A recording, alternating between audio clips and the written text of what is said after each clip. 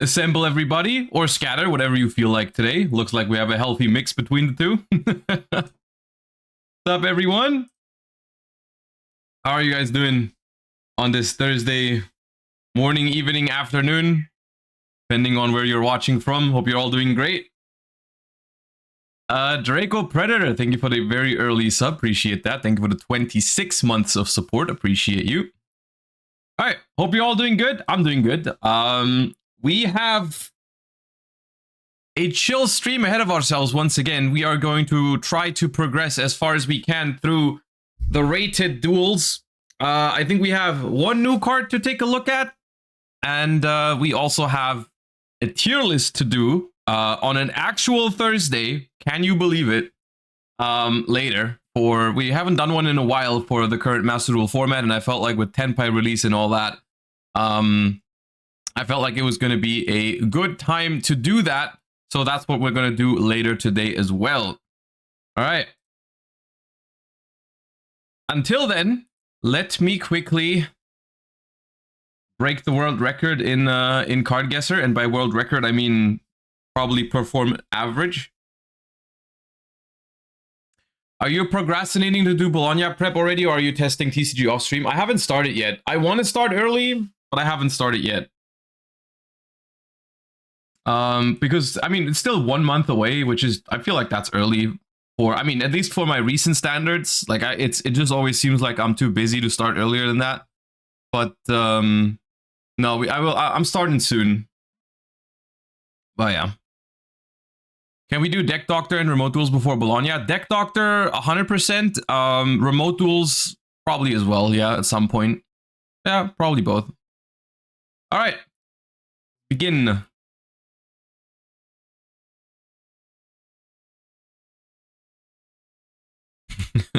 Sanzaparia, thank you for the 13 months. And Remix, thank you for the first time Prime. Appreciate that one as well. Thank you. And welcome. All right.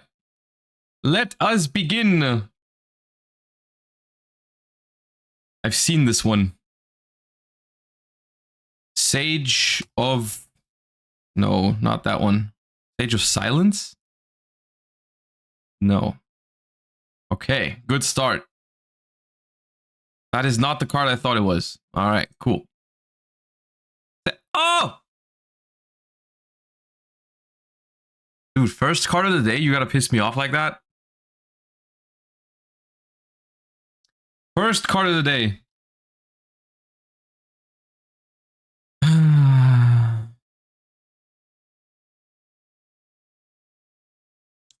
Strike Ninja.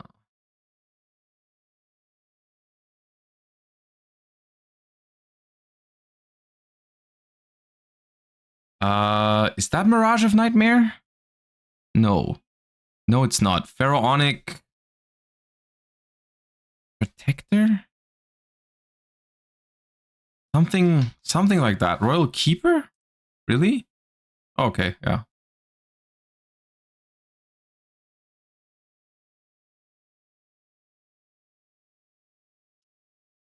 What are you?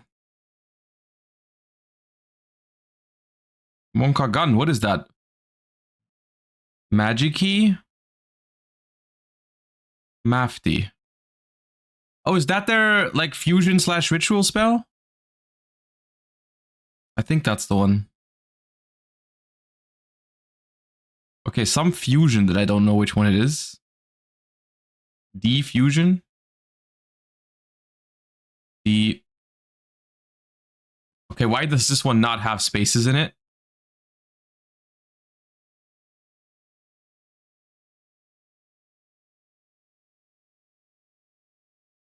That's a Salamangrate. Which one is that? Salamangrate. Is that Mir? It looks like Mir. Yeah.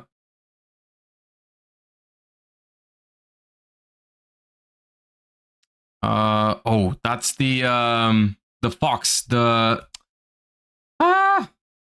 Inari. That one, I think. Yeah.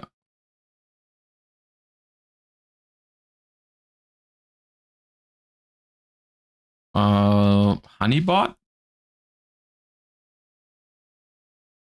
Wind Up Honeybee is one of the two.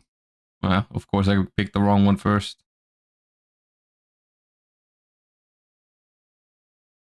Morphtronic, I think. Yeah, Morphtronic Magnon.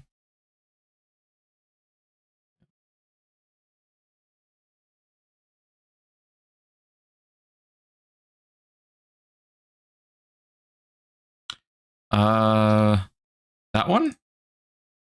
Yep. I know that one for some reason. I don't know the reason though.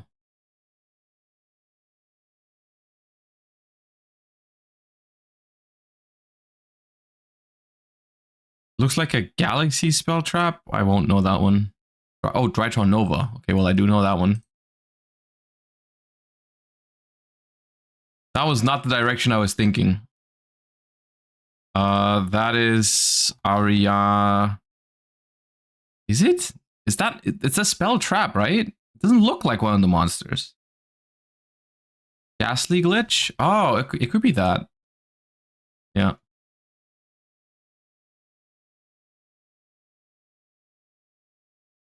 I know this one. Timebreaker Magician.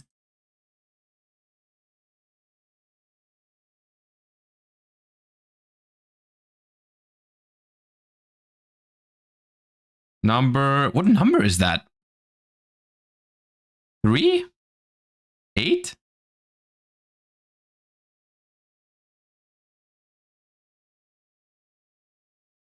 Okay.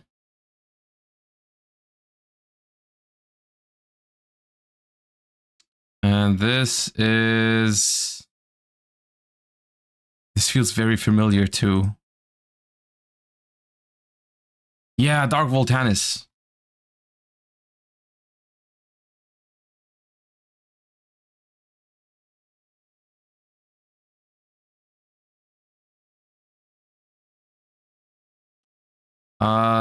Cerulean Skyfire? Yeah.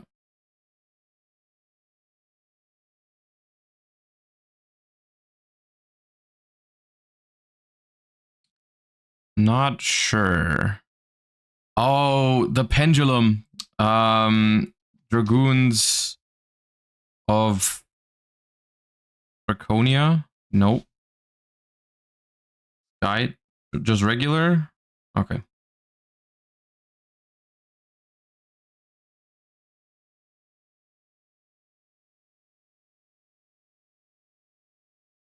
This one does not feel familiar. Some ninja, probably.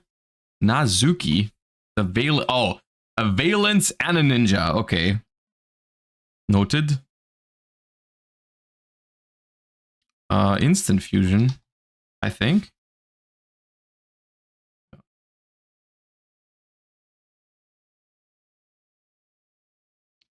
Oh, I know you. Oh, I don't even want to zoom further because I know that one. It's one of the cyber dragons. Swipe. Nice. I was just gonna go one by one.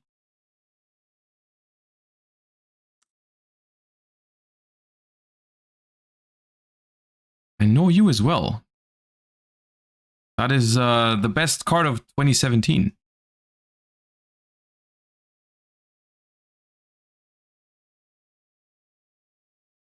Dude, that might be A2Z.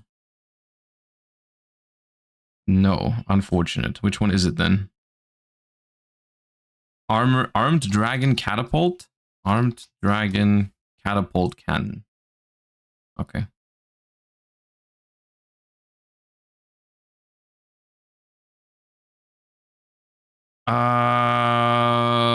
Twin Scrap. No, some Atomic Scrap Dragon. That one.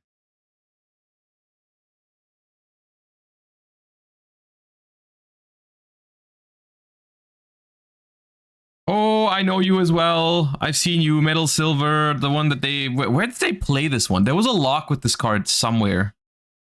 For some reason. I forgot what it was. Oh, people played this. Okay, Mammoth Graveyard. Was it Mikanko? Maybe. Probably. Cannon?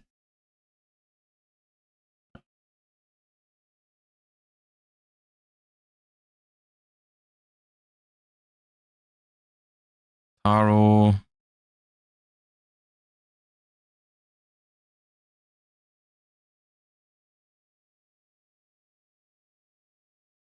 What is happening? Ooh. Yeah, Infinity Dark.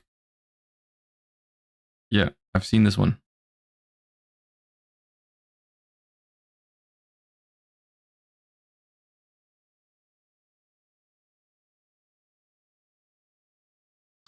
That is Samorg, right? Something. It is not Transonic Bird. I feel like I've done the same thing before. I thought it was Transonic Bird, but it's not. Samorg Onslaught. Okay, nice.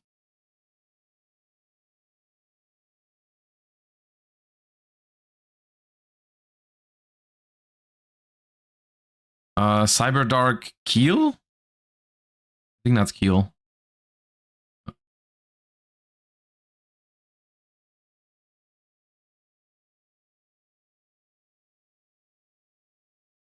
Looks old. That is old. Kawagata Alpha. Oh, it's got the symbol, doesn't it? It's got the symbol. Yep. I tried typing alpha, kick W, as if that was gonna work. That's summon limit. That is summon limit.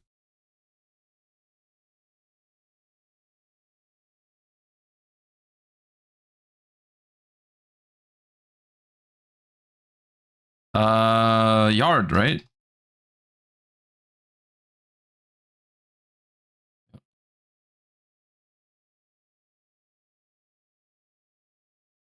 Part of Demise.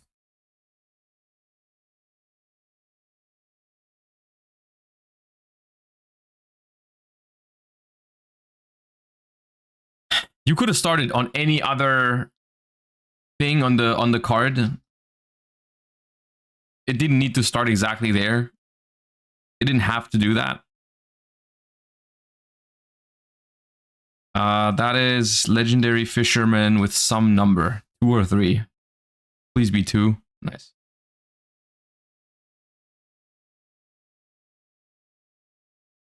Paths of Destiny. Yeah.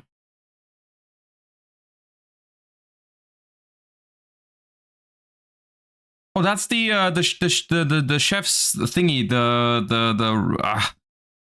Is it sous ship?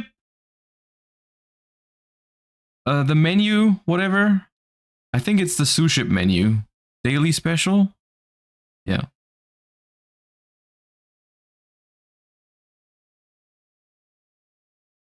You feel very familiar. Red ogre? Bloodsucker? Not the one? Maybe. Yeah. No, red ogre is a different one.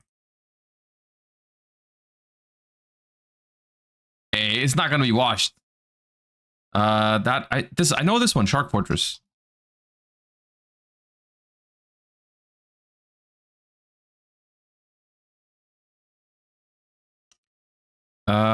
Cybers.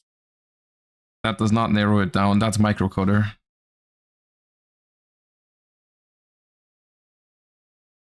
I wish I didn't know that one.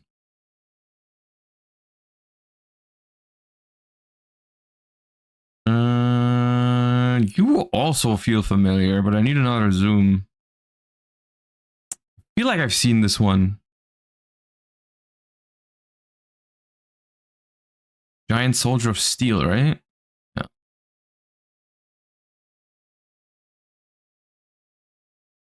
Fluffle Bear. I think that's a bear. No, rabbit.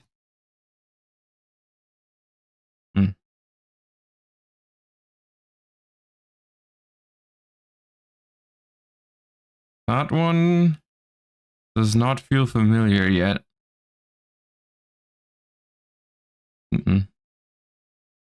Crash bug, probably. Cross, not even that. Okay, cross debug.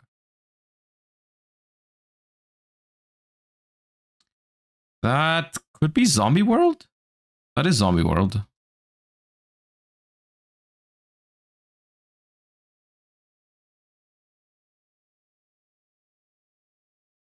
That is... What is that? No, I don't know that one. I don't think. Wait, no, is it Sonic Bird? Oh, it's Sonic Bird.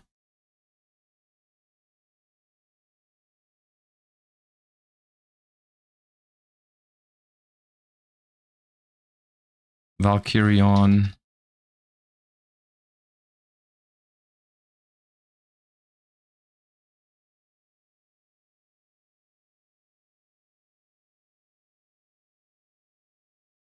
Blue Tang.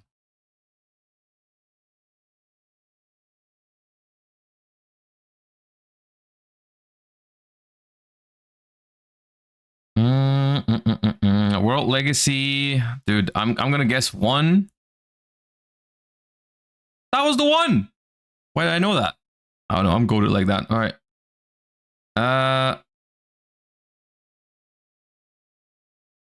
Oh, Flint, I think.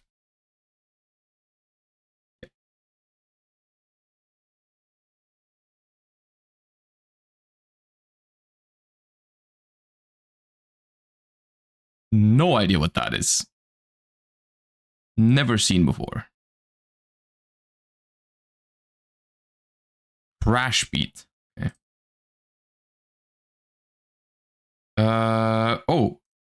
Bell. And with that, it's 4 digits, everybody.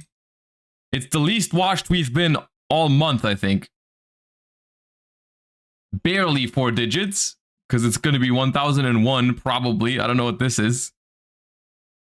I don't even care. Ultra Maphis. Ah, there we go. 1011. 1011, dude. Crazy. What a crazy day.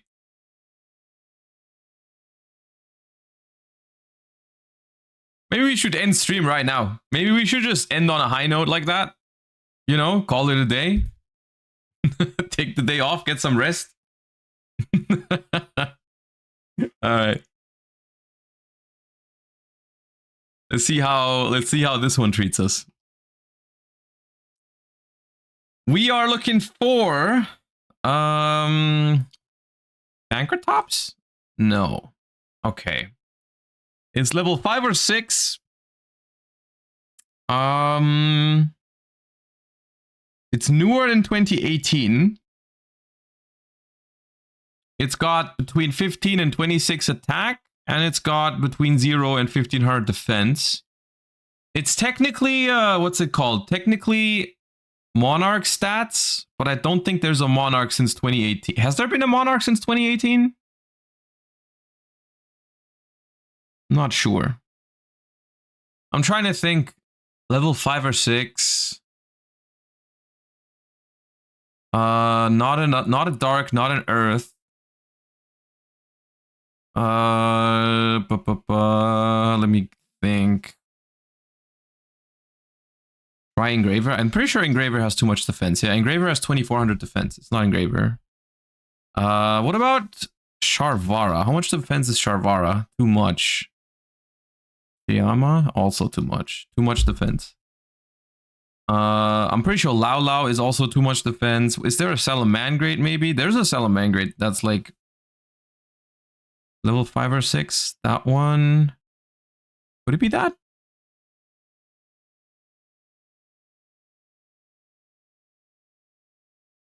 It's a level 5 from 2019.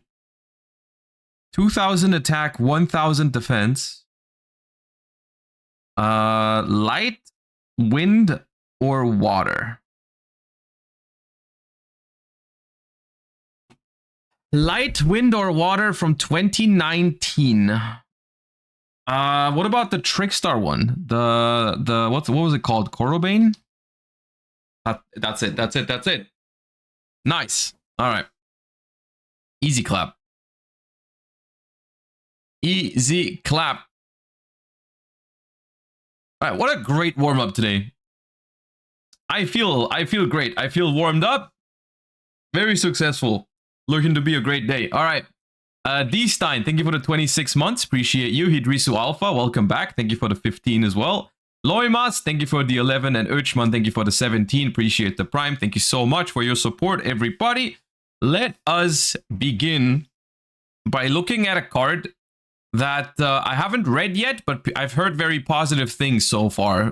People in chat earlier were saying it's a pretty cool card, but I have not read it yet. And it's this one that was announced. I don't even know where it was announced, but it was announced somewhere as something that would be good for live twin decks. So I'm assuming it's some sort of fiend support, but we'll see.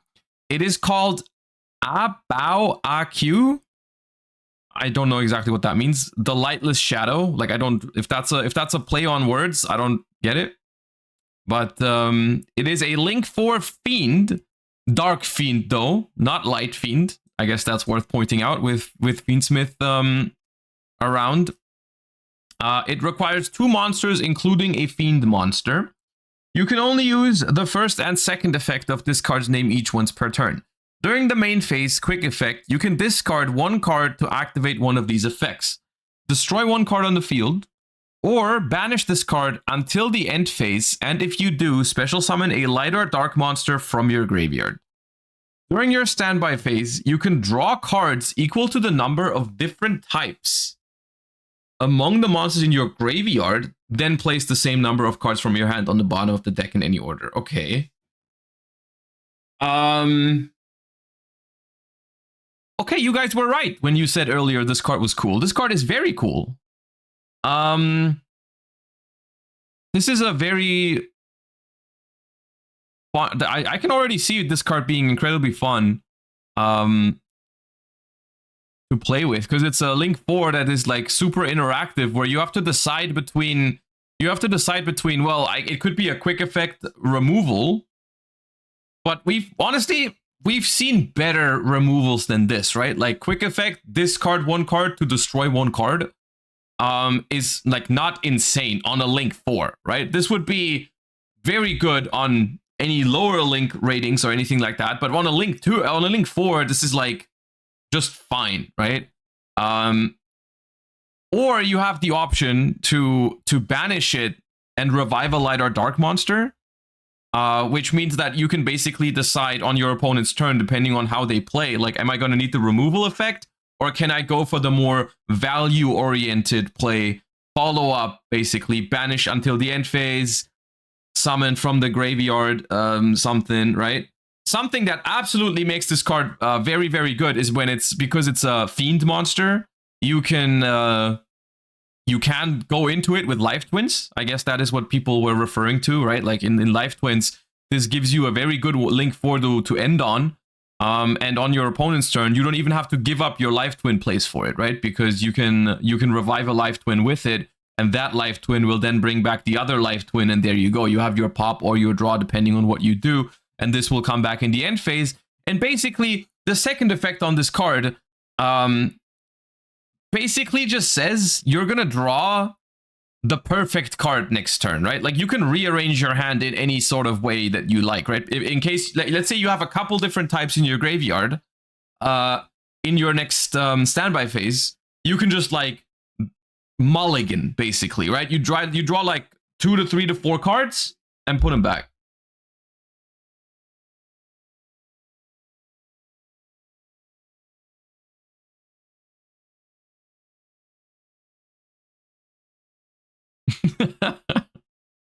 I'm glad they liked the presentation. Thank you for the $4. Whatever you do, do not show the mathmech. Do not show the mathmech. Otherwise, I take it back, the clip I made. No, this card is great. This card looks great fun to play with without being too broken. I don't think this is too broken. Look, it's a Link 4 that can destroy a card by discarding a card. That is in no means is that broken. This effect the secondary effect seems very fun to play with as well. And the rearranging your hand is a good effect, but also not broken. It's not like this card gives you like +5 or anything like that. No, you're gonna like just rearrange your hand without even getting card advantage, but that's still valuable, right? Yeah. I think this card is very cool. I don't know exactly. I think this is one of those cards that when you read it for the first time, or when you think about it for the first time, you feel like it's good but balanced, but it's still good enough to see play. I think this could be one of those cards. If the right decks are in the format, this could be very good. This is also somewhat cool because it can somewhat play around Nibiru in some decks, right? Because it's a quick effect in both main phases, right? You can when you summon it on your first turn. That's something I haven't even thought about yet. When you summon it on your first turn, you can immediately use it to banish itself and revive something that you can keep playing with. While this card is already banished, it'll come back in the end phase, and then you get the effect next turn again, right? That is pretty cool, actually, right? Like you summon it turn one, you're not just going to pass with it, right? You're not going to have it on the board and just say go. You're going to activate its effect to get the revive. No, this card is definitely good enough to see play. This card is very strong, but it's like strong in a cool way, you know? I feel like I like it. I don't know how you feel about it, but I think I like its design because it's good enough to be viable, but not completely broken, and it does feel like it's going to be fun to play with. I like that. I like that a lot.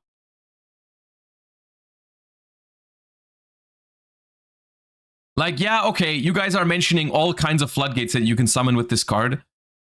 I don't know how realistic that is, guys. I really don't. I really think you guys are always overreacting at the thought of being able to revive a monster on your opponent's turn, okay? Like, bro, the effect to revive a monster is not terrifying, all right? Can we calm down?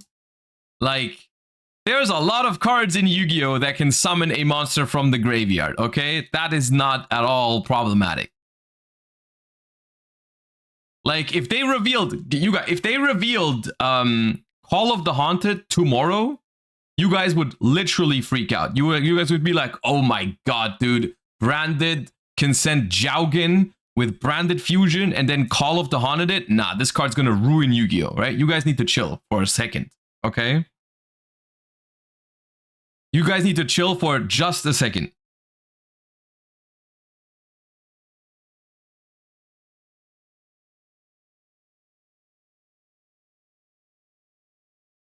Dude, they make what's the thing called? Shining Angel? The floater? Like, oh dude, I'm gonna go second into a board, summon Shining Angel, crash into their monster, summon Jowgen, main phase 2, Jowgen clear their board, now they're floodgated. Card is broken.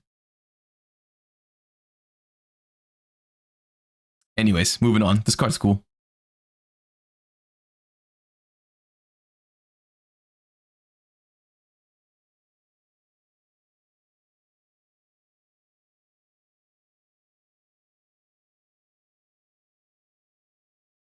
All right.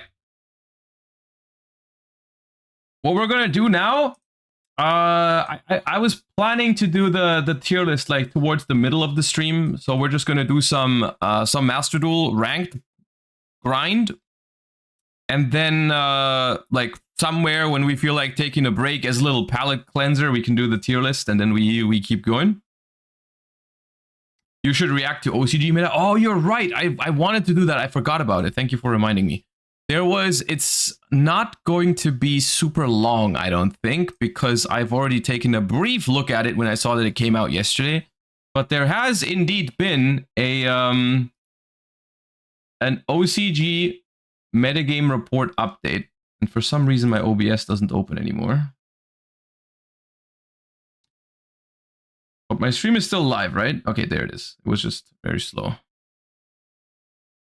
We have the OCG Metagame Report number 2 and 3, or like week 2 and 3 of the OCG October format, which was the one after the last Forbidden and Limited list. And it is looking like the trend from the previous one is continuing. I don't know if there is anything super crazy to point out. Ryziel, we've talked about the reasons why this deck is so popular before. You know, it is a deck that is relatively simple to pilot. It is consistent. It does okay, or it does decently well into hand traps. It's just a very solid mid-range deck that is easy to pilot. That's why a lot of people are gravitating towards it. It is very possible that it is the best deck. I'm not trying to argue that, but it is not. From my impression, it is not super oppressive. It is just popular. I think there's a difference between a deck being popular and a deck being oppressive. Because you can play other decks in the OCG right now. It's just people prefer Ryzeal. But it is very popular. That is definitely true. Like, for people that like to go to tournaments and play against a bunch of different decks, they won't like the fact that Ryzeal is this popular. Another thing that I find, the thing that I personally find concerning about Ryzeal is that it is one of those decks that seems to have a lot of random floodgate synergies. Like, for example, let me see if the lists have it. But they can side deck certain floodgates for going first and then turn them off with Myriologic Aggregator. This list doesn't even do this here. But like, people have been using Summon Limit in this deck before, and so on and so forth, because you can send Aggregator on your own turn to then turn it off, which is an annoying thing that a lot of decks are able to do recently, turn off their own floodgates. You know how Snake Eyes could do that too. But this list doesn't even do this. Another thing that they do still have, though, is obviously they have access to Scythe still, which is in this deck. It's searchable, even without any sort of like shenanigans with Dagda. It's searchable because this one right here, this spell is not a, I think it's this one, is not a Ryzeal spell. It's called 7th Tachyon, which is a Rhoda by revealing a number monster in your extra deck, and then you can search a monster with the same level and attribute, I think. So what they do is they reveal a rank 5 light, this one down here, is some chaos number 102 or something, is a rank 5 light monster, so you can search artifacts with Tachyon Galaxy, or whatever it's called, or 7th Tachyon, not Tachyon Galaxy, 7th Tachyon. So you can search Lancia against Malice, and you can search Scythe against all other decks. I mean, maybe even against Malice, Scythe is better, I don't know. But that is the more concerning thing about this sort of style of deck, right? Is you gotta handle floodgates if you want these kind of decks to be playable but not unhealthy for the game, right? Because by nature, decks with a lot of space for non-engine will have an easier time slotting in certain floodgates and maybe playing under them. Like, if your deck only needs 1 or 2 cards to combo, then you can easily afford to draw 1 or 2 floodgates and side in 1 or 2 floodgates going first and be fine, right? So, yeah. People pointed out 7th Tachyon would be a problem. I don't think 7th Tachyon is the problem here.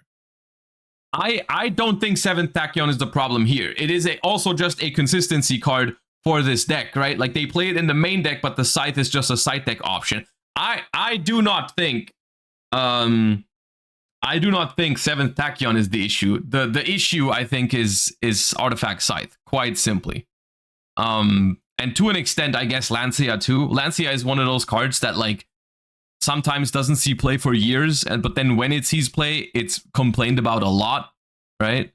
But yeah, I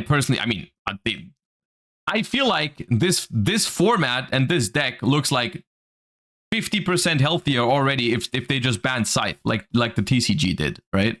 Like, Scythe has no business being legal. Like, it just keeps popping up in the OCG every other format where they find some deck and some way to abuse Artifact Scythe and just auto-win games, and for some reason they haven't handled it, right? It was already way too long in the TCG that it was legal, but for some reason it's still legal in the OCG, and it blows my mind, honestly. Because other than that, this deck looks completely reasonable to me, but the Scythe lock is scary, of course.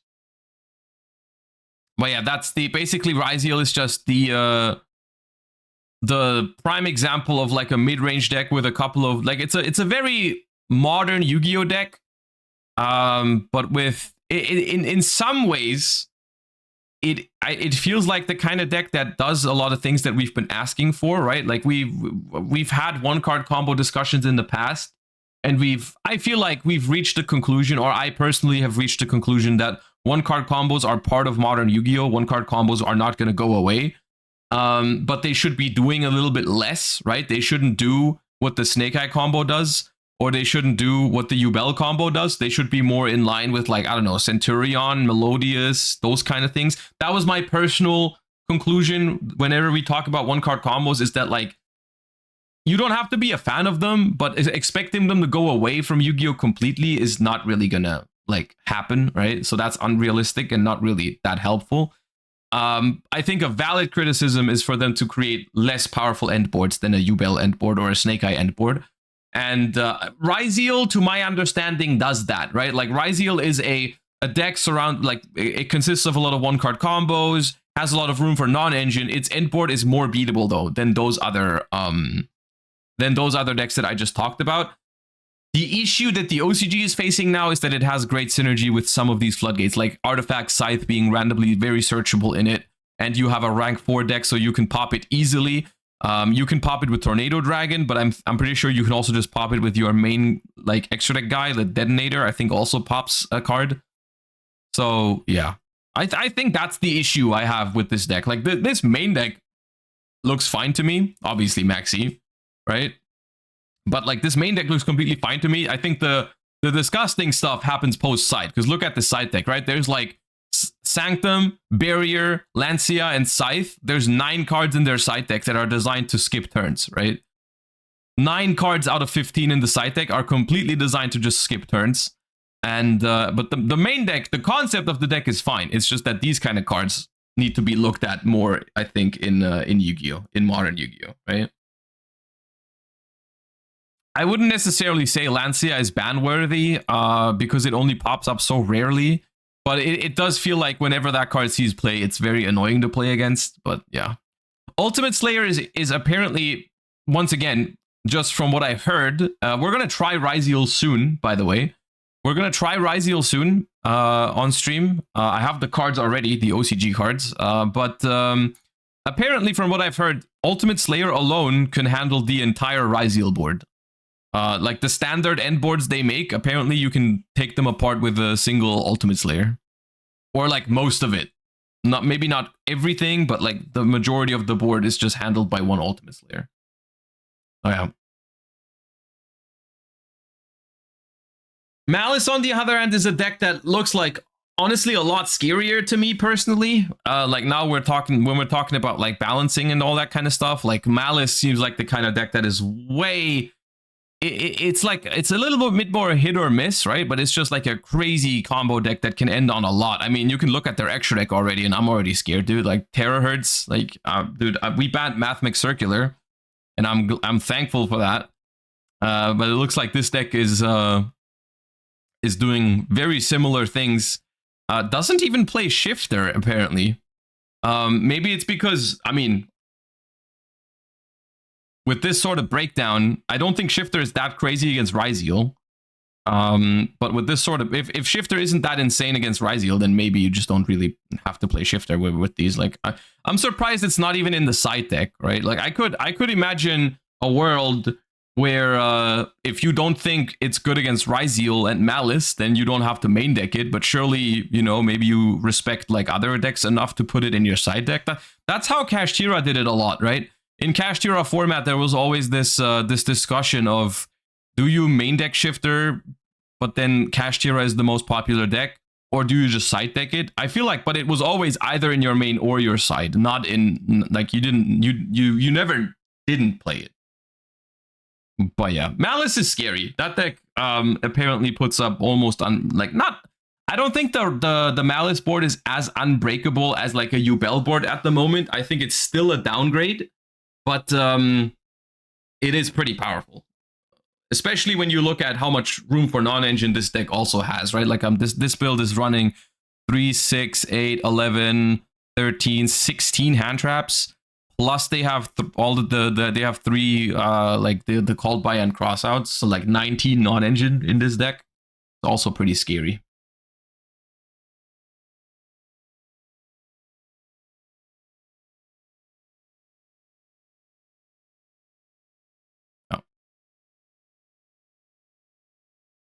It can also play Impulse. They're not doing it for Ryzeal reasons. Is Impulse just... Impulse... I've heard this a couple times where people said Impulse just isn't good against Ryzeal, but like some like decks that can play Impulse choose to not play it.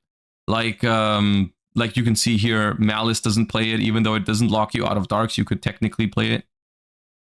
But all right. The other decks that are playing, because I mean, these two are by far the most popular, but then after is like you've got Memento, you've got Fire Kings, which is cool. Tenpai is still here. Even with one Chundra, one field spell, Tenpai is still doing okay. Voiceless Voice is doing okay.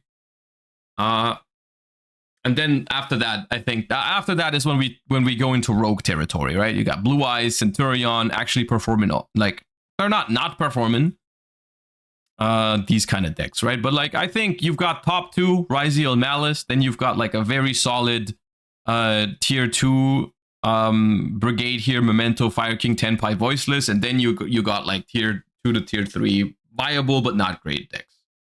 Couple of them, right? So it's like it looks, honestly, to me, it looks like a fine format. I of course, 44% representation is still very high, but it looks all right to me. It looks playable.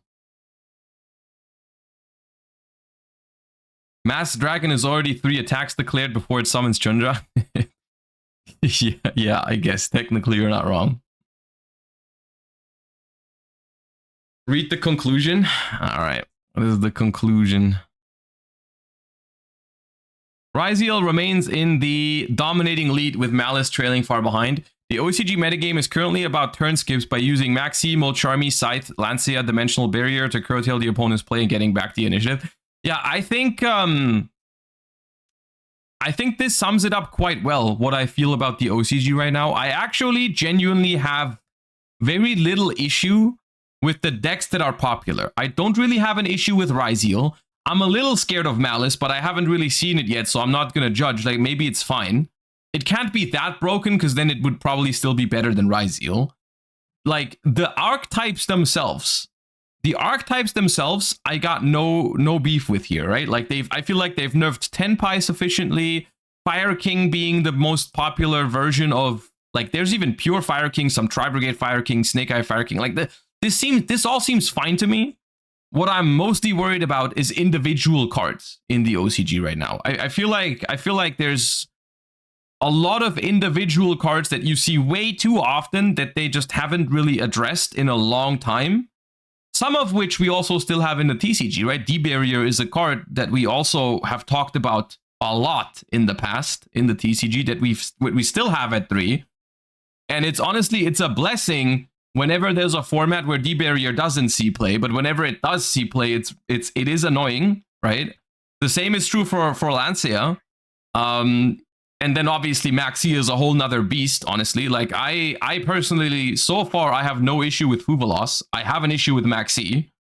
But like, I'm looking at these decks and I'm like, okay, this Ryziel deck looks completely fine to me, but why do they have access to Maxi, Scythe, Lancia, D-Barrier, and then by extension also Sanctum, right? Because Sanctum for us is a much more manageable card without Scythe. Like, no one's complaining about Sanctum. But in the OCG, they have it still with Scythe, so it's annoying, right? So like, well, at this point, it's not about the archetypes being misdesigned. It's just about like them being too cautious on hitting some of these individually powerful cards, right? And I mean, for the TCG, we still have 50% of that issue, right? Like, if I'm looking at this, it's like, yeah, Scythe and Maxi are banned, but whenever this format rolls around, we still have D-Barrier and Lancia. We still have those around, which, well, guess what? If we have Malice and Ryziel format, you've got Lancia that beats Malice, and you've got D-Barrier that beats Ryziel. You're in for, like, some annoying games, right? Like, that. Not every game is going to be like it, but we need D-Barrier going first is too difficult. True.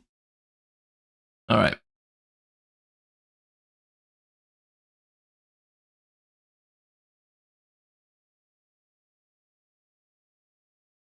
Okay, where did we leave off? I still have not played the event, by the way. I still have not played the event.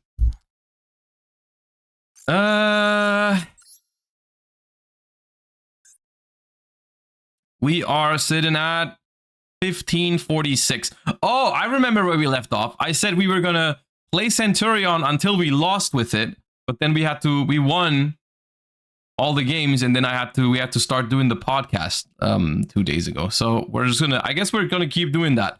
We're gonna keep playing Centurion until we lose, and then we're gonna switch to something else just to try some different stuff out. No event gems. I might do it at some point just on my own time, because I feel like whenever the event is like a week old or something, it's not great stream content anymore. So I might just do it for the gems, like on the weekend or something. Did I miss the Master Duel tier list? Not yet. No, we're gonna do it at some point, like in the middle of the stream. Okay. This might be the one where we swap off Centurion immediately. Well, it's got Regained, and it's got Veiler, Ghost Ogre, Baldrake, so maybe there's a world where it's fine. There goes Regained.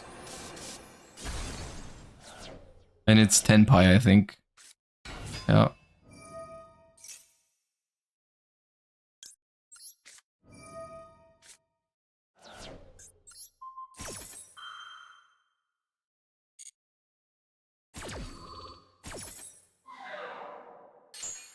They have Chundra. Oh, they have Kaiman. No, okay.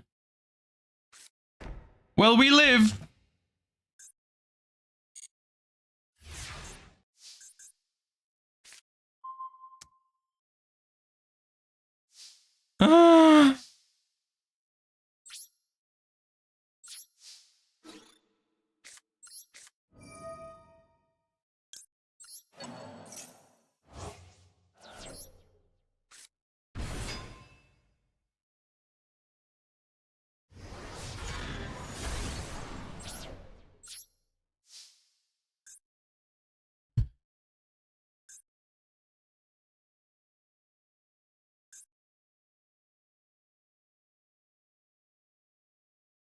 So I don't have I have Almirage, I guess. I could make SP. I'm gonna have SP Ogre Ash. I guess.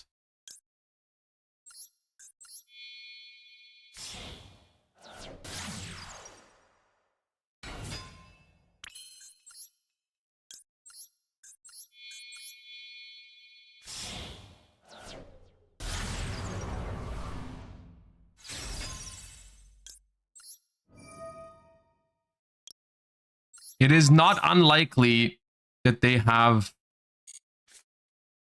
another normal summon. We know they didn't have Sangan summoning or Kaiman last turn. They could very well have another normal summon.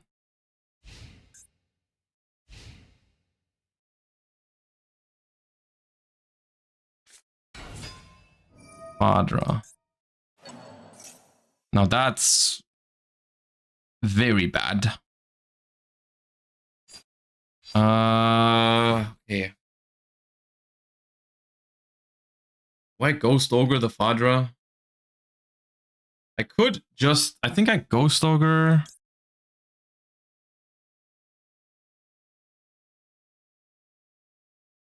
I need to get rid of this because I can't destroy anything by battle.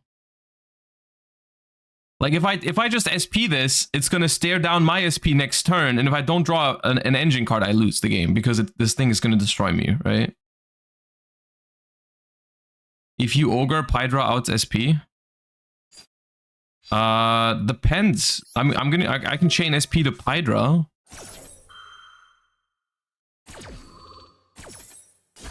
And then Ash the Kaiman. Or Sang. I mean, I hope they search Kaiman. I'm just hoping they search Kaiman because they don't want to... Like...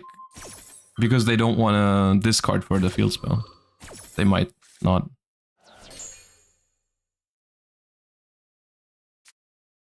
Oh.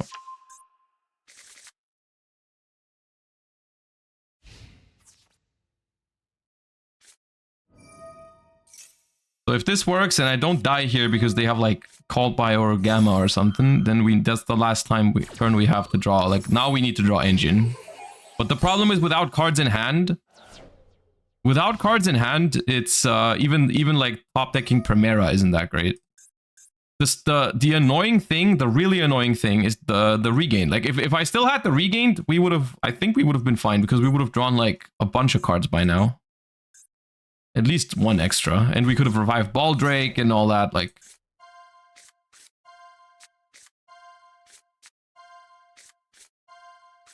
Why didn't they pros before? They were scared it wasn't going to be enough damage, you know?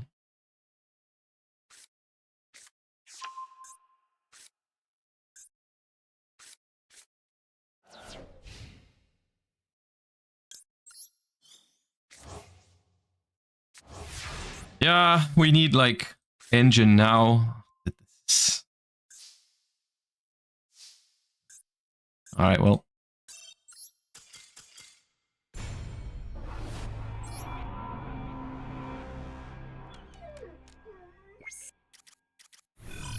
Well, that was an annoying game.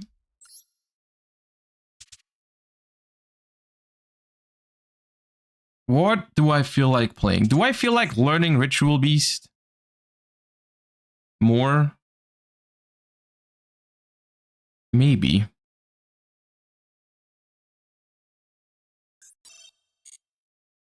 Maybe. Lab and chill. I don't mind swapping decks around today and playing different things. That's fine. All right. Win coin flip against Tenpai, lose coin flip against other deck. That's how I do it.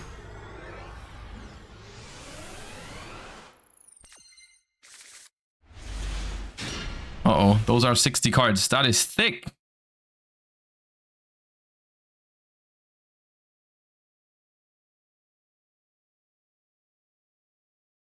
Please play Paleo. Like, in rated duels, I'm willing to do it if we face a lot of Tenpai.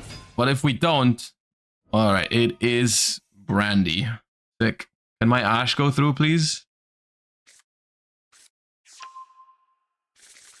Can my Ash go through, please?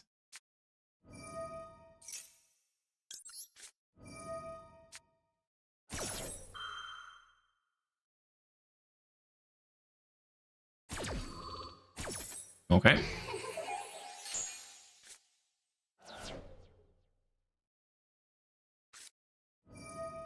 Ooh, they got into Deer Servant. Okay, that's a good extender, I guess. I mean, not sure how good it really is.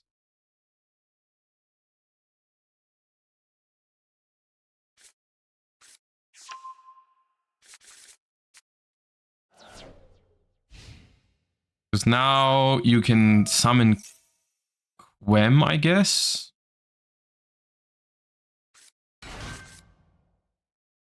And Quem sends what? I'm not sure.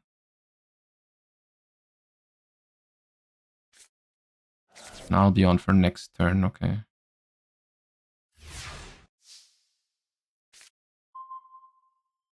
Okay, Shield Bearer is good.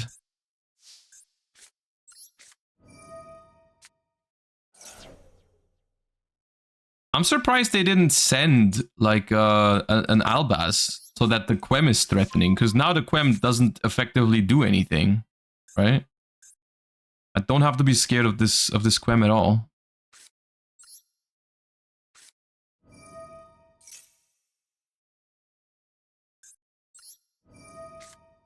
So I'm gonna show them Rampengu because I want to search Elder, I think. So they have something. It's probably a Bestial or their Maxi. I actually like the fact that I hard drew Protoss, because now I have an easier time. Just I don't have to worry about getting to the thing, you know.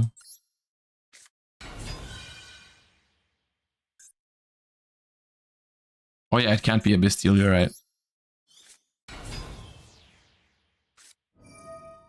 It was Maxi. But I have 2 ashes. Brandy, what now?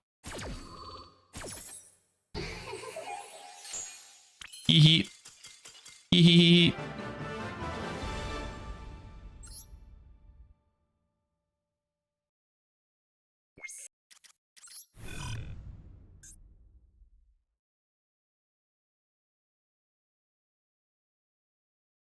Maestro, thank you for the 4 months. Appreciate your prime. Jordan, thank you for the 18 months. And Terragon, thank you for the 4 as well. Thank you so much, everyone.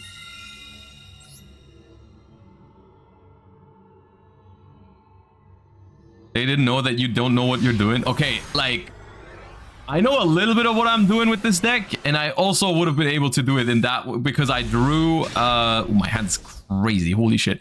And I drew Protoss, so I didn't have to worry about searching it.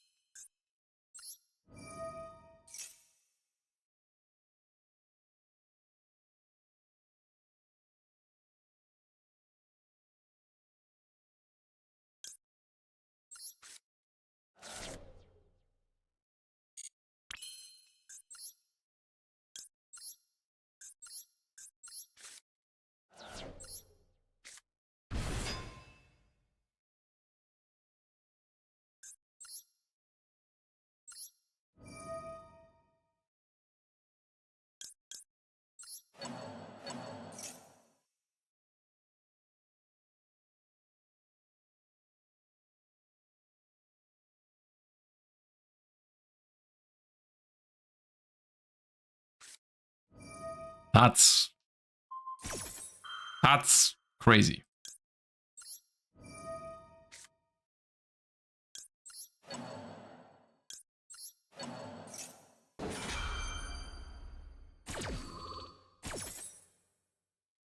That is very interesting. Okay, I already have when, but I don't have if yet. Let me just grab.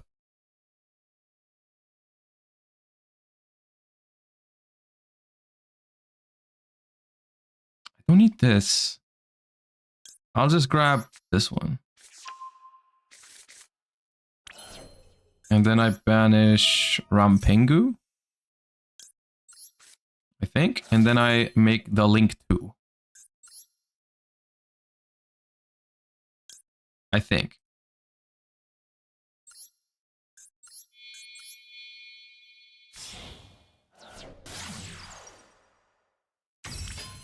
And then this can banish Lara to summon out Wen.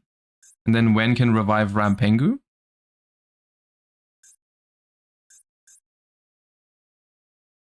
I could also summon Noki right now. I don't have to yet. Don't banish Lara. I don't see why not.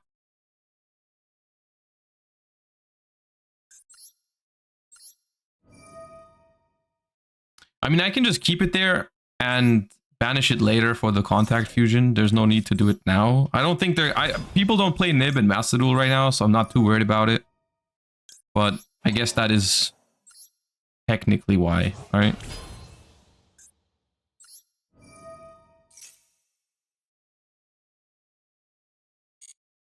So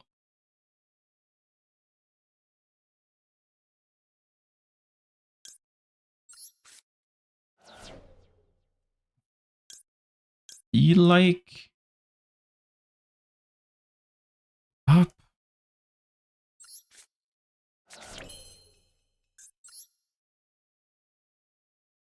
Then so right now Canahawk cannot tag out. Yeah, so I need to banish for this. Banish this and this. Make Ulti Gaia Paleo. Dude, I have not unlocked Ulti Gaia Paleo lines. I wish I could. Oh, yeah. You had an Ulti Gaia line there? Dude, I couldn't, like, I'm gonna be honest with you. I couldn't even tell you the fusion materials on Ulti Galapagos right now. I think it's a fusion, like you need one of the fusions, you need a tamer and you need a beast, but I would have to double check. Ulti, tamer, and beast. Yeah, okay. So the ultis are all of these. Yeah. Yeah. So you just need all 3 for this. Yeah.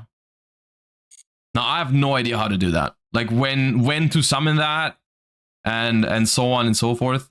Like unironically, I think maybe you can play this deck without the Nemesis cards, just so you can make it more consistent and less bricky. But for that, you'd need your you need to know your lines better. Oh, we're going first. All right, time to Protoss someone on fire.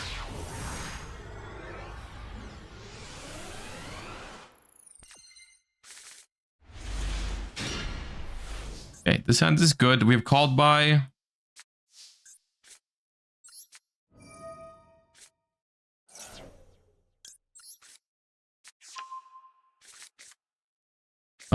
I think I can just go Inheritance. Activate effect. Show them my Rampengu. Normal. Grab Elder. The only question is, do I pitch Lara or Apelio? I think the answer is Lara, because I'm not going to use the extra normal, I think. Maybe I do. Maybe I do this. And then I start by doing Lara, Elder, Rampengu. Let's pitch Apelio. And extra normal Elder. And then that. And then we still have a normal summon. Yeah.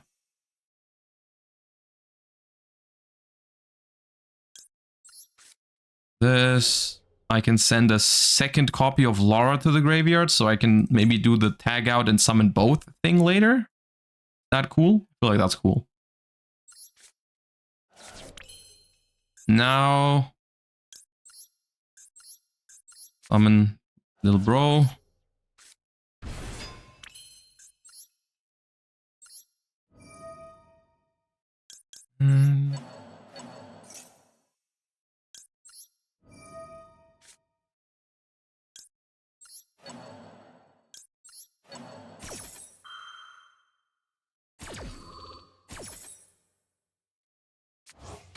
Zack.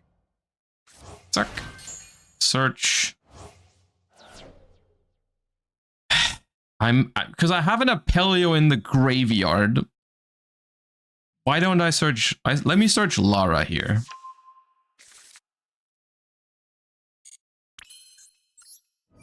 Let me.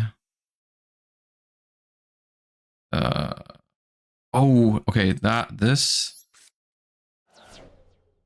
Here. Now let's do. I feel like this one is hard for me because I have too many. I have too much. I have everything. I feel like.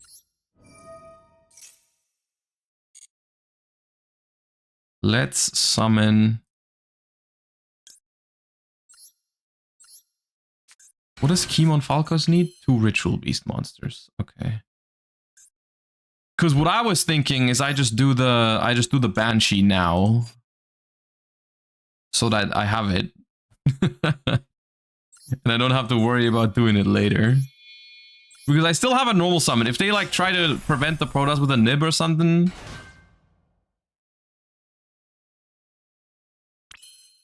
they have something. I think they are just holding it for. I think they're just holding for Protoss.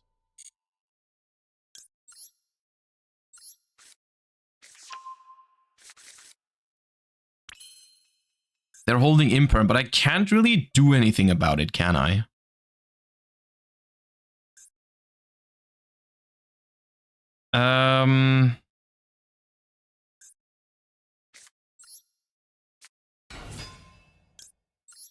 I could summon Ulti Gaia Pelio. Through that.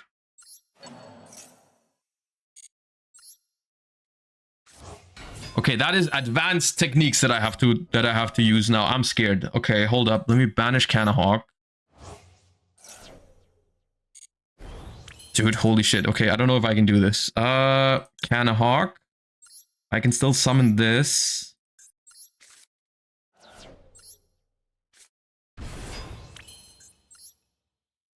Okay, so I want to return this Canahawk because that's the only one I can summon right now. Like this. You can do it. I'm pretty sure I can. Because I have a bunch of searches. Like, I still have a bunch of searches. I have a lot of ritual beasts in rotation still. Like, I can still summon Lara. I can still summon Canahawk. I can still banish with Canahawk. Grab Steeds.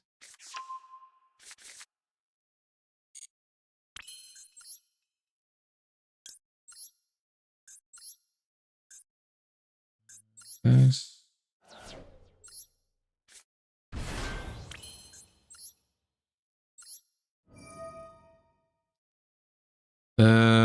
Return Lara.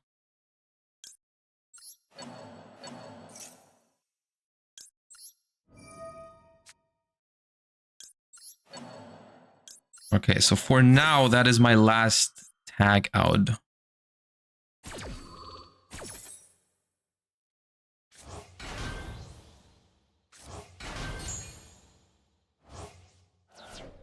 Search.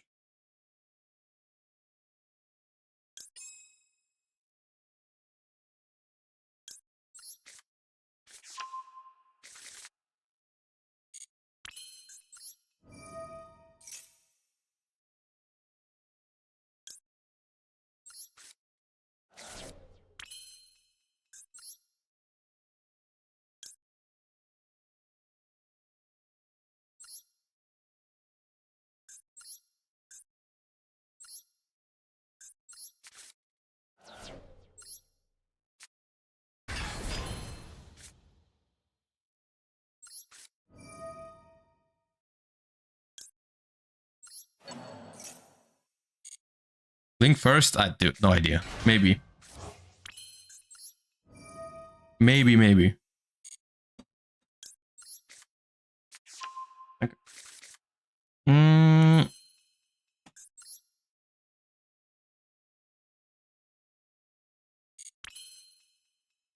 I make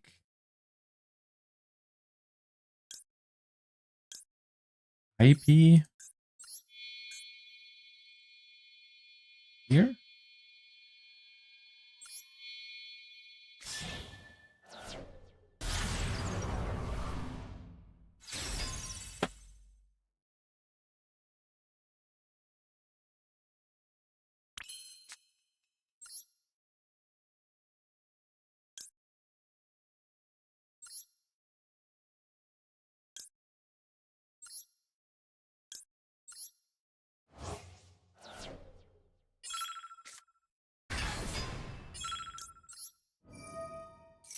Well, I'm gonna pop 2 of my fires now, but whatever.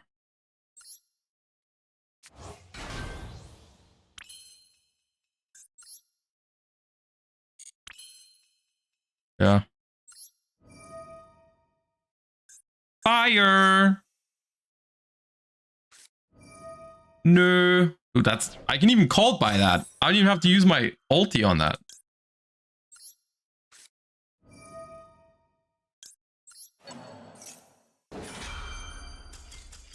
Goodbye.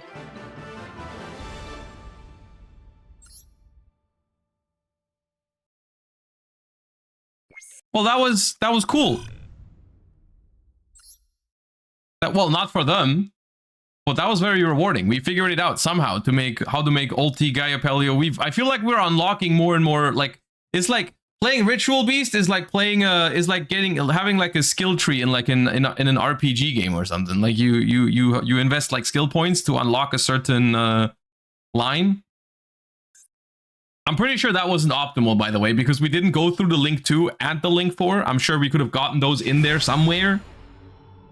Maybe I just did... I probably just did the rank 4 too early, because I lost 2 Ritual Beast bodies for that. But... yeah.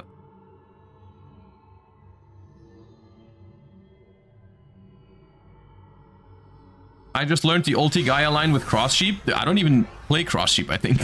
It would have been good there, though. Cross Sheep would have been nice there. Wait, did I lose the coin flip again? I think so. I think I lost it, right? think I did. Okay. This one, I could just start with Inheritance, search Elder. But at the same time, I don't really want to discard any of my cards. They all feel good. I guess I could discard Lara. I could discard Lara. It's fine.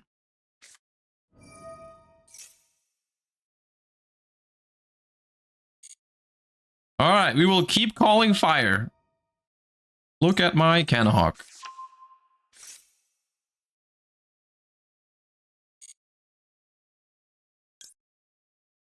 Search Elder. Pitch that. They could have Maxi, in which case it's going to be a challenge of giving them the least amount of summons to summon Protoss. Okay. But I don't have a fire even. I don't have a fire because I hard drew Protoss. How am I going to get a fire without committing like infinite?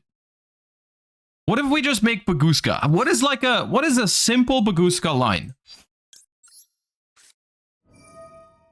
Let's do a Baguska line in as few specials as possible. I think we can do it in 3.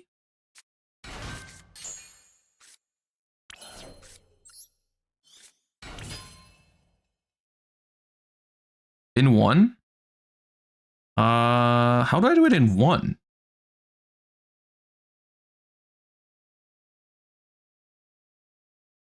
Banish Lara and do it in 1?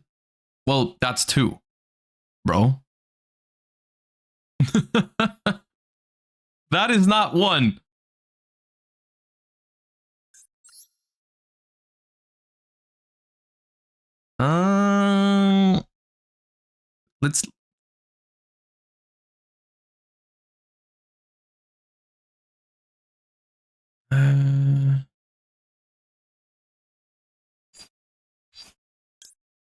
Let's do 3. Let's do it in 3. And let's also search seats. Because I activated the teleport anyways. Maybe I shouldn't have.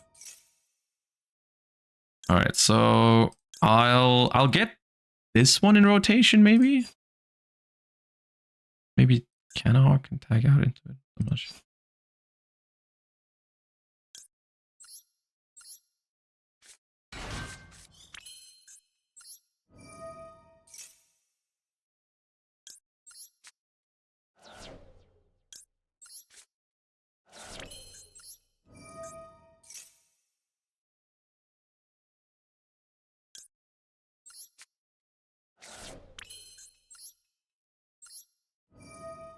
Why not just Protoss Fire? Because if they, I'd have to give them a lot of cards to set up the fire monsters.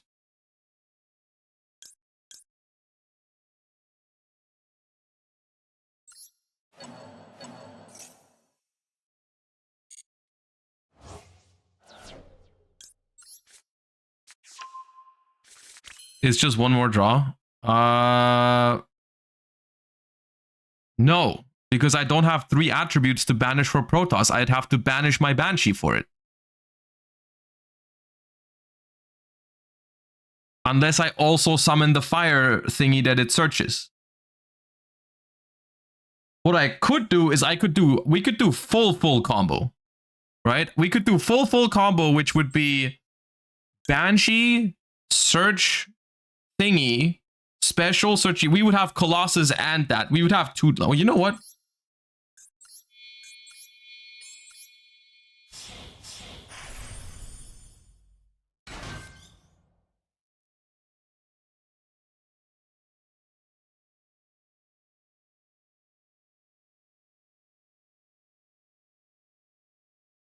Unless they negate this, but if they have Imperm right now, it doesn't matter if they do it on this or on Baguska. Like, it's the same outcome, right?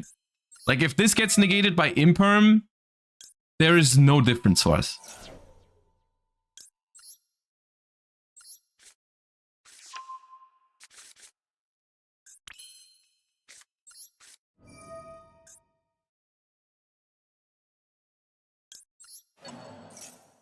Do we fear Nib? We do not fear Nib.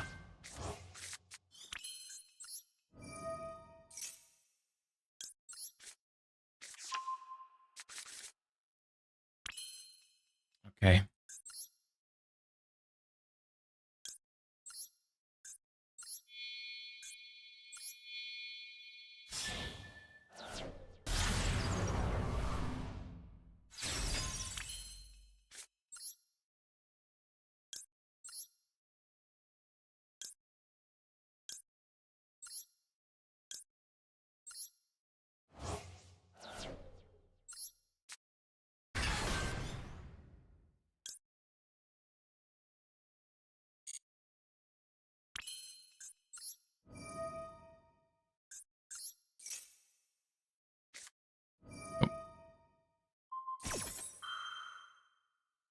See, the problem is I don't like what I did anymore because I just realized that if I make Colossus now, I don't think it matters because they don't need to search. They have everything in hand.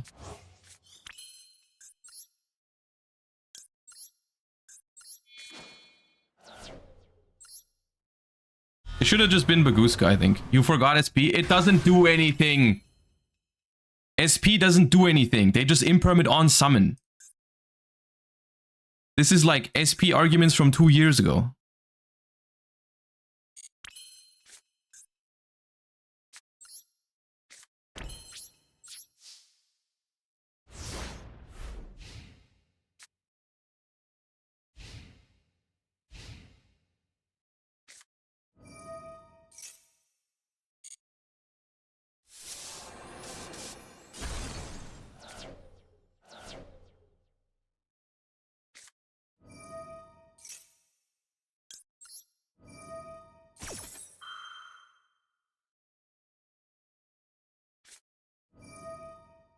Yeah, I mean, yeah.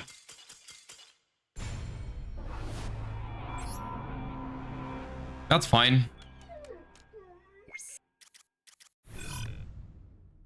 I mean, it's like, this deck is gonna lose to Maxi sometimes. If there's, like, they had droplets and imperm, chances are, even if we go for the Baguska line, if they had one of those 2 cards already, then it is what it is. Alright, let's do some furnituring, huh? Let's do some furnituring.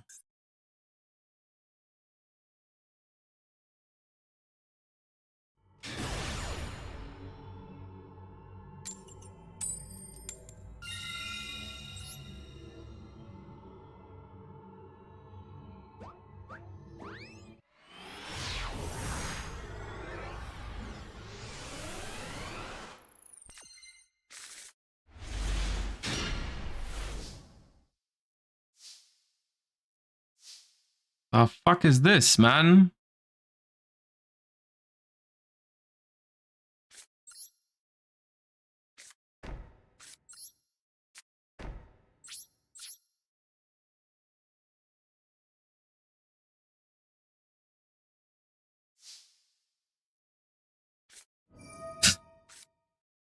Actually, you know what? Now rollbacks live, I'm not too mad about it. I'm not too mad about it. That makes my hand live. It's okay.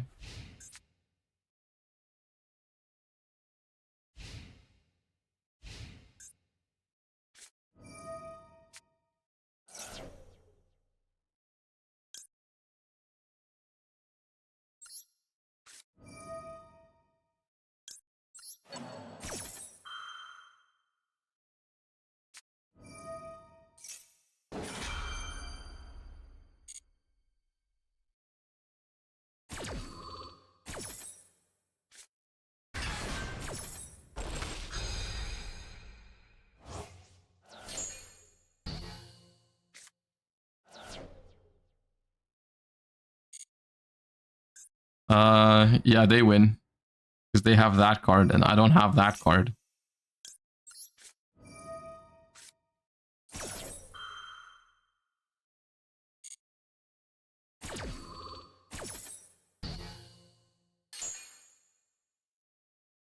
It's fine that it's negated because it's worthless anyways. At least we chain block the lady. I didn't forget. It just like I don't want him to get any trap card.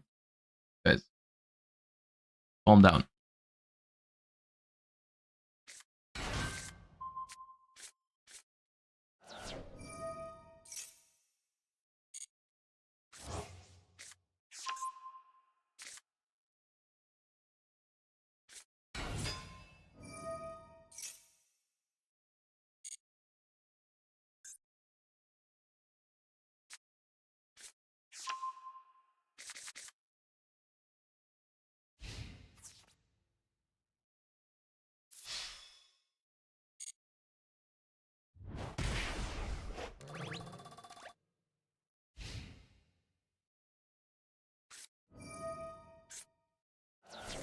I don't think there's a world where we can win this one, but I guess I'll see what I draw. They have welcome, big welcome. Wait, wasn't this big welcome? Oh no, they already said it. Okay.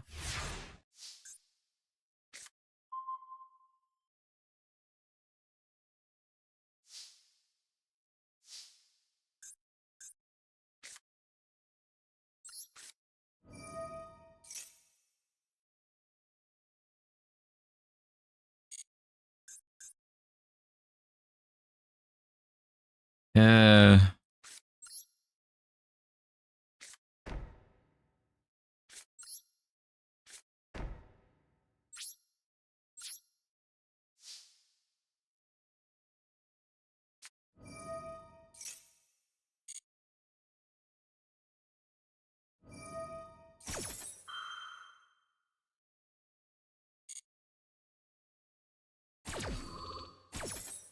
Couldn't you roll back his big welcome in the end phase? Yeah, but then they get a free trap on both turns.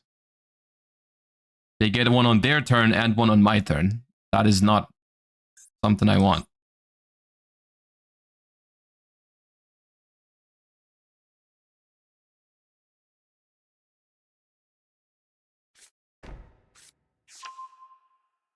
Okay, they grab the useless trap card in the mirror. That's good.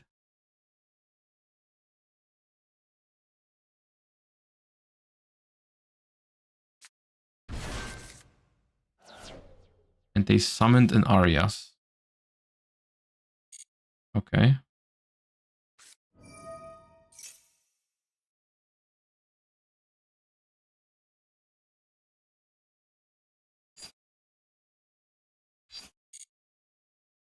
Okay.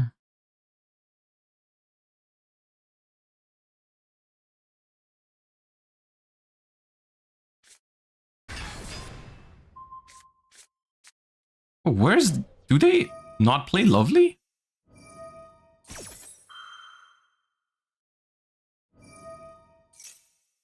What is happening?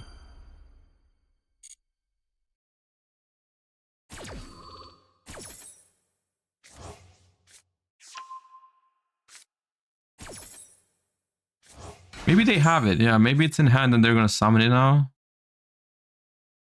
That looks like what it, yeah, that looks like what's happening. Okay, but now they won't get the thing this turn, the effect.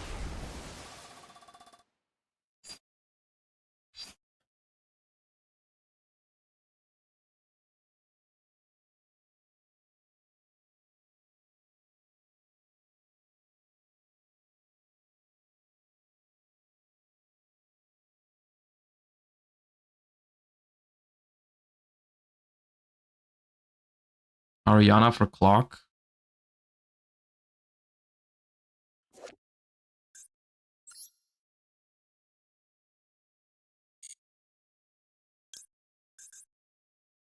I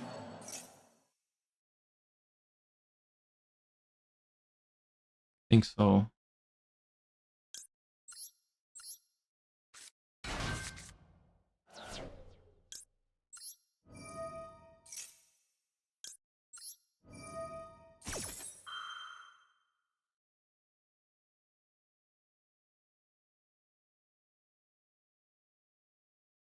I don't see a way out of this. Well, I do. It's not gonna be easy, but I do see it.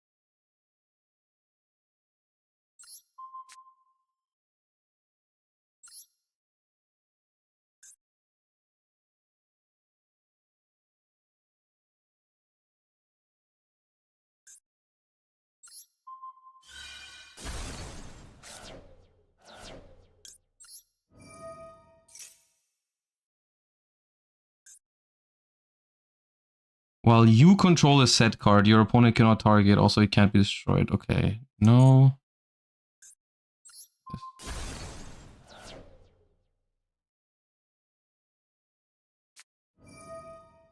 Okay, they have another one in hand. We need to get these out of there, though. No way around it.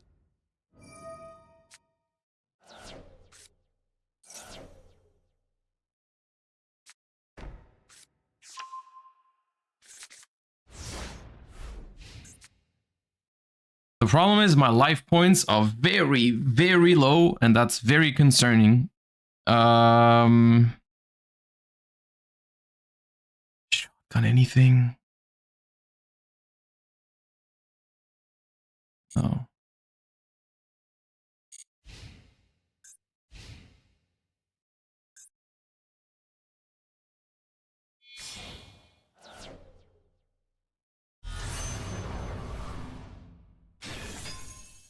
Okay. Okay, they're not banishing Lovely. That is very good. Yeah.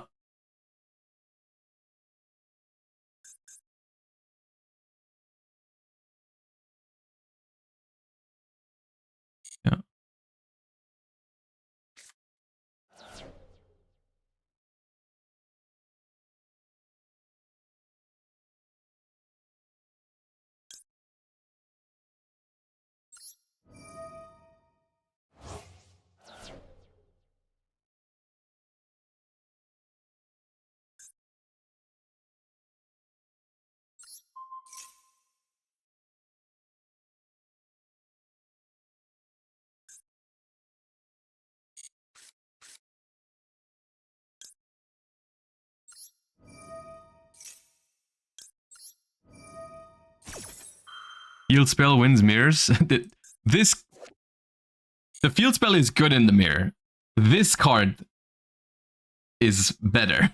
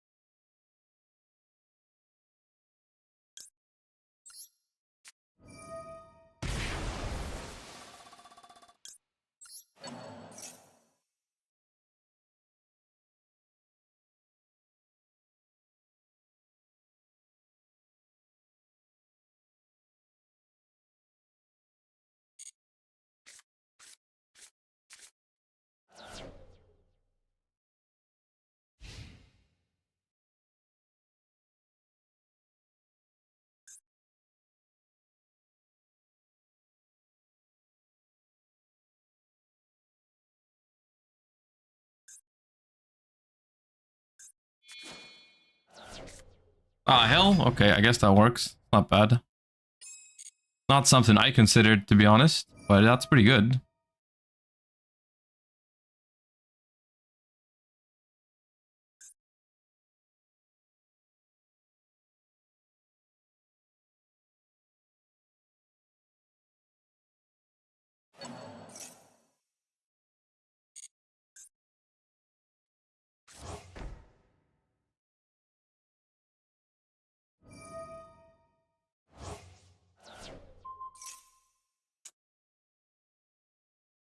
Yeah. Yeah.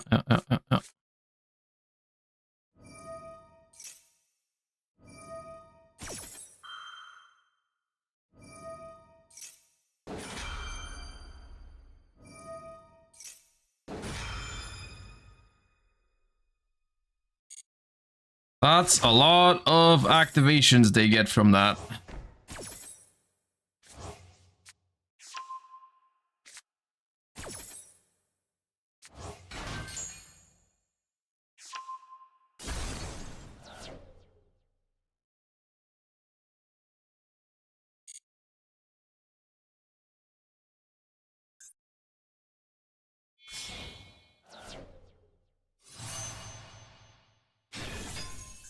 Okay.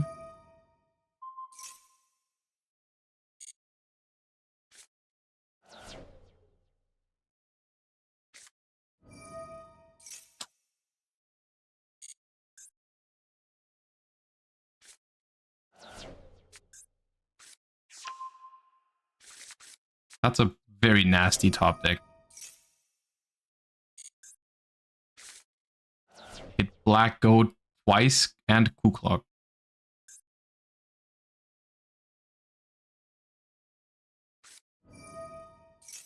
They're not playing it super well. I mean, this turn was good, but previously it should have never been this close. But the reason why they're still doing well in Rated is because these decks just farm Tenpai. Like, unironically, that's a viable strategy in Master Duel right now.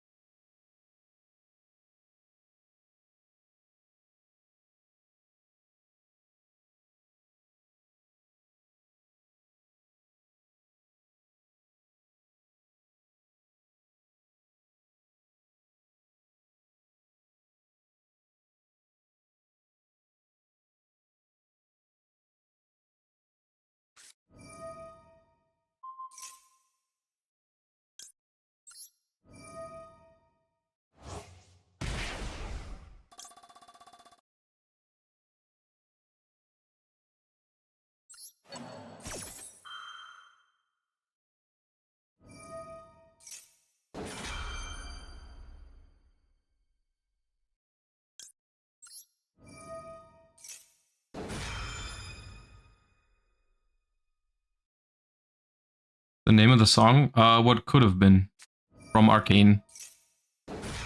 It's broken.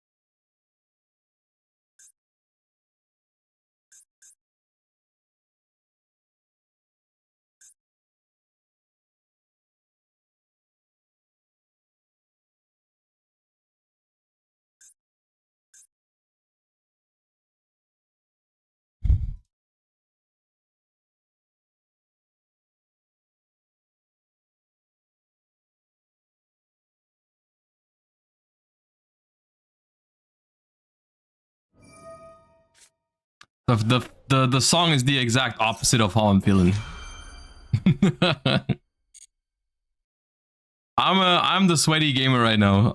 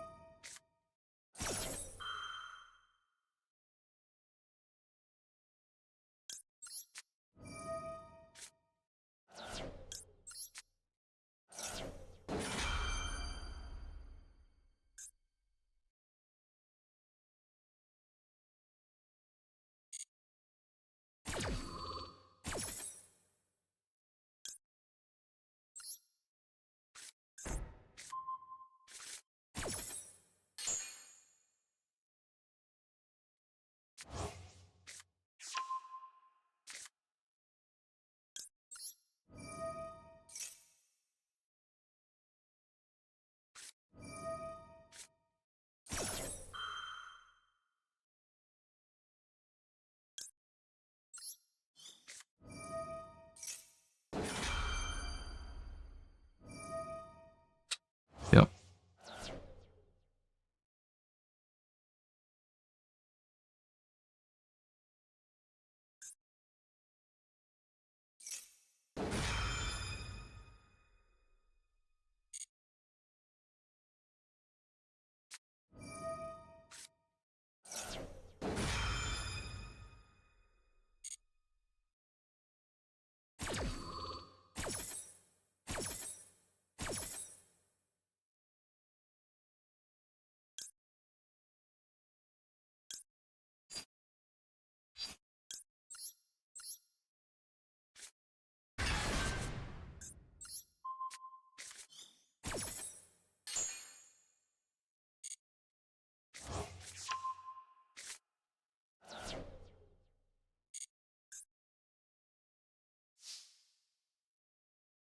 That was the draw phase, dude. Holy shit.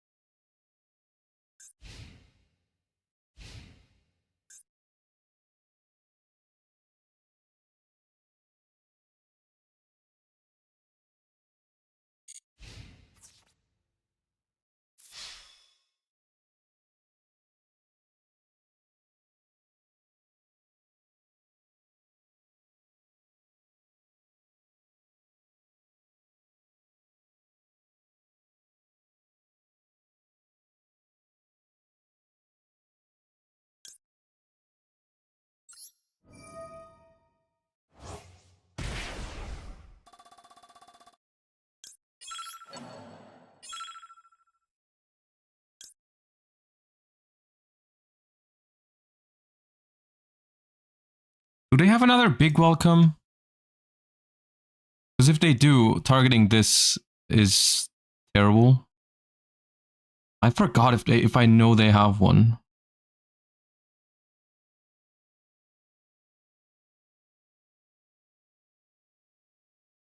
But if they don't have it, I need to banish this. They set one. Okay, then I have to do this. Oh my god. Oh god.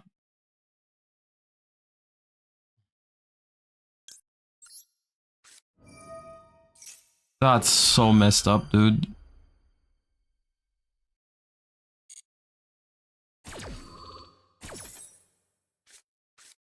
That's the thing. I'm not sure if I forgot if they have a. Yeah, now I died to that. Yeah, GG. If they had a big welcome there, which it may have been, then targeting the lady is also terrible. But if that was not big welcome, if it was something else that I forgot about, then targeting the lady was good. I didn't expect to get punished by D-Berry, but yeah. Holy, okay. Why do you have a check mark next to your master duel name? Because I am me. And I'm confirmed myself. You know what? That game was fun. Let's play another one.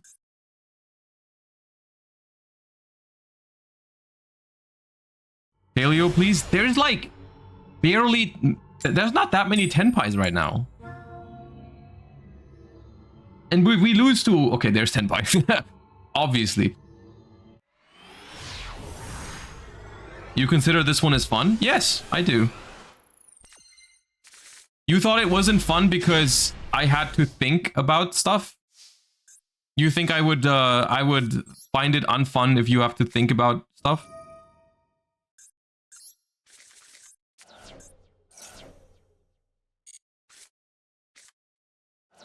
Okay. This hand is very dangerous because I don't have any protection from Lightning Storm and it's Tenpai, and that's scary. But I can't do anything else. I could do some very questionable things, like Welcome Lab, Summon Lady. No, it doesn't even work. What I was talking about doesn't even work.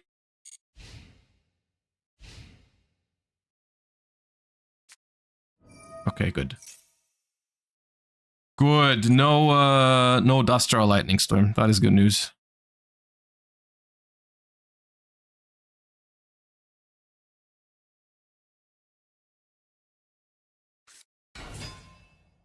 Normal summon Genroku. I do lose to Ash here, I think.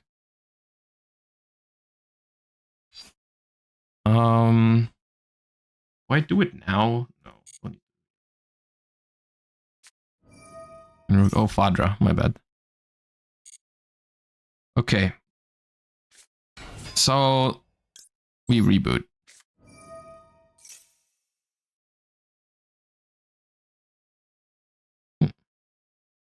Okay.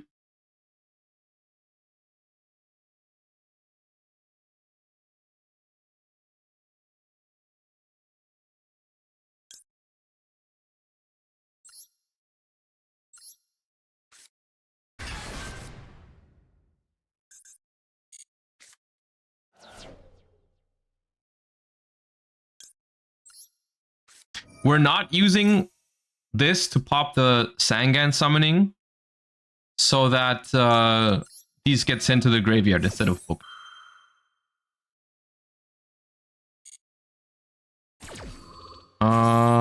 And then we'll set a trap trick. Why not pop the field? Because if I pop the field, these are not unaffected, but they get sent to graveyard because they're unaffected.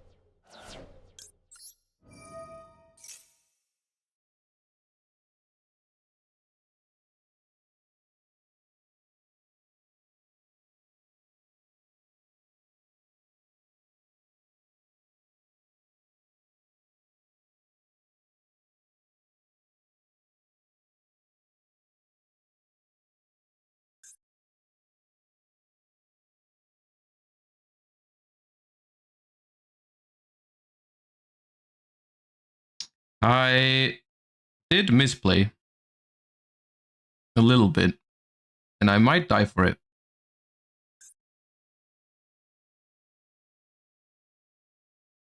It's a 50-50. Yeah. Oh, they have Magnamood. It might not be Kaiman. Okay. That was the thing. No, I forgot that this was unaffected. I did forget. I did forget that. I have to Ashkin Roku, and if that's Kaiman, I do lose.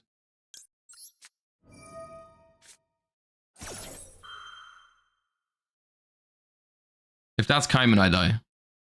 But I deserve that because I did forget that. Oh, it's not. Okay. Okay, I would have deserved to get punished there. To the thing. Never punished. Yeah, there's no justice.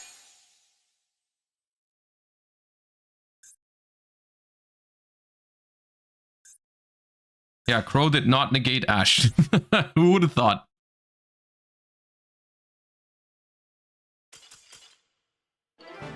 You could have held Ash for Kaiman? No, the Genroku alone kills me, right? Because they just Genroku for Chundra. What was the right play? Honestly, probably just hold the trap trick for later and maybe do something that isn't IDP. In my head, I forgot about Sangan summoning. So in my head, it was I'm just gonna grab Ice Dragon's Prison. They can't respond to it because I have Lovely. I'm gonna banish the Genroku from the field. I'm gonna snipe one card out of their hand, which they only had 2.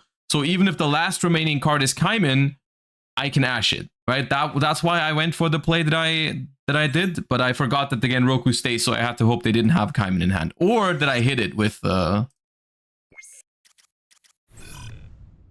Lovely. Why didn't we wait longer before activating the Ruma? Because of Black Rose.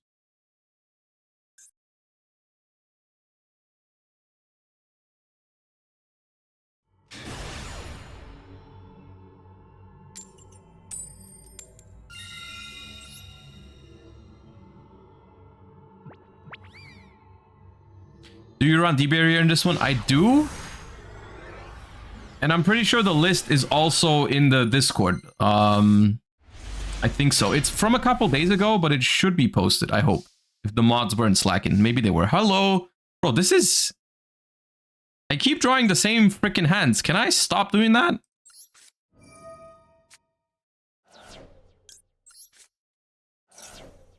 I mean, at least this one has friggin' Stovey Torben.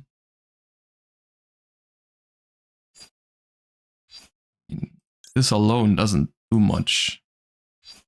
Might just be that. Well, this hand is awful.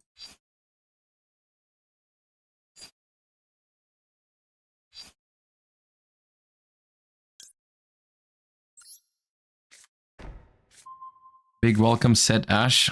Oh man, it's so annoying. Like, yeah, it probably is that. I'm annoyed by the fact that it is that.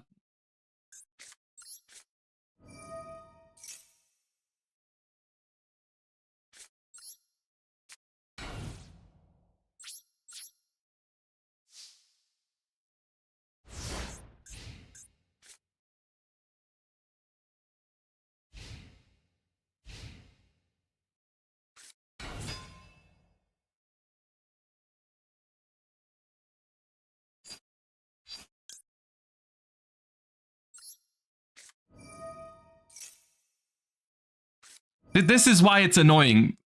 Because now I have to call by the Ash, and then I'm gonna bounce Ash back to my hand, and yeah.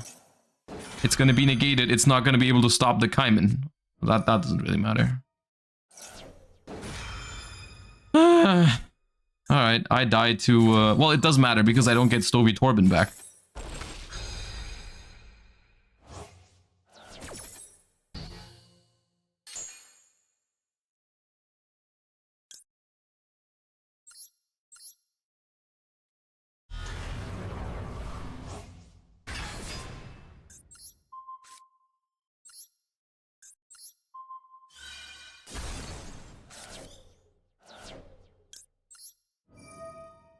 Yeah, I'm not going to use Stovey because they get 1 extra draw. I just have to hope they don't have Kaiman or I hit it. I guess if they... No, it's the same thing. If they activated at Genroku, I can hit the Genroku. Like, same thing. I mean, normal summon Chandra does not really speak for their hand, right? Like, normally that's not what you try to start with. Okay, Chain Crow is whatever. You make my odds better, dude. Thank you.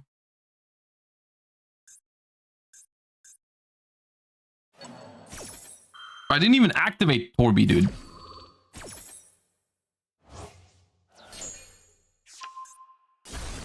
Another Chundra. Okay, sick.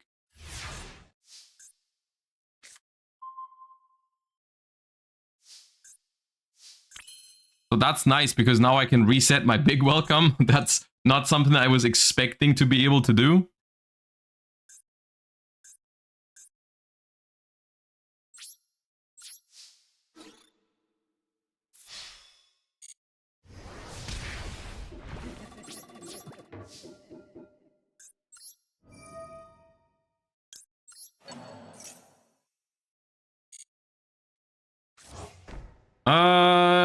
Do I Chandelier or Welcome Lab?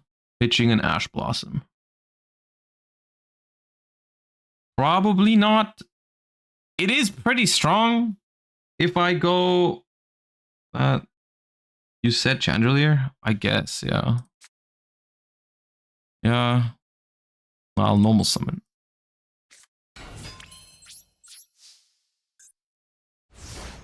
Like that, like that.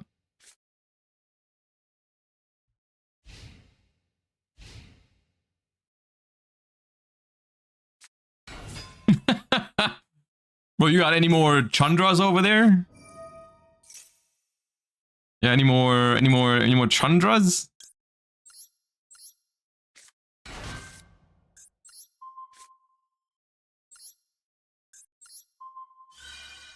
Beep. Effect, and I will use, I think I'll use the effect to draw. Yeah. Let me draw one. Okay.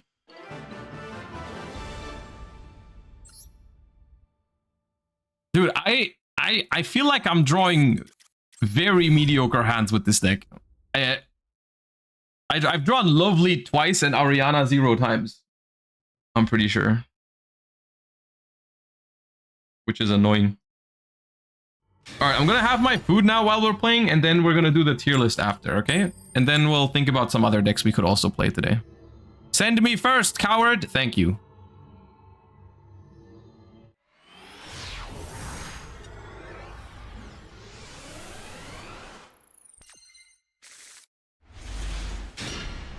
Uh-oh.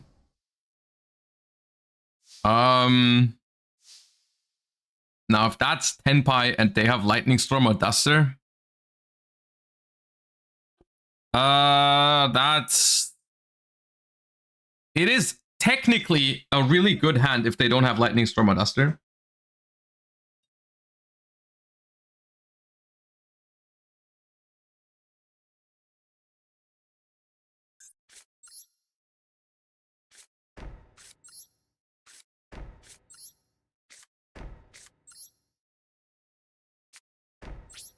I'll keep one slot open so we can chain Trap Trick to Duster, if they have it.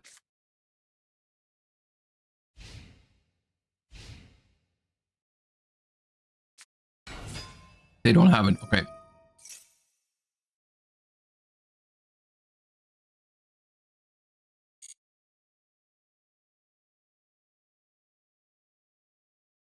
If you set 5, can they red reboot? I'm not sure.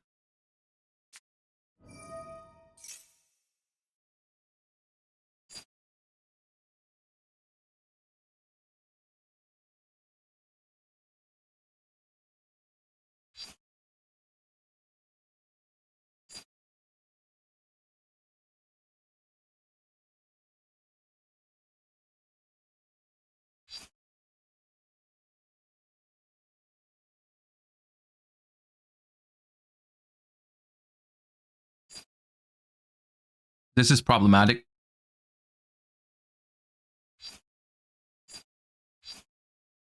Because if I let this go through and they summon Chundra, they can make Black Rose, blow up my back row, and I can't stop it with Karma Cannon. But I will have rollback in the graveyard. Trap Trick, call Synchro. I mean, the problem is that I have Trap Trick as my first card. Like, Trap Trick is the worst one to start with, but all my other things don't really do anything. I could debarrier the Hydra.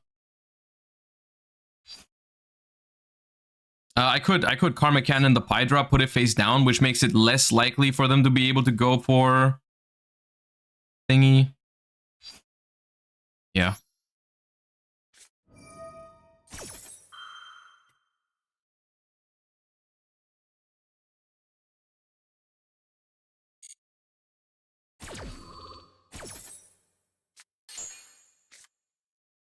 When they summon Chandra, you can Daruma, they have to send their monsters? No. You're yapping.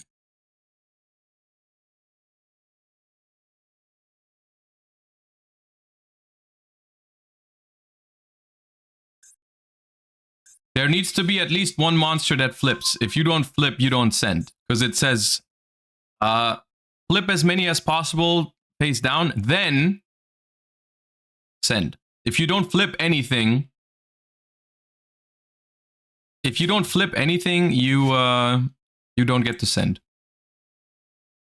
It would work if I had one monster on my field. Then I could just let him cook, then the Ruma, everything goes to graveyard, then it's all nice and all that, but not the case here.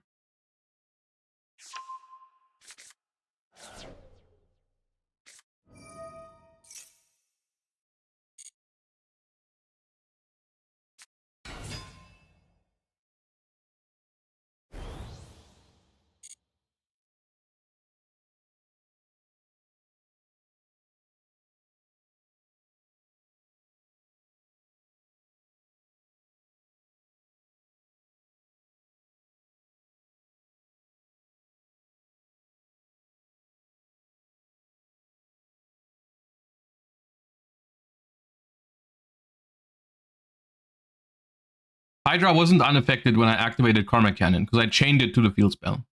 The field spell is not immediately in effect. They activate it and it needs to resolve. That's why I chained to it.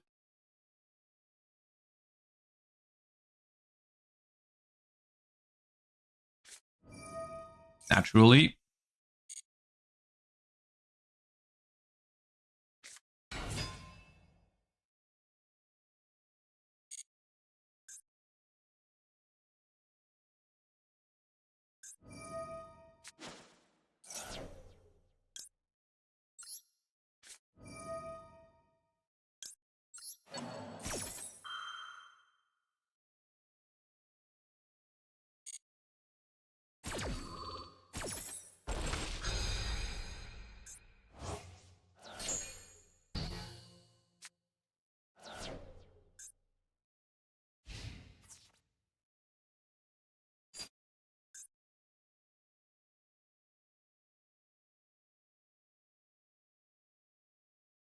No, it's just 2 IDP.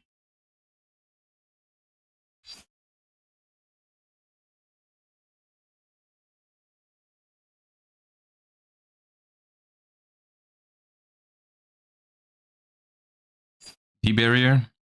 The problem with D-barrier is I don't play myself, right?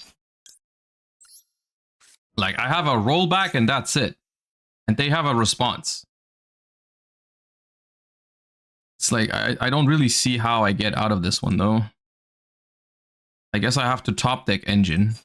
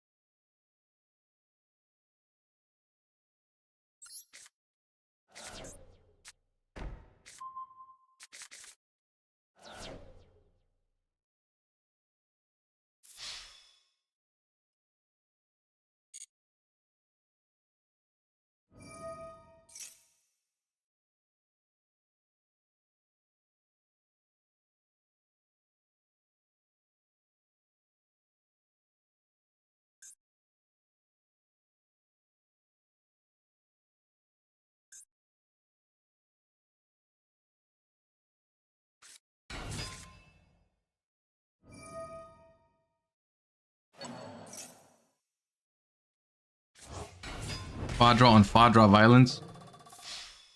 Hmm.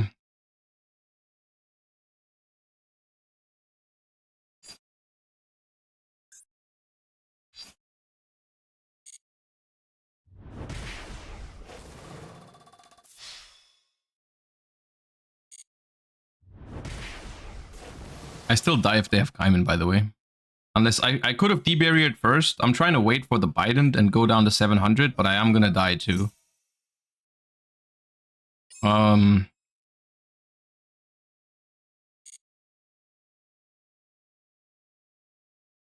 If they have Kaiman, they just make the level 10 here, but if I chain, they can chain to that. So it doesn't make a difference.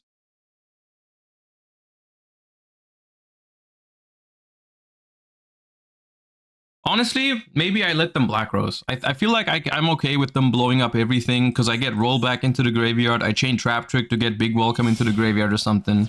Yeah, they have it. They have Kaiman.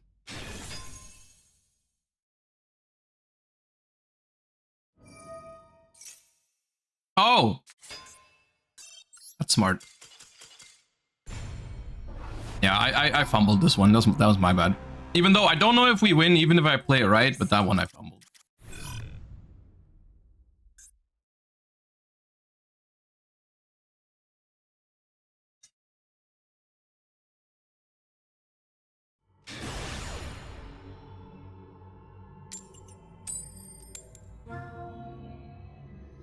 Isn't Trap Lab better against Tenpai? Yeah, but I think this one's more fun. But yes.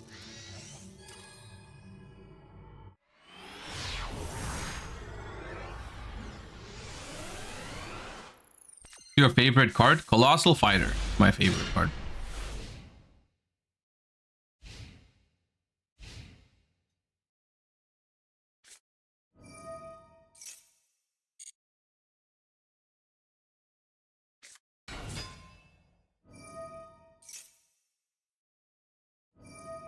Okay, now this matchup maybe is better now that Perla Rhino is banned, but we'll see.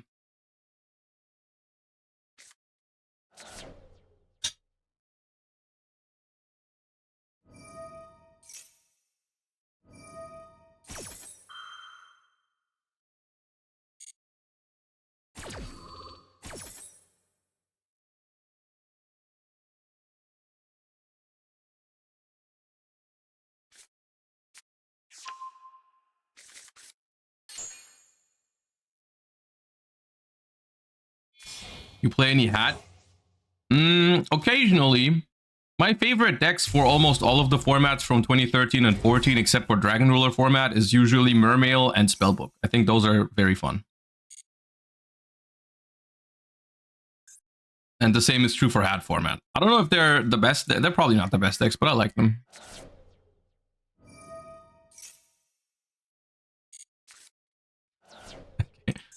Boris, thank you for the 24 months. You really chose to make that your 2-month sub message. You know that? All right, Imseti. Pitch Salik. Okay.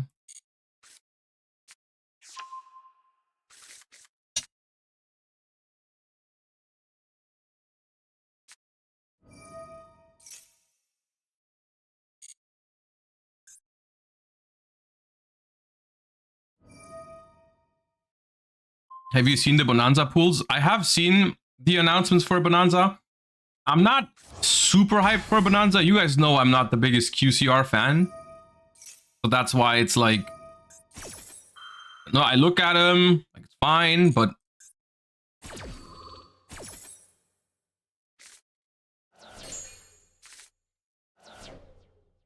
They milled Meta Noise and Trick Clown. I feel like that's okay. Manageable.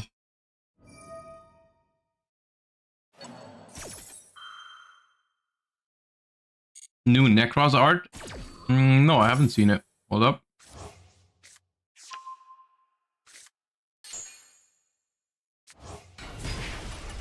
Oh, is it from the playmat? Yeah, we can take a look at it in a moment.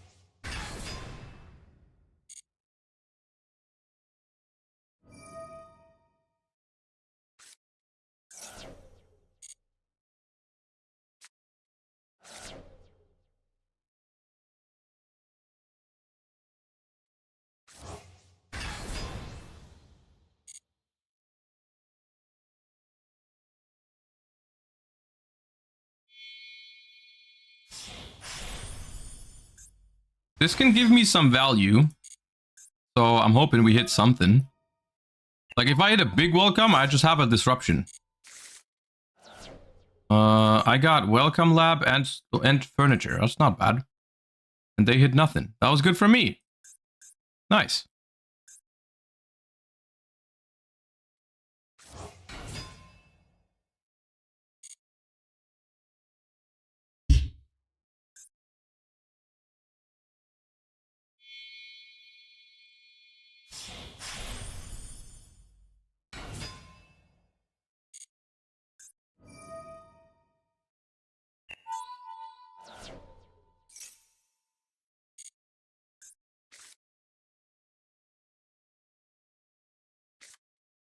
There's the Sharon. Okay.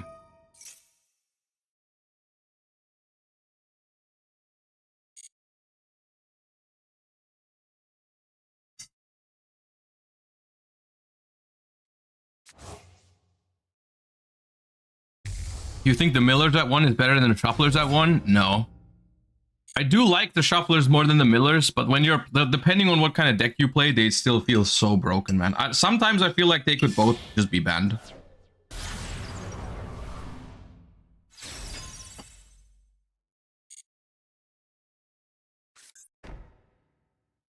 My day is good so far. Thank you for asking. Thank you for the 3 months as well.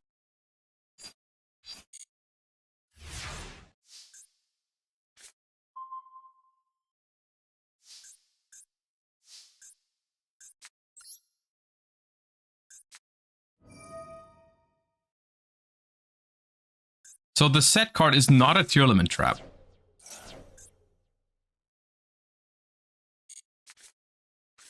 Ooh, called by. Ooh, rollback. Ooh. Ooh. Okay. Yeah, that's good.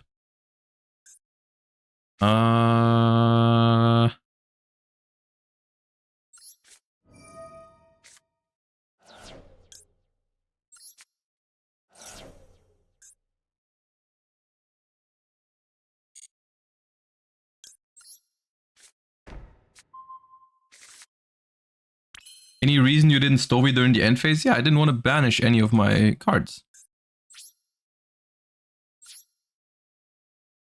That was all.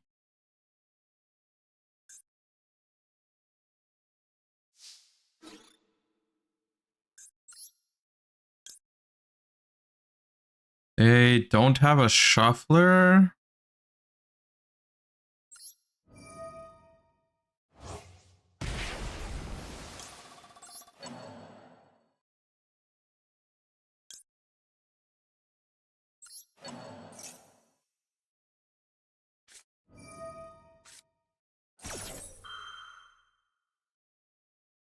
Honestly, I think Called By can be better than this.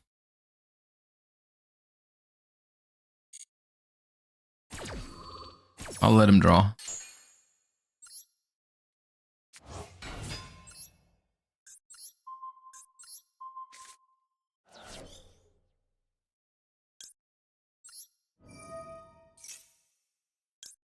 I'll skip on Stovey Torby. I don't need it this turn. It's fine.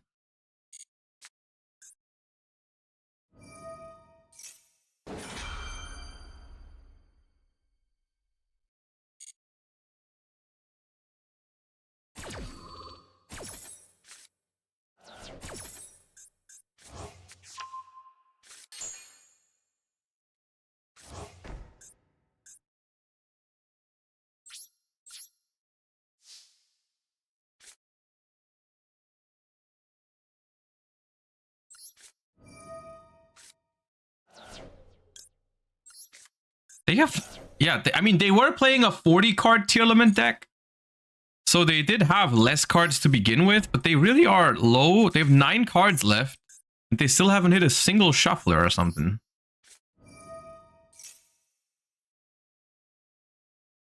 But it's crazy how much more chill this is without Pearl Rhino.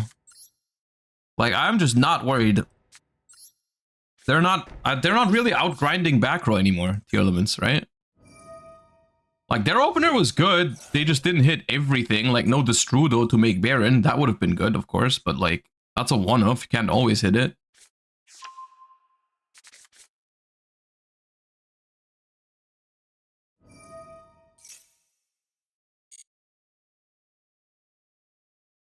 Maybe, actually, in order to make it 40 cards with all the Horus cards, it's also possible they just don't play the Shufflers. It's unlikely, but it's possible. Goodbye, the Ruma Karma Cannon. No, you can still go. They don't have a draw phase, no. So I couldn't even deck them out if I wanted to. It's funny. Let's do... So this can't be destroyed by card effects. Let's do this.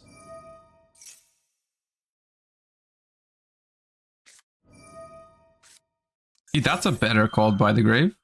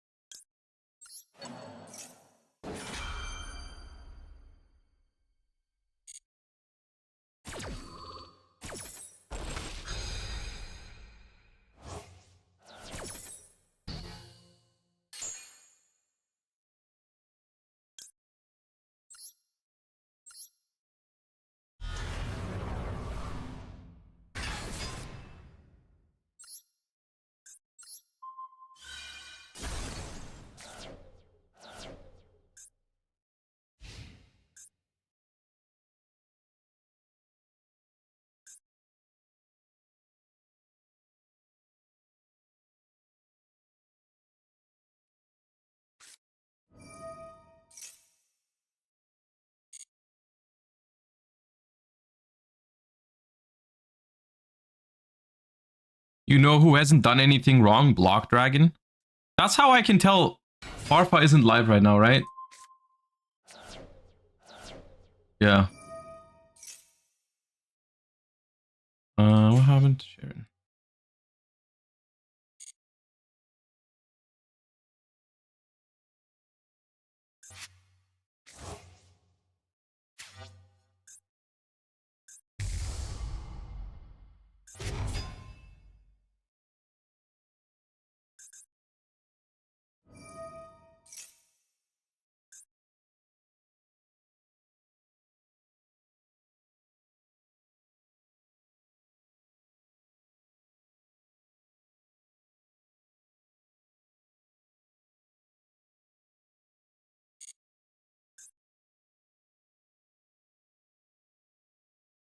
Hot take, all field spells should be limited to one. Yeah, dude, screw Yami. And screw Sogen. And Mountain, especially. I hate those.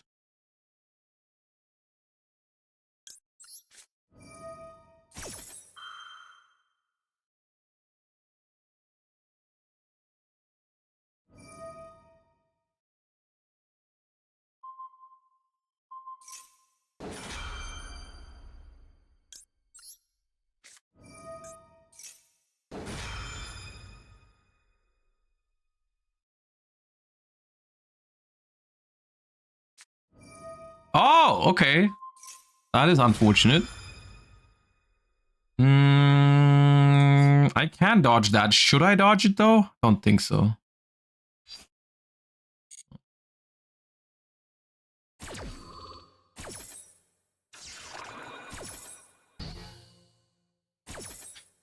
Yeah.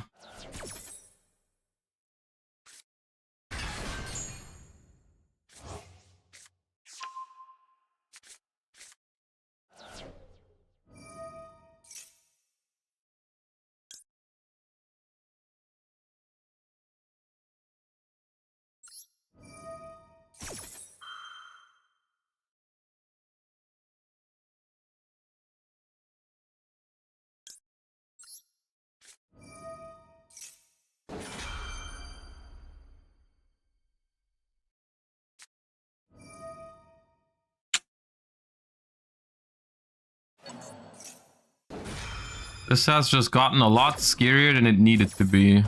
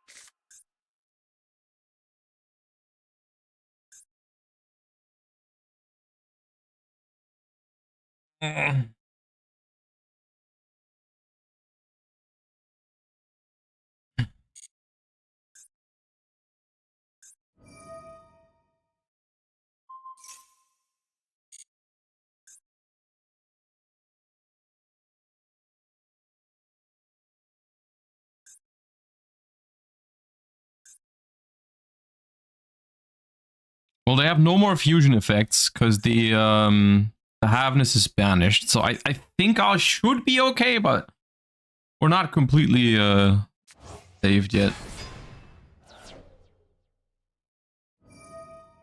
I mean, they can mill everything in their deck now. So they're milling their entire deck, which was... Okay, Rhino Heart, I guess. There was no Shuffler in there. There really was no Shuffler, so Rhino Heart's gonna pitch Crime. Crime can add back Haveness, but can they get that to the graveyard still?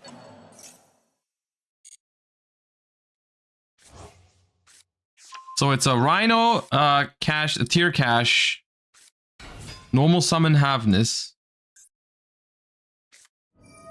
nib yourself.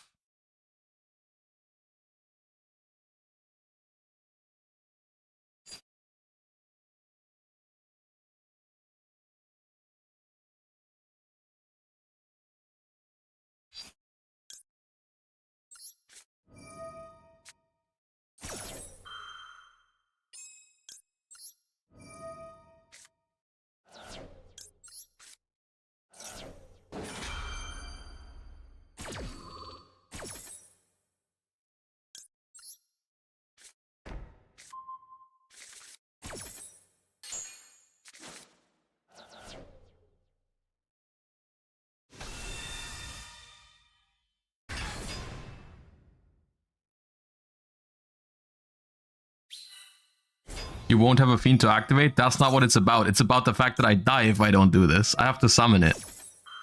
I have already activated this. It's just the fact that if I don't go Coup Clock there and furniture from the field, they just go Kaleido Heart, shuffle my token, and attack me for 6,000. I'm on 4,000. I have to summon this Coup Clock. Otherwise, I just die. And I can't do it after the nib because I only have 2 cards in hand, Coup Clock and Furniture, so I need to send the furniture from the field.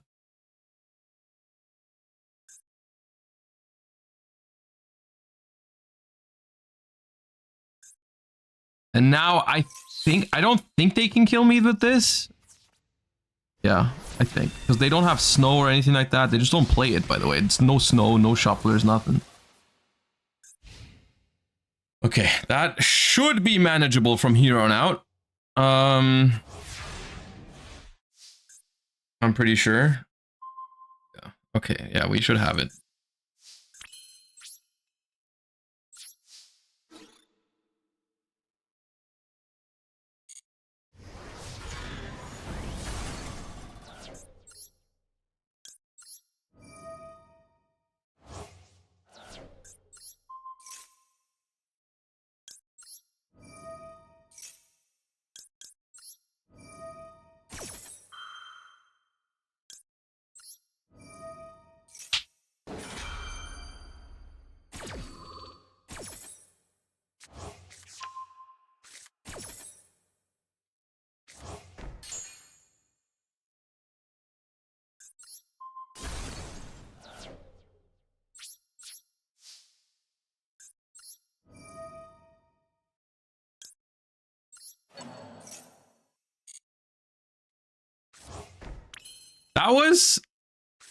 That was fun. They actually, that was a good line that they took.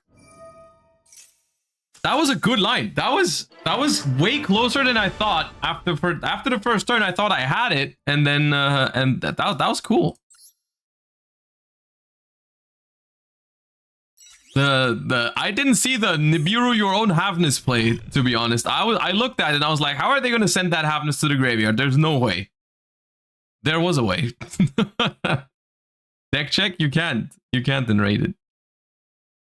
Okay, guys, are we feeling a Tenpai opponent next? There's been a good amount of Tenpai. We could whip out the forbidden technique once.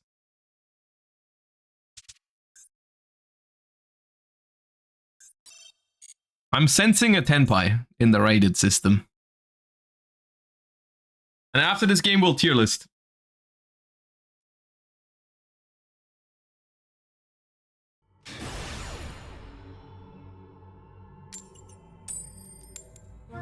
Please, please, please, please, please be Tenpai. Please be Tenpai. Please be Tenpai. No, it's not Tenpai.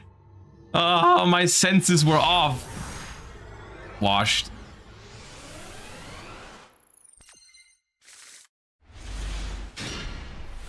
Uh, 60 card mirror match. Horus. Oh my god. All right. Well. All right. Well. Maybe a zombie vampire? Huh? You never know. So tier list on Sunday? Yeah, it's gonna be a while. There actually is a stream on Sunday. I'll be live on Sunday for a Challenger Cup. We have a big Challenger Cup on Sunday. I think 500 players, if it fills up. Which, by the way, if you haven't signed up for it yet and you want to play, free Challenger Cup on Sunday, ! Challenger Cup, I think, they're for the sign-up link. We'll see.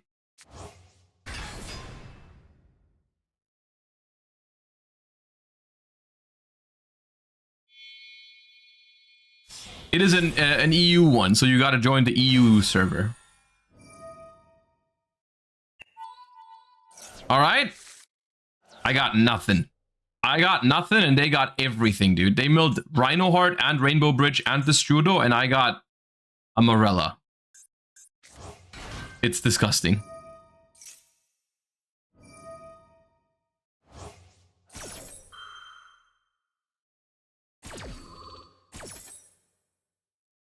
Not even like a Black Goat. I have so many good mills, dude. Rollback, Black Goat. Actually, that's it. Never mind.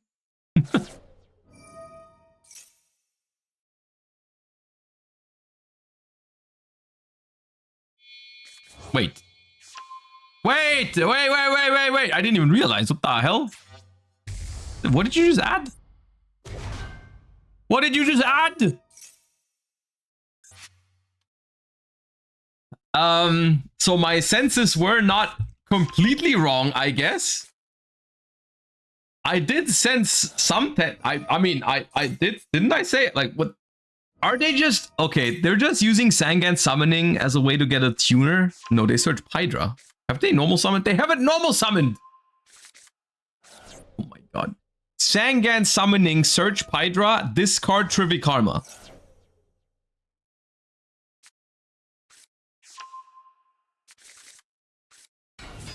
Nah. Nah. The hell is going on here?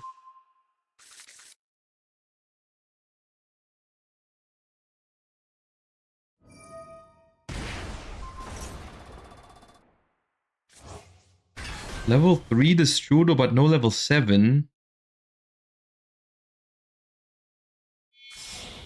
Okay.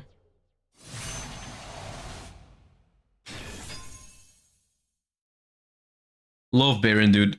Card always makes me feel like I can definitely play into a board.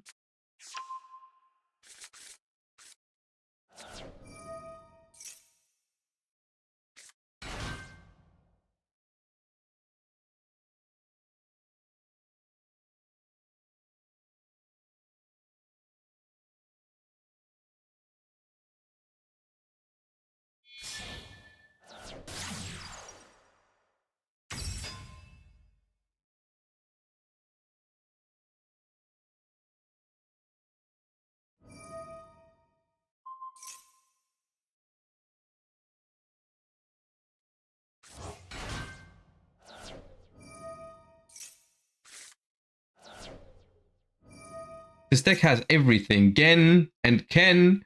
Cash Tira Birth, bro? How many engines are in your deck?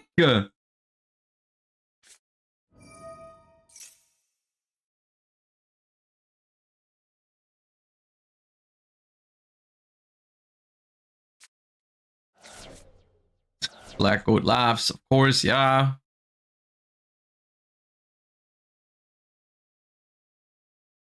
Bro's gonna activate Nightmare Throne in a second. That's how we're triggering Cross Sheep. We're Nightmare Throning and summoning a spirit here. A phantom, I mean.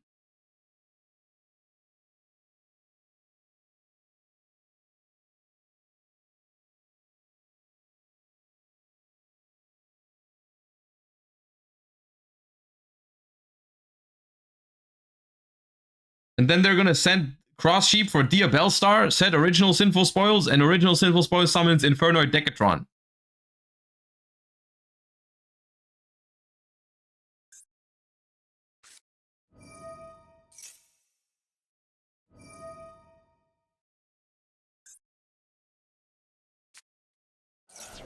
I think what they did was, I think they typed Graveyard and just put every card into the deck.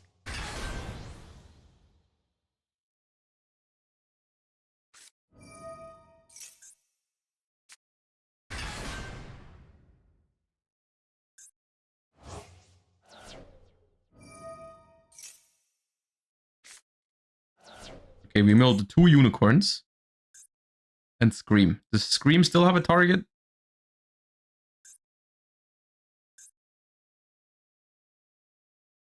Well, Salik's in the graveyard. Water Curious? Oh, no, no, no, please.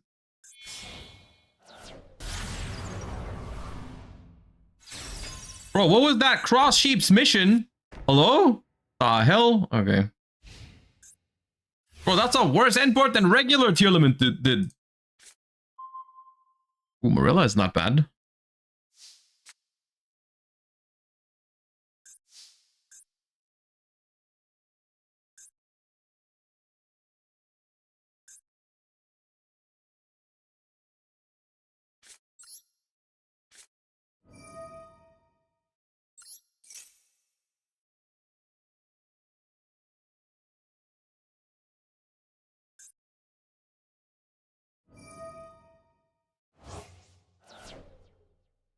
Black Goat call Hugin? That's disgusting.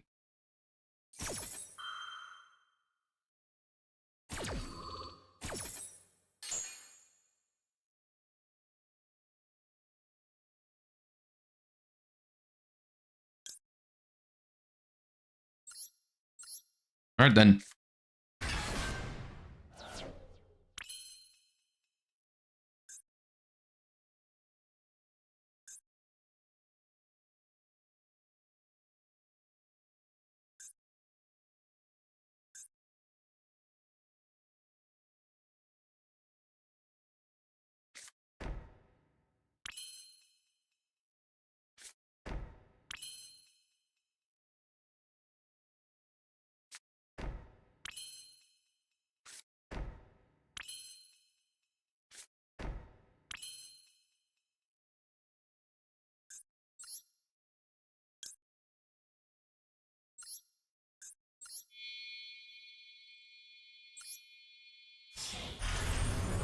I think this is good because it forces them to SP the Typhon instead of SPing a back row.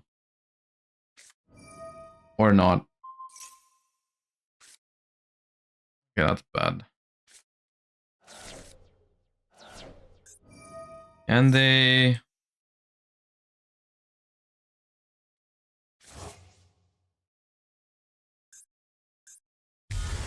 Panic flight.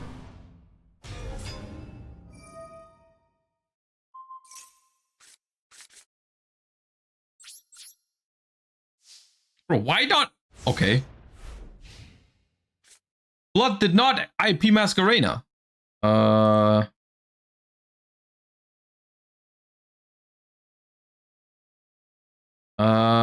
Hold up.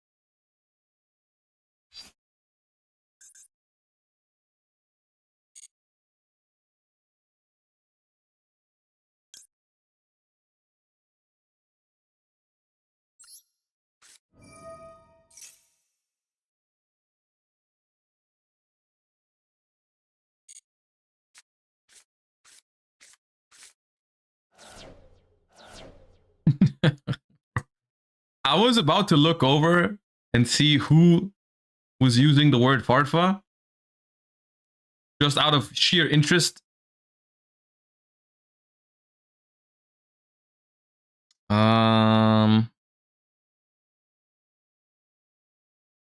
I don't see it.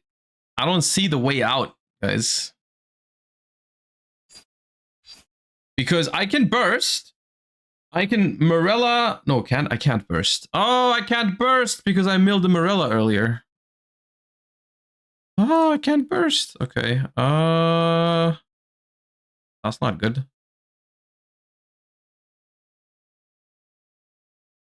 Not being able to burst is not good. What can I do then?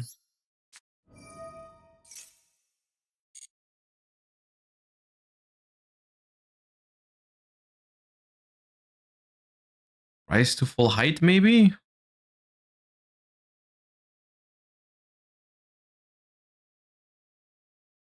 I mean, but they will just cook me full force if I go rise to full height.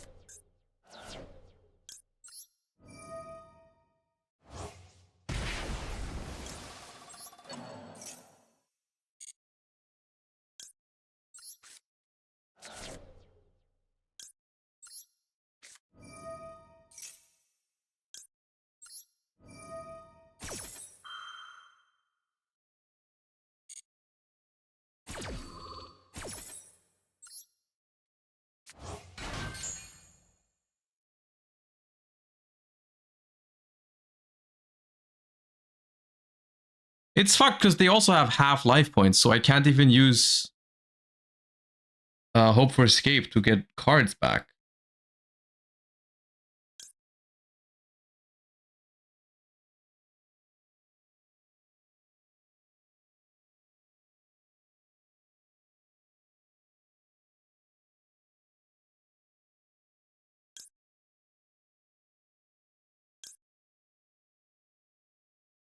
Isn't balance just better? Maybe.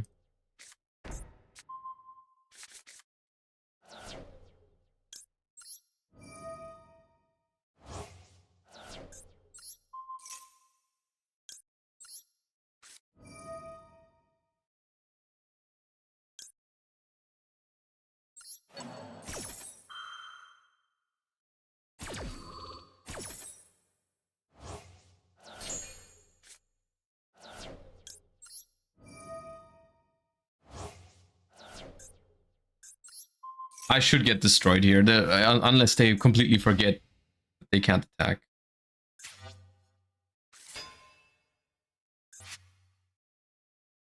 Like, they need to do so many things incorrectly. They need to, like, try to pop the face-up paleo, like, all that stuff. Like, yeah.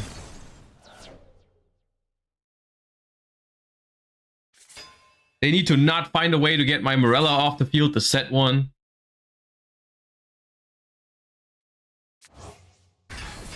I don't even know what their set card is. There's the set card can still mess me up.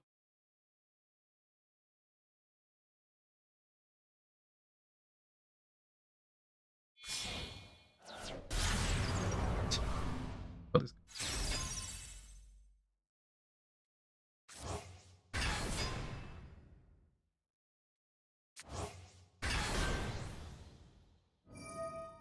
That's a curious line, right? Yeah.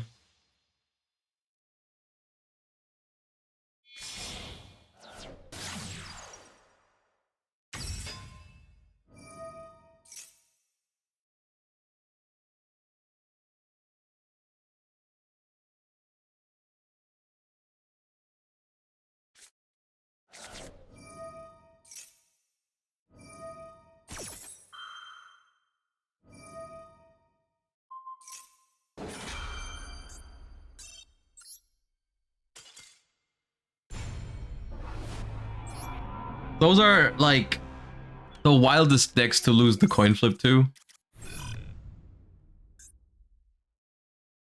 And I somehow always do it. Wait, no, we wanted to look at the Necros artworks and do the tier list. Almost forgot.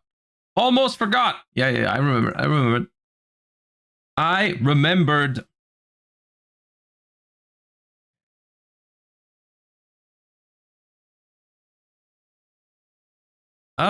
We have a playmat to look at, I guess. That's it. Not much to see here, but I feel like this confirms that this is Necros cards and not Gishki. Because if those are not Necros cards, then look. Those have got to be Necros cards, right? Like, that is definitely a new version of Trishula. And this is a new version of, what was her name? Dance Princess, right? Or Necros of Sophia was the, like, Dance Princess was the main deck monster. Might also be the Sophia, the level 11 ritual. Dude, I'm so hyped for these. There's nothing here, no effects or anything like that. It's just more of the artwork. We've already seen these two on the pack artwork of the set, but it's now like you get to see more of it. I can't wait. I can't wait for Necros support, dude. I hope it's good. I really do. Okay. All right. Let me run a quick YouTube intro, and then we'll do Master Duel tier list, and then we'll see how much time we have left, but we will still play some rated. All right. What's up, YouTube? Welcome back to another YouTube video. Today we have something that's been requested for a while, which is that we go back and actually do a Master Duel tier list. We haven't done one in a while, and I felt like with the release of Tenpai, that was a good time to actually talk about the position on some of these decks in the format, because some decks like are good against Tenpai and some decks are not, and that's a big impact right now on how good a deck is in the format. So I've got a list of decks and a tier list prepared for us to talk about all kinds of different things. Once again, as always with these, if there is a deck that I don't mention, because we are limited in time, obviously, and I can't talk about every single deck. If your deck that you feel like should be mentioned or should be on here and is better than I think, feel free to leave a comment under the video, and I'll try to respond to as many as I can on where I would put them on the list. But yeah, without further ado, rather, let us hop right in. The tiers for this one are tier 0, absolute best deck in the format. Tier 1, very strong decks. Tier 2, just very solid. Tier 3, just all right. You know, you can play them if you really want to. Tier 4, kind of meh. Like decks that I personally wouldn't recommend unless you really want to, but they're not the greatest. So, in order to set the tone straight, right? Just to set the tone straight, I'm not gonna wait until the very end for this. This is where I'm gonna rank Tenpai. And I created the tier 0 category, even though I don't think I'm gonna put any deck into it, but just to showcase that I don't feel like Tenpai is that crazy strong. I do think it's good, right? I don't want to act like or pretend like it's not a very strong deck. It is very, very strong. It is very good. It's also very popular right now, but it is not the absolute best deck in the game by a mile. And if you play anything else, you're basically like at a disadvantage. That is not true. There are very good counters to Tenpai. The Tenpai mirror match is kind of whack, right? Like when you're playing the ladder, I feel like it'd be frustrating to play Tenpai mirrors because 50% of the time they're just going to send you first. So I think it's strong.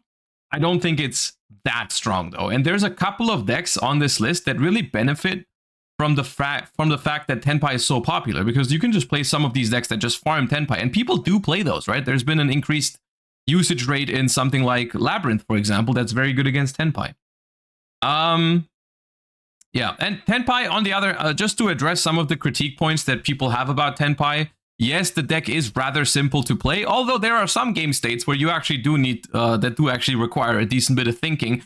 But the majority of the skill when it comes to Tenpai is the player that's playing against Tenpai.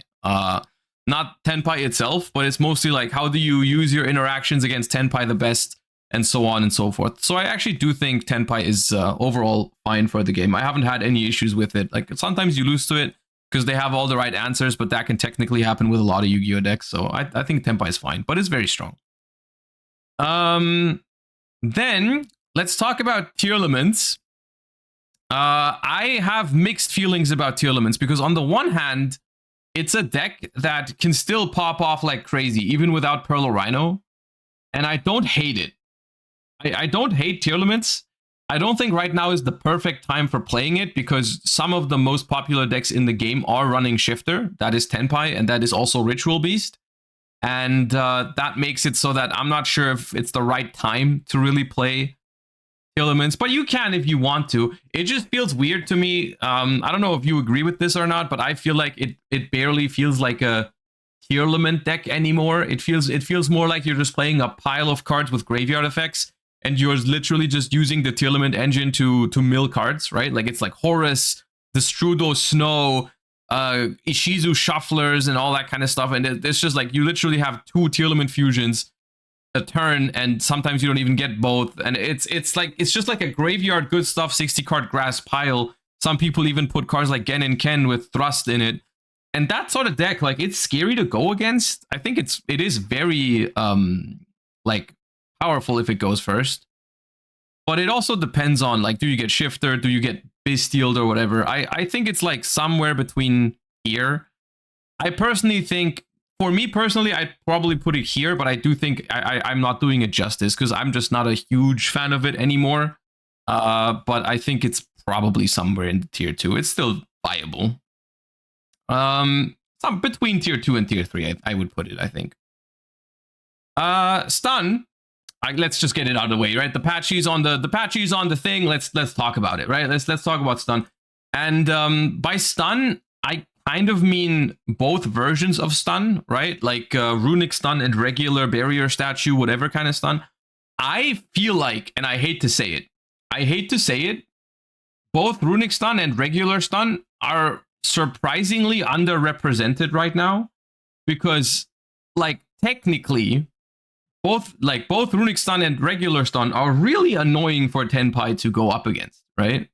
Like, you're always sending that deck first, and that deck is super scary when it goes first. I guess on the contrary, the Tenpai decks have a lot of outs to their to the stun board, so maybe people aren't like comfortable playing stun in an environment where a lot of people play Duster, Lightning Storm, even Dark Hole, and all that kind of stuff. Maybe that's the problem, right? So overall, I think this deck is like better than its representation at the moment, but still not great. I think it's between here and here, but this one I'm actually going to leave in tier 3, but it's definitely an alright deck, especially if you play against a bunch of Tenpais and you build your deck accordingly. The only problem is, in order to really feel safe against Tenpai, you do need to open that Solemn Judgment, right? Like, if you don't open Solemn Judgment and they have Feather Duster, then you're just going to have a very bad time. So I understand why people aren't really playing it. I mean, thank God people aren't playing it as much at the moment, but it's still scary, I feel like. Sky Striker, on the other hand, was a deck that after Ryan Yu's performance in the TCG with it, I played with it, and I hate to break it to you, but this deck is not great in Master Duel at the moment, because it's basically Tenpai, but in a lot worse. It's like a Tenpai that's a lot worse, where to the point where even if you play against Tenpai and you win the coin flip, so you let them start, your odds of actually like OTKing them on the first turn are so much lower than theirs, right? Like, basically, if they send you first, you always die. But if you send them first, they only sometimes die. But in the majority of the time, they can still kill you on the next turn. I don't like this deck right now, especially when there is another Go Second deck in the meta that you sometimes lose the coin toss to. I'm not a huge fan of it right now. It's more fun, but it's yeah, it's not great. You can climb with it though. I want to say that. I want to preface this entire thing by saying that even the decks that I put into tier 4, if you take the time to learn them, master them, find a good list for them, and just stick to it, you should be able to climb with almost all of the decks on this list, or even all of the decks on this list. Like, if they're played correctly and well, then you can climb with every single one of these decks, right? But I'm just making a distinction between them, like, a little bit. Branded is, I think another instance of a deck that is, I think slightly underrepresented. I don't see many people run Branded at the moment. Maybe it's because they lost their Jaugen toy. But I think Branded is still good, especially once Branded Opening is going to go to 2 in a couple of days. I can see Branded performing. I think Branded is one of those decks that has a solid Tenpai matchup if you get to set up. I mean, especially against Board Breaker Tenpai, you can still lock them with Requiem or something. Like, it's still possible, only because Jaugen is banned is not really like a terrible thing for Branded. You can still lock with other cards, which is why they should have banned Albion. But I'm gonna throw Branded in tier 2. I think it's a solid tier 2 deck. Not my favorite deck in the meta, but very much playable. And I'm a little surprised that I'm seeing it very, very rarely. I like in my last couple ladder sessions, maybe played against 1 or 2 Branded. That's it. I think it's better than people give it credit for. But yeah. Centurion. Now, I'm going to be biased on this one, and everyone who's watching my streams regularly knows this. I play a lot of Centurion these days. I like this deck a lot. I think it's very fun. I like that it has an okay Tenpai matchup all around, because you can play a lot of non-engine. So what I've been doing is I've been playing a lot of these hand traps that are good against Tenpai, like Ghost Ogres, Crows, even Bell has been in my list. I like that about it. Against a lot of these 60 card combo piles and all that kind of stuff, you do have Bestials in your deck, which I'm a big fan of as well. The regained grind games, I love Centurion. I play it a lot. I wish we had the upcoming, like the Atri and the Primera Primus already. But for me personally, I feel like I would put it here. To do the whole thing a little bit more justice, I'm going to put it at the very top of tier 2. I think the thing with Centurion is I think it is the best tier 2 deck. I don't think it belongs into tier 1. I don't think it's powerful enough for that. But I like it a lot. It's my favorite tier 2 deck right now. Dragon Link is all right. I don't see a reason to play Dragon Link unless you really like it. It is fun, but it's not bad. It's all right. You can do okay with Dragon Link. I think the biggest downside is that like your end board is not safe from Tenpai. Tenpai plays a lot of hand traps as well that hurt your deck. So like very often you're just gonna like make a board that they can actually kill you through. Bestials are not great into Tenpai. So that is one of the main focuses of Dragon Link usually, is like if a lot of decks in the format die to Bestials. Like in times where Branded and Tier were more popular, this deck could have been completely fine right now. But right now it's just like, all right, you're not really making a good meta call with it. It's just playable. Fire King is still very, very strong.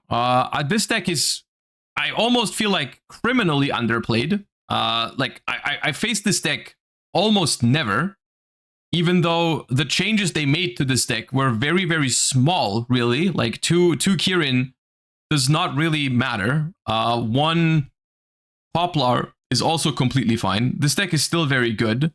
I don't really know why it's so rare. Maybe it's just like the meta players are gravitating more towards Tenpai right now, right? This is both true, by the way. I guess we can talk about both of these at the same time. This is true for both Fire King and Yubel. Both of these decks are still very powerful and very playable. They just like have fallen out of favor because everyone who's trying to play a tier 1 deck is gravitating towards Tenpai, which I do understand, because if I had to rank them among each other, I do think that Tenpai is a stronger deck than the other two. Even though the other two are still very strong, and I personally think Fire King is the most fun out of the 3, but I do think Tenpai is a better tier 1 deck than the other two. But I do think they are, I think they should be more popular than what they are right now, because I play against them very rarely. I do play against them, but rarely. But they still both are very, very capable of performing super well right now. Maybe another issue is just like they do lose to Shifter, both of them, right? And there's other meta decks that play Shifter, so maybe that's a reason why people would rather play a different sort of deck, right? But they're both still very, very powerful. Fluon the Reese, not particularly a fan of this deck, of course. it's between all right and meh for me. I have a hard time judging because of course immune to shifter is a bonus. At the same time, some of the other decks are also immune to your own shifter, which is a problem whenever that happens. It's hard for me to exactly evaluate because it's been a while that I've played it and I've played against it. I'll give it the benefit of the doubt and put it to the bottom of tier 3. I don't think it's as bad as some of the stuff that's going to end up in tier 4. I really don't think it's that bad. But it's also not great. We have Goblin Bikers. I've decided to include all of the new themes from the new pack. That includes Goblin Bikers. I've tried Goblin Bikers actually in a little show match against Jesse recently. The deck is underwhelming.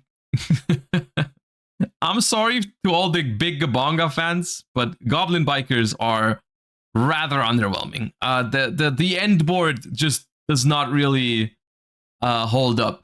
And that's the thing. The issue with this deck is not its consistency, not its like it's got a lot of you got some options with good starters, right? You can play Speedroids, you can play Tour Guide, you can play Dangers for rank 3s. There's a lot of rank 3 support out there. You can spam very consistently. You can go into those like and you also have room for non-engine. The problem is that your end board just doesn't hold up. You really, it just doesn't hold up. Even if you get the combo and you have 1 or 2 hand traps behind it, a lot of these meta decks will cook you through that. And I think that is a problem that this deck has, which means I'm gonna throw it into meh. I'm not convinced by I am not convinced by the Goblin Bikers, unfortunately. Horus. I don't even know why I kept this in here, because what does Horus even mean? Is this Horus Stun? Is this Horus Tearlaments? Because we have talked about that earlier.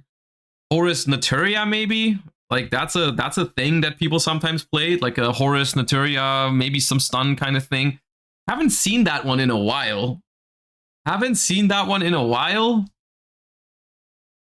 Maybe that's also tier 4. Maybe it's tier 3. Definitely not tier 2. But like a Horus deck with Naturia cards and some floodgates can't be that bad. Especially if Tenpai lets you go first and you play cards like there can be only one. Yeah. It goes here. Alright, Infernoids. Infernoids are also, out of the new pack, one of the more underwhelming archetypes. I personally haven't messed around with it much yet. I've played against it a couple times, but it's never felt that scary. The thing is, at the end of the day, it is still a deck that can play, like, if you want to go the route, you can play 60 cards with Grass and Thrust. If you can play like Snake Eye cards in it for Diabell Star to go into like Decatron and have some guaranteed ways to combo that don't require you to mill. Monster Gate is at 3 in Master Duel. I feel like even though this deck is underwhelming and there's other decks that are better, there's just like there's a limit to how bad a deck like that can be, right? Like that sort of deck can always win games when it goes first or sacks when it goes second. Like that's always possible. That's never going to be terrible. I think for like best of one, when you go second and you play a 60 card deck with like Thrust, Talents, and Grass and all this kind of stuff, maybe even other like engines, Monster Gate or Snake Eye, it can't be that bad. So like here, maybe, right? Better than Goblin Biker in my opinion, but haven't played it enough to say exactly if I think it's solid or just kind of all right. Labyrinth is one of the decks that I was talking about earlier that got a huge boost because of Tenpai's popularity. Because Labyrinth is historically one of the decks that is the best when it gets to go first. And Tenpai will always make you go first. And depending on your list, you can build a Labyrinth deck that's actually very, very solid into Tenpai.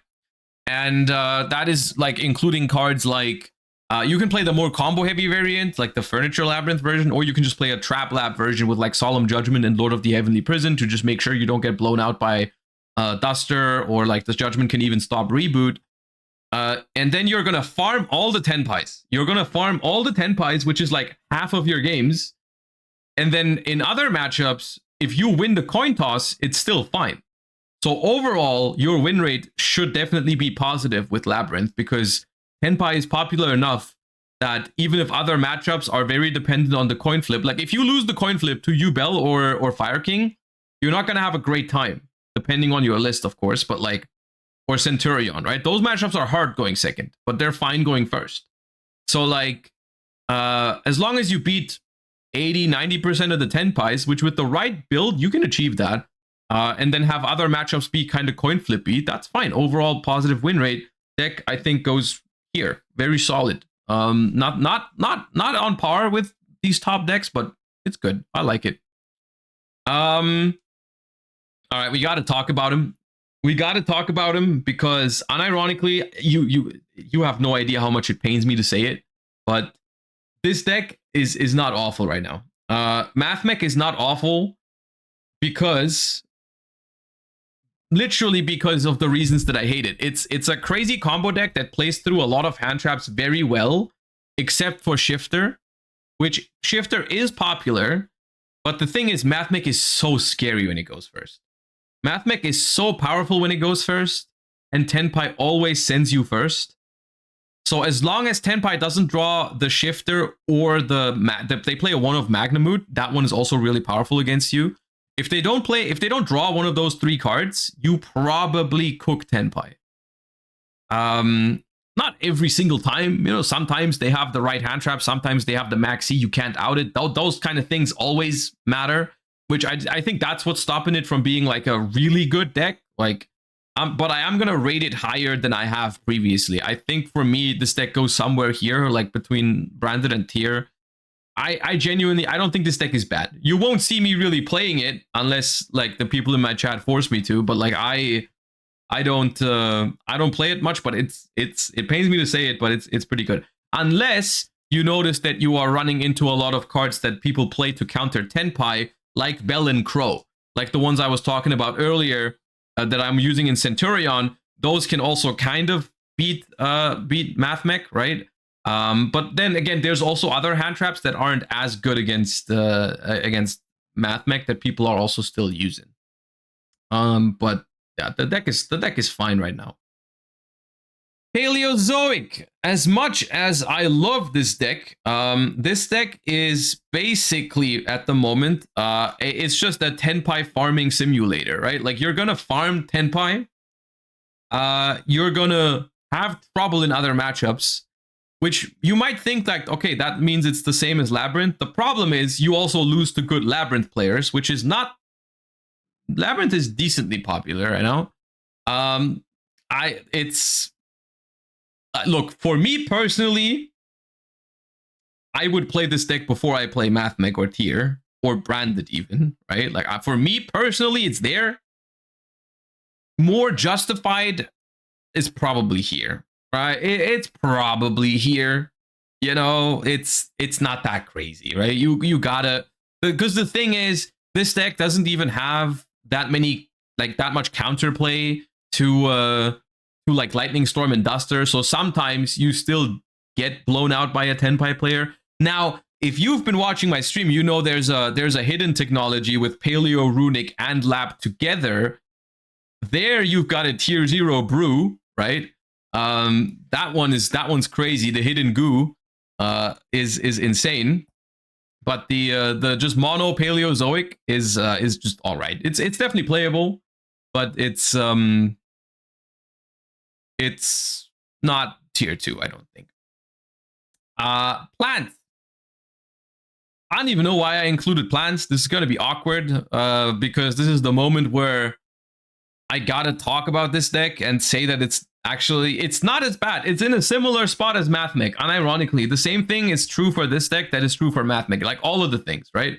If this deck goes first, it wins, unless it gets shifted, which there are some shifter decks in the format. So even if you play against Tenpai or whatever, Ritual Beast, and you get to go first, they can still cook you with shifter. Can happen. But if they don't have that, then your deck starts cooking, right? Like that deck is nasty when it gets to go first. So like your Tenpai matchup with these two decks, Mathmech and Plants, is crazy because they always get to go first, right? And so you don't win 100% because sometimes you get hand trapped and all that kind of stuff. But it's good. Like if you can set up any kind of board through 1 or 2 hand traps, which these decks often can, you're gonna beat Tenpai, and that's good. The only the difference I think between the two is I think Plants is a little weaker to the mainstream hand traps like Imperm and Veiler, whereas Mathmech is a little weaker to the not as popular hand traps like Crow, Ogre, and Bestials, right? And I think that's why Mathmech is slightly better. But yeah. Pearly. I'm trying to think. I included Pearly. I had a folder with all the images from previous Master Duel tier lists, and I was like, should I remove Pearly or not? I'm like, nah, it's still good enough to be mentioned. It's probably better than some of these decks on here, to be honest. Like I think Pearly is. I mean, here's the weird thing about Pearly. Pearly isn't. Everyone knows Pearly isn't bad. Yet I don't even remember the last time I played Pearly, like against Pearly. I don't remember it. Like no one really plays this deck, which makes it really hard for me to judge. It does struggle with some of these previously mentioned hand traps. Ghost Ogre, Pro, those are getting more popular. Some of the hand traps that Pearly was historically very good against are not being played at the moment, like Nibiru. And I think so. The hand trap situation isn't ideal for Pearly. I think I'm still gonna give it a high tier 3. If you really want to play it, I think you can. You know, you're gonna go first against Tenpai. You set up an unaffected Noir. You're good, right? You're good. The thing is, they do play a lot of hand traps to try and stop you. But if you ever play against the board breakers, right, those don't really matter to you. I mean, Lightning Storm and Duster hitting your back row matters, but as long as you can get to the Noir, you're fine. But then the other matchups just aren't like spectacular, I think. Here's another surprise. Ritual Beast is a deck that I knew was good. I knew Ritual Beast was good because of how well it's been performing in the TCG recently. But it was one of those decks that I thought when it comes to Master Duel, it was just gonna like not be as popular because of its weaknesses to Maxi, and some other things, right? Like I kind of in my head, I kind of compared it to the Unchained situation that we had a while ago, right? When Unchained came out in Master Duel, it was previously the best deck in the TCG, but it didn't really carry over. It didn't really perform in Master Duel because under Maxi, it was a tough environment for it. Ritual Beast has surprised me. I thought it was going to be the same, but it's better somehow. And I can't really pinpoint why that is. Maybe it's because you get to go first more often because Tenpai is in the mix. Maybe it's because you have Shifter in this deck rather than like you didn't have that in Unchained. Part of me also thinks it's probably definitely due to Protoss. Protoss is crazy. You also have access to Baguska, which is something that Unchained didn't have, right? If you get Maxied, Baguska Pass can be enough. This deck is very, very strong, very hard to play, also very complicated to play against, right? Like if someone hasn't taken the time to learn how to play Ritual Beast, they also won't know how to play against it perfectly, right? People do misplay with and against the deck a lot, myself included. I'm not excluding myself from that. I've been learning Ritual Beast on stream. It's very rewarding if you actually get there, but it's a long journey, and I'm not even halfway through learning some of these combos and some of these lines and all that kind of stuff. And then you have to adapt them when you get hand trapped in different spots or you play into boards and all that kind of stuff. It's very tough, but it can be very fun. All those things being said, I'm pretty sure Ritual Beast is going to establish itself as, depending on who pilots it, either a very high tier 2 deck, but right now I'm actually more inclined to put it into tier 1. I'm not entirely sure whether I would rate it higher than Fire King or like in between the two or lower than Yubel. I'm just going to throw it in the middle, but I do think this deck is very strong and has a lot of potential. I think it's a very good deck, and I plan on learning it more so that I can, like, if you master this deck, I feel like you're going to have a very good time right now, right? Because the Tenpai matchup is very reasonable. You don't get blown out by Shifter. They always send you first. A lot of these other hand traps that we talked about previously don't do much against Ritual Beast. It can be built in a way for it to be consistent. Your biggest enemies with Ritual Beast are the timer, and sometimes it bricks. Those are your biggest enemies, I feel like. And then obviously knowing how to play it is also important and hard. So yeah. But good deck, very good deck. Okay, Runic Fountain here stands for just Runic combo decks. We've talked about stun earlier with Patchy. Like the Patchy stands for Runic stun and regular stun. The Runic Fountain stands for combo Runic builds, right? This could be Runic Naturia, which is still solid. It could be Runic Bestial, those kind of things, right? Like those decks, I think, are viable. As much as I would love to put them into like into tier 2, I don't think they are quite that. Oh yeah, Runic Ice Barrier is another one that you can play. I've been messing around with Runic Goatee a little bit. That deck's fun. Depending on which version you play, I think the best one is still Runic Naturia. Because like if your opponent sends you first and you know it's Tenpai, you can set up Naturia Beast, and that's pretty good. The advantage of Runic combo decks over other combo decks is that you have access to ways to stop Lightning Storm and Duster in Hugin, right? That's good. If you set up a board and then your opponent wants to bait your negates or whatever, and you can block it with Hugin. Obviously, these decks suck into Shifter, all of them, no matter which one. And that's a problem. And they are weaker combo decks than Yubel and Fire King for sure. They don't have as much non-engine room as decks like Centurion. For me, it's like here. I like it. I play it occasionally, but I don't think it's a particularly good meta call or anything like that. It's just all right, you know. Like you can play it if you want to. One fountain, like only having access to one fountain is probably the biggest deal. If we had two fountains, they would genuinely be like probably tier 2 decks without being too crazy. But with one fountain, they're just all right.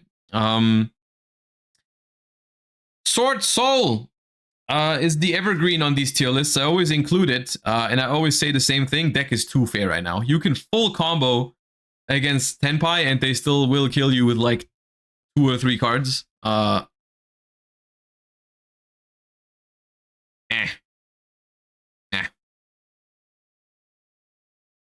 Thunder Dragon.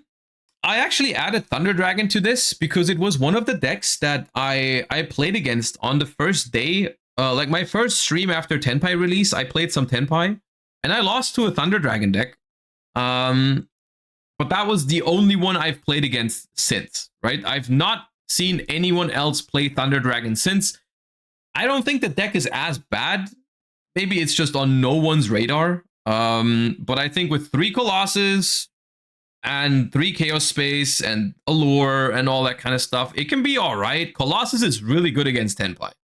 Like, Colossus is insane against Tenpai. It can't be underestimated. If they don't have Imperm or Droplet, that thing is broken against them. Like, no Pydra, no Kaiman, no Sangan Summoning Search that you have to worry about. So literally, like, deal with their normal summon and you're chillin'. It's not, I'm gassing it up. It's not tier 1 or tier 2. It's like, I think it's tier 3.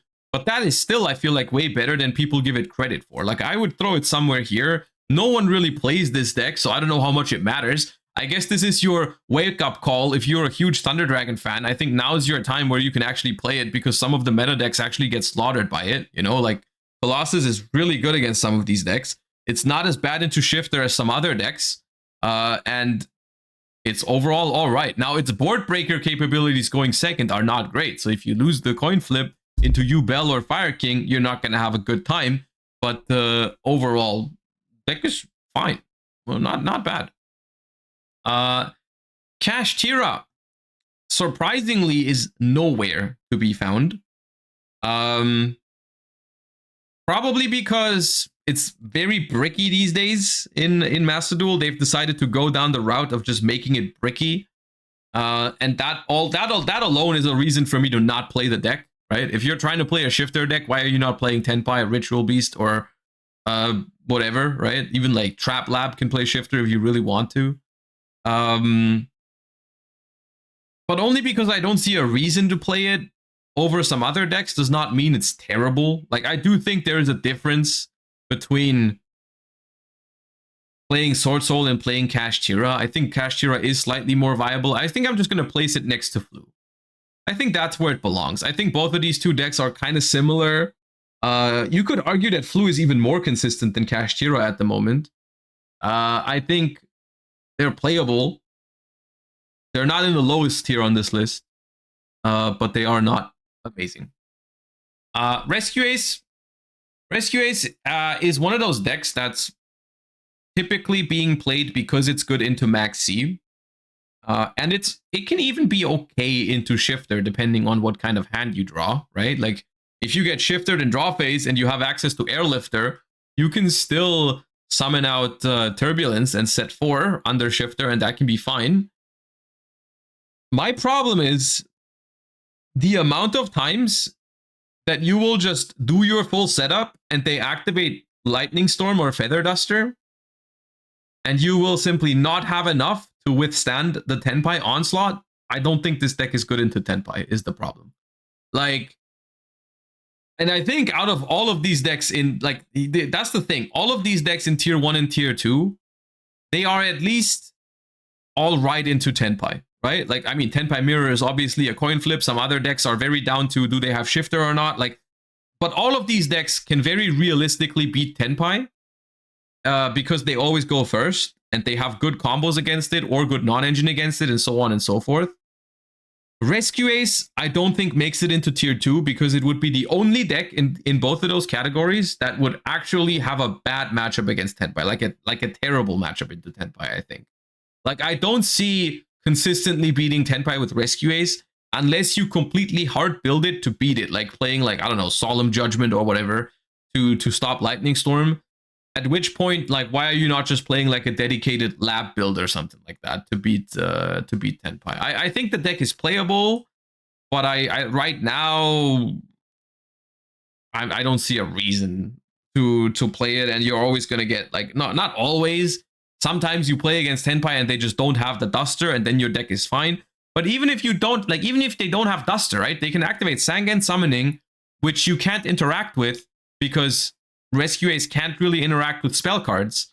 Now everything is unaffected, and they can just go one normal summon into Black Rose, and all your stuff is gone, right? It's like, it's very difficult for Rescue Ace to navigate that matchup. So I think that's just, it's not a great spot to be in when your worst matchup is the most played deck in the format. Sprite Blue, or Sprite decks in general, are going to get a little bit of a bump with Sprite Starter to 3 at the end of the month, which made me want to talk about it for a moment. I don't think these decks are, like, Sprite decks in general. That includes, there's different versions of Sprite, right? Tri-Brigade Sprite is probably even more relevant right now than Pure Sprite, because Pure Sprite, even with 3 starters, like, 1 Nimble Beaver, 1 Swap Frog, no Totally Awesome, 2 Blue, 2 Jet, it's rough. It's rough out here for Sprite. They are not tier 4 though. I do think they are better than tier 4. They are even better than some of these decks that I put into tier 3. I'll chuck Sprite like somewhere here, maybe here. I don't think the deck is terrible. It can still make very powerful boards going first. It can make very powerful boards under Shifter. And it also gets to always go first against Tenpai and have, like, Carrot for Lightning Storm, red for Chandra in hand. Even if they have the field spell, you can still use red on the Chandra in their hand, and so on and so forth. It's all right. It's all right, but it's not great. Voiceless Voice. We're gonna round it off with Voiceless Voice, and I think Voiceless Voice, for me personally, is also a little bit underrepresented. This might surprise some people. People seem to have a very, very low opinion on Voiceless Voice, but the thing is, this deck is just very good at what it tries to do. The thing is, like, what it tries to do is not inherently broken or anything like that. Like, there is times where this deck plays through 3 hand traps. Then there's times where you can't even handle 1. Then there's times where you can't even play at all. But whenever, like, I think Voiceless Voice is at its best when your opponent plays hand traps and you can manage to play through 1 or 2 of them, and then they have like 4 cards left, and you still have set up for Skull Guardian and the trap card and maybe your own hand trap, and then you start pairing it up against them really nicely and grind against them very nicely. If you're playing against Tenpai and they don't use up a single one of their cards, they don't have a single hand trap, they just play board breakers and they have like Lightning Storm to force your Skull Guardian, and then they have like Droplet, then you're gonna die in an instant. Against board breaker Tenpai, this deck is awful. But what I'm seeing at the moment is most people in Tenpai are playing hand traps. And against that one, I think Voiceless is okay. Because the deck is actually quite good on average. Not every time, but on average, you can play through 1 or 2 hand traps. You will still get your setup.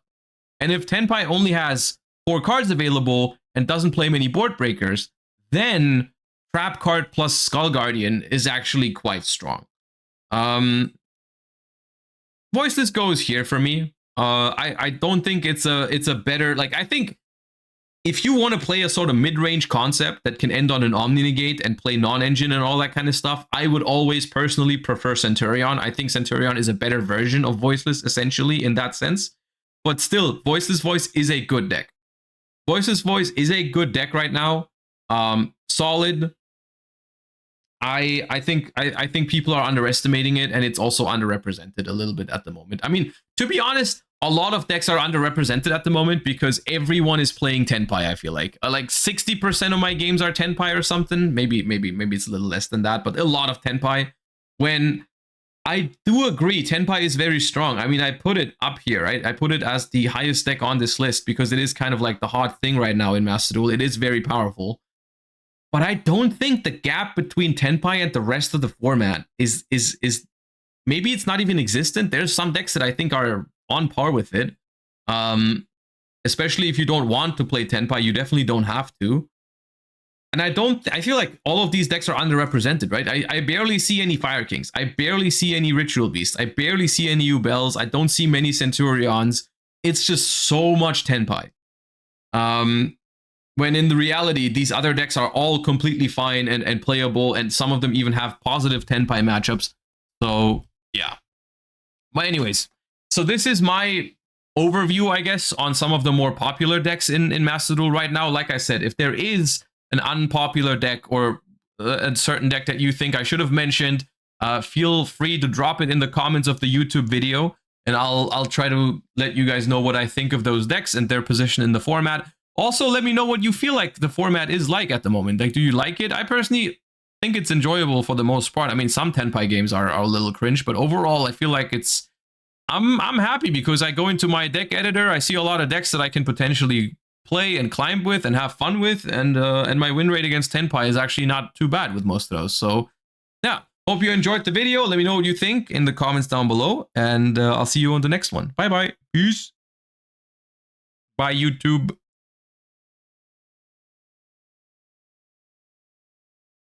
All right.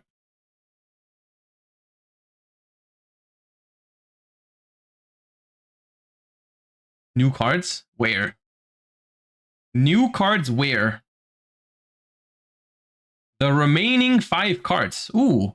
Wait, is this the last 5 reveals from Supreme Darkness already? Are we that far into the reveals? We're done already? Okay. The remaining 5 cards from Supreme Darkness. We have Great Knight of the Red Lotus. Level 8 Warrior Special Summon Effect Monster. Cannot be normal summoned or set. Must be special summoned from hand or grave by special summoning, by shuffle. Must be special summoned by special summoning. No, must be special summoned by shuffling up to 3 non-effect monsters from your graveyard into the deck or extra deck. You can only special summon it once per turn this way. Gains 800 for each normal monster shuffled into the deck. Once per turn, target a monster on the field and a non-effect monster in your grave. Destroy the first target if you do summon the second target. Yeah, I remember the Red Lotus cards having something to do with normal monsters, but that is... I mean... I guess there are some decks that can play this card because they play vanillas anyways, right? Like, for example, Sword Soul could play this without having to actually play vanillas because you can just recycle your Link 1s or something. I don't know.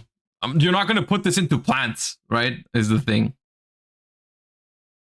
It doesn't read completely god-awful, but it's also definitely not good enough to see play, I think. So, yeah. We have a retrain of Goddess of Whim, which is called Goddess of Duality. All right.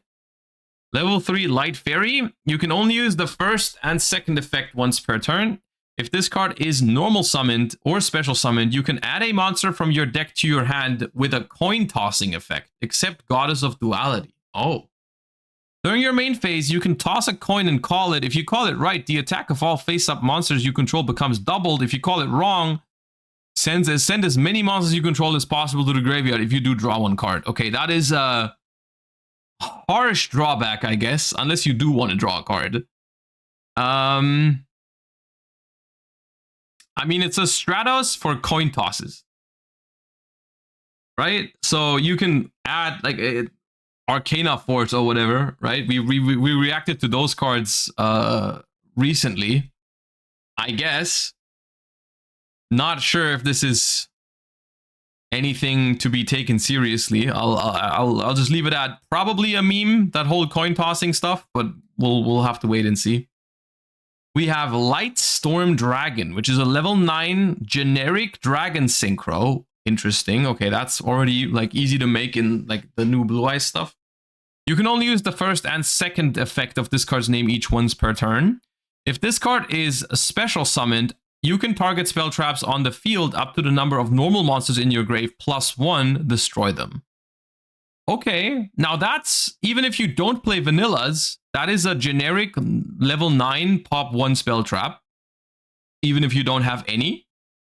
But if you play Blue Eyes or something and you have Blue Eyes in the graveyard, you can pop 2 or more.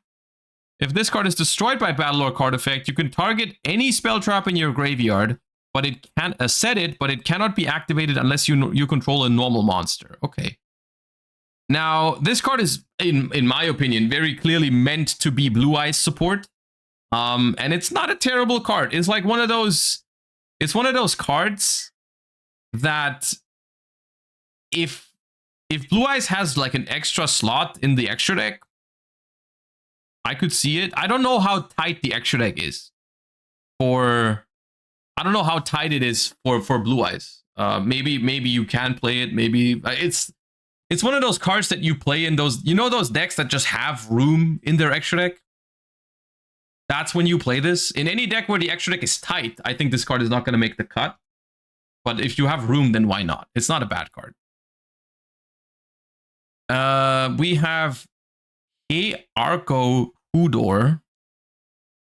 Normal spell card. You can only use the first and second effect once per turn. Only once that turn.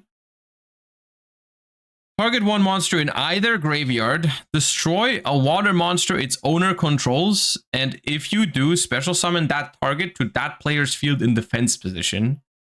If this card is in your grave, except the turn it was sent there, you can banish it, then target one water monster in either grave. Destroy a monster you can... Okay, so you can use it in your own water decks, but you can also use it against water decks? Okay. Now, is there a deck? You guys are saying Crystron. Is there a deck that gets a lot of value from destroying their own thing? Maybe Crystron exactly needs that. I'm thinking this is the kind of card that just isn't good in 2024 Yu-Gi-Oh, right? Because in order to use this card, you have to already be able to set up a monster on board and the graveyard. And that's a lot of work. Like, well, it's a lot of work in some ways, but like in not much in others. But like playing a card specifically for that situation to happen is not ideal. I don't know. Maybe if it was a quick spell and it could dodge negation or anything like that, or maybe if it could summon from hand or graveyard, right? Yeah, I don't know. The fact that you only get one of the two effects as well, like this card wouldn't even be that good if you could do both in the same turn, but you can't, right? Not even that. So I'm not too hyped about that one. Double Wild. Quick play spell card. You can only activate one with this card's name per turn. Target a level 5 or lower monster you control cannot special summon for the rest of this turn, except monsters with the same original type as that target. Also add a level 10 with that type from your deck to your hand, then you can discard one card. And if you do, special summon a monster with that type from your hand in defense position. Okay, now that card is not terrible. If you are playing a deck that wants to search level 10 monsters and doesn't care about being locked into a type. Right? You guys are saying Earth Machine? Sure, maybe. Right? Yubel? Yeah, Yubel. I mean, Yubel doesn't want to be locked into Fiend, actually. But theoretically, yeah, you could, like, if you have a Fiend on the board, activate, search Spirit of Yubel, and then discard one to summon it. And get the search. Technically, this is not a bad card. It's just, it's rather specific, right? You need to be playing a deck that only focuses on one type, and it needs to want to search a level 10 monster. Not many decks do that, but if a deck does that, then this card is an option. So this is the kind of card design that I think is desirable, because I can see a world where this sees play. Some of these other cards more towards just random pack fillers, which I guess is why these are revealed towards the end of the set announcements or whatever. With that, we have all of Supreme Darkness. Hold up, Supreme Darkness Yu-Gi-Oh. Let me get a quick overview on this set. Like, what's in here? We have, is this a good set or not? We have the Numal Charmy, of course. That's solid. We have the Gladiator Beast support. That was kind of eh. We have, what else have we? We have the big Azamina fusion, which is good. Trying to think. The Orcus support is not in this one. The Orcus support is in something else. You have the Link 4. That one's cool. We read it earlier. We have Clockwork Knight. That's a good card. You've got new Goblin Biker support. You've got some... So there was some White Forest stuff in here as well. That was good. The new White Forest Azamina stuff was pretty good. I think it's all right as a set overall. It's not bad, I don't think. I think there's too much stuff in here that has potential in a world after Snake Eye and Yubel. Like White Forest Azamina or Azamina could definitely be a thing.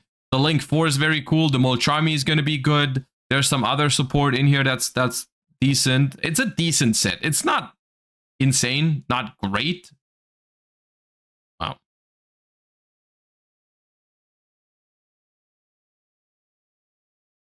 Argo Stars. Argo Stars is the continuous trap thingy that hop in and out of the spell trap zone, right? Those were really, those looked fun, but they're not going to be that good.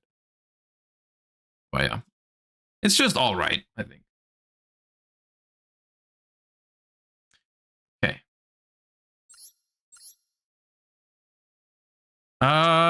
Talking about Ritual Beast earlier in the tier list kind of made me want to play it. Kind of made me want to play it a little bit more. Practice.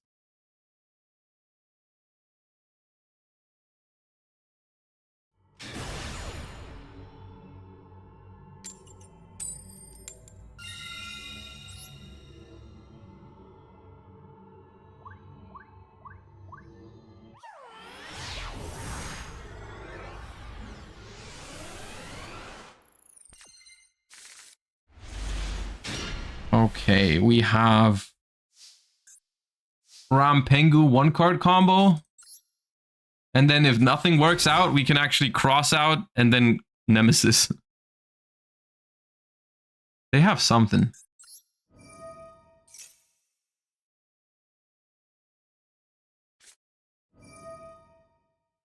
Okay.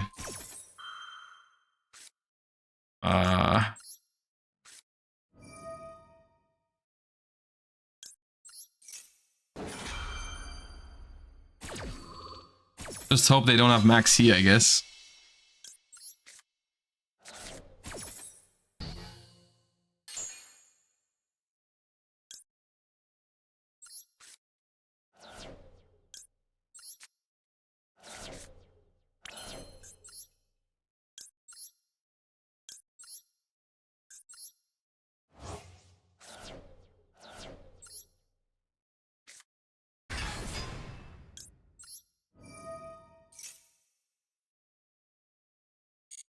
Okay, so what was the combo here?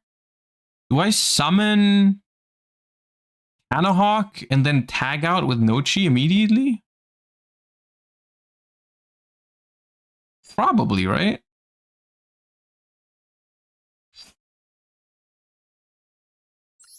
Don't see another way how I get started. So, Anahawk. I'm gonna have to tag out into a Tamer. So I'm gonna need more Tamers later.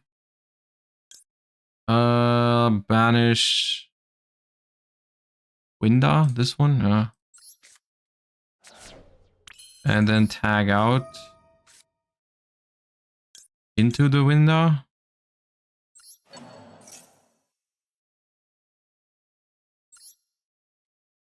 Okay. They have more. They do have more.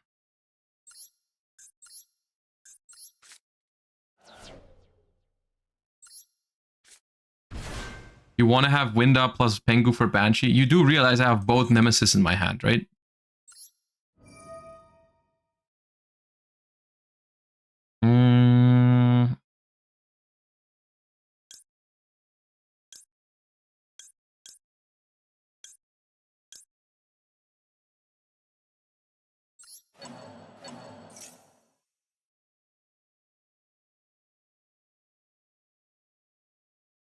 The funny thing is I don't even have to do much because I have all my search targets in hand already, almost.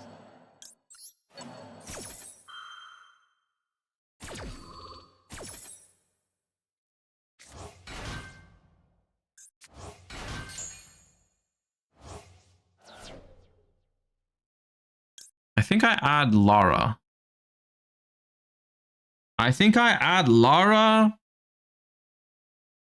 And then I go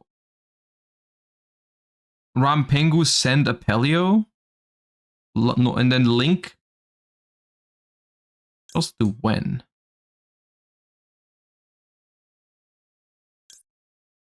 Lara or when? To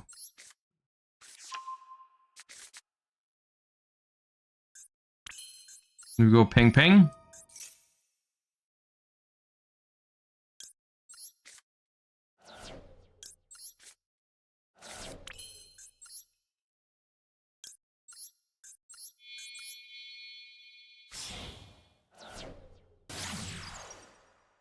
You have no ways to get another beast into banishment. And what is this?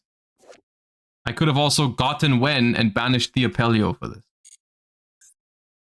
Like, if you're backseating Ritual Beast, you're already being annoying. But at least, like, please no. Now I banished it because you... Oh god, I got distracted. Now I talked about the thing. I've never been one guy that badly. Oh my god, dude.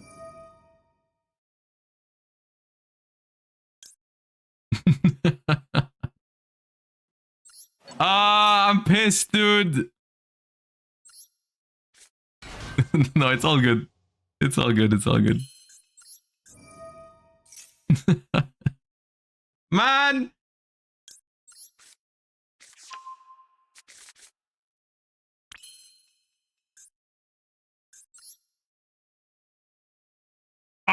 it's so scuffed now.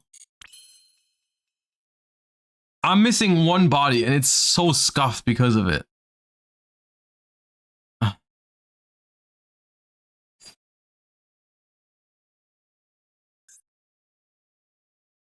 I can make Apo, Colossus, Protoss.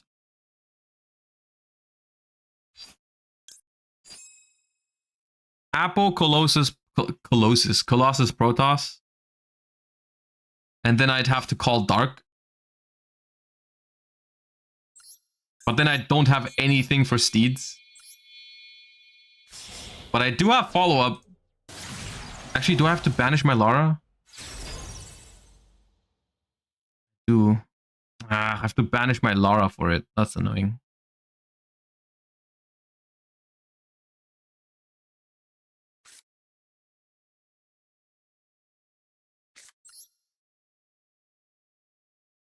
To have fire to banish, wind to banish, and I have to banish Lara. That's annoying.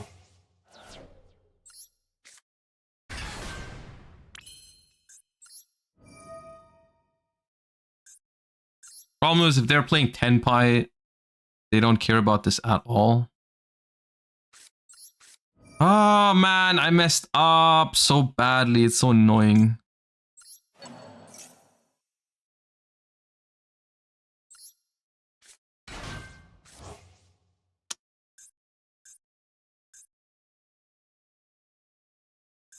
Wait, why can't I Colossus? Lol. Is this both players?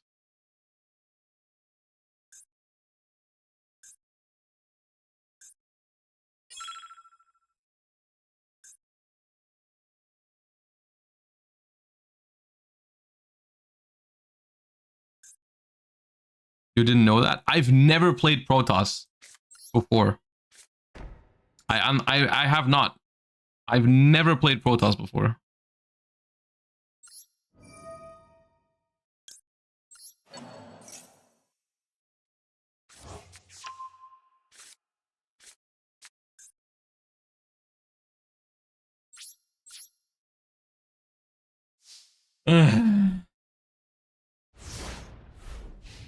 Right, think of the 25 months. Appreciate you.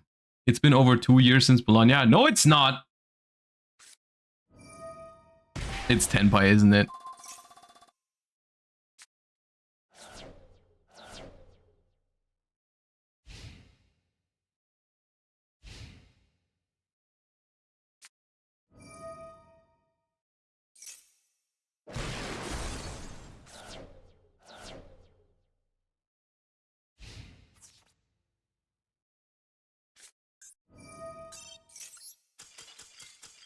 Yeah.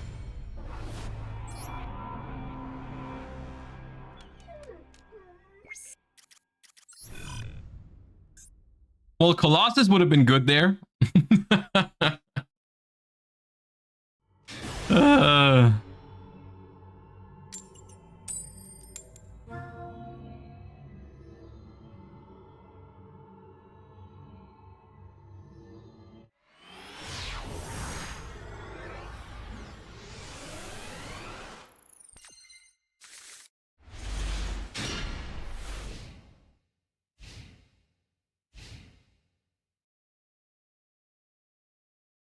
This hand was kind of gas going first.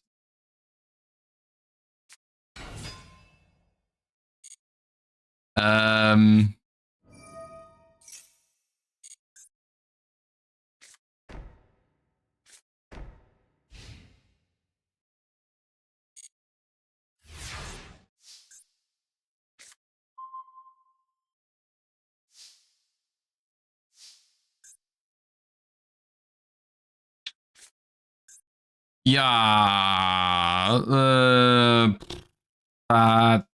Yeah.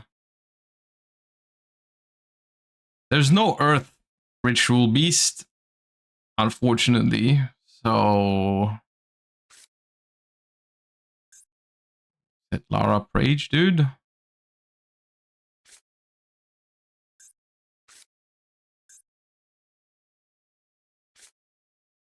The thing is, technically, I can out this because it's like I can attack it twice because I can normal summon twice.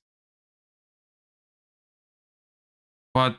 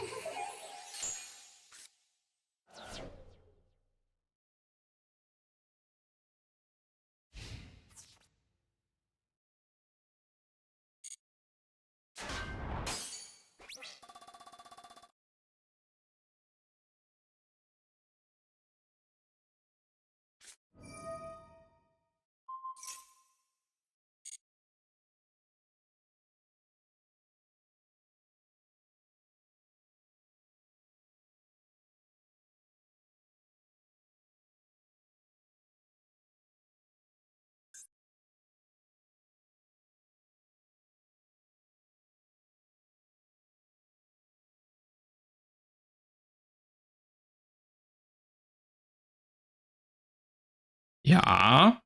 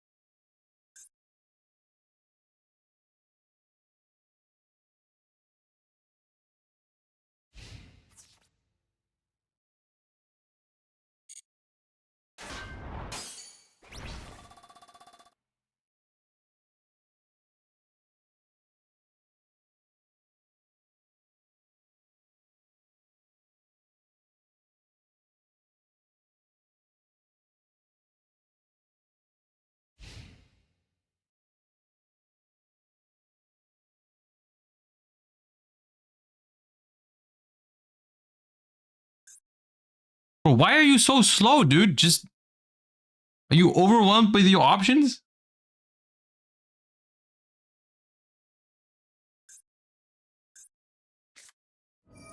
Ugh.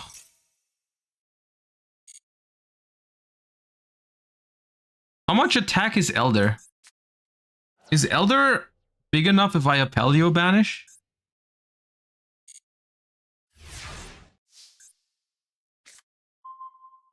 Oh, hold up. Battle or card effect. Okay, that's annoying.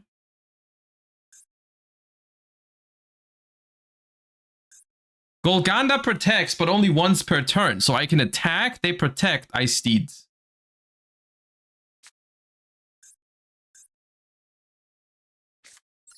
The only problem is until then they've already drawn 2 new cards, which is annoying. Should I normal summon Apelio? I guess I should.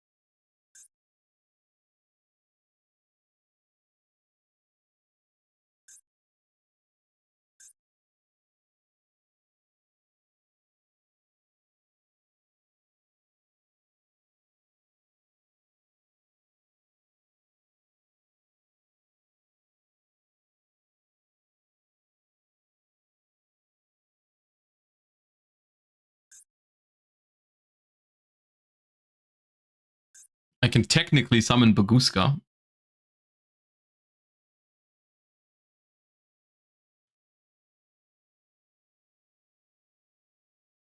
I mean, come on, dude. Like, what the hell?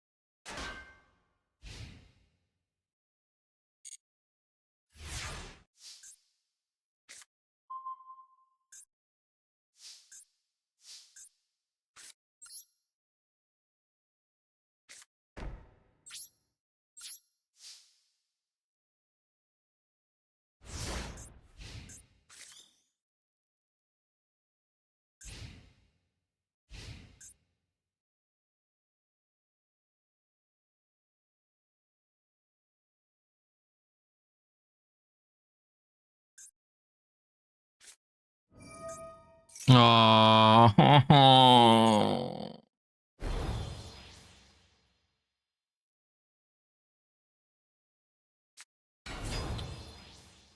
Why is the three of the same, dude? Why? Man.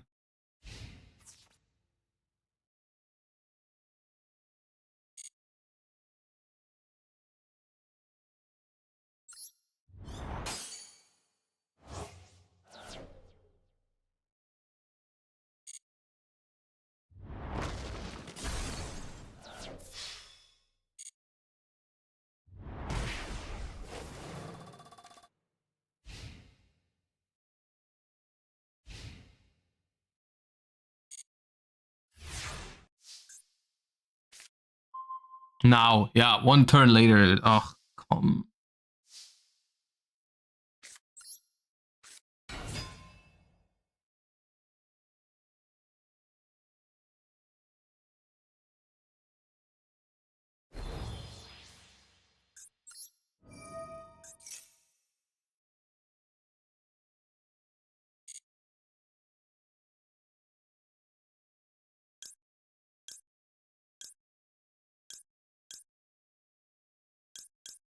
They both have 2000 defense.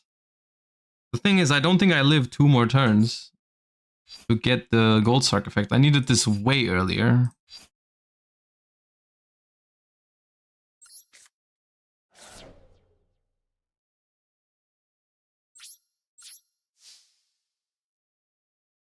I mean, Yeah, I live this one unless they have another normal song.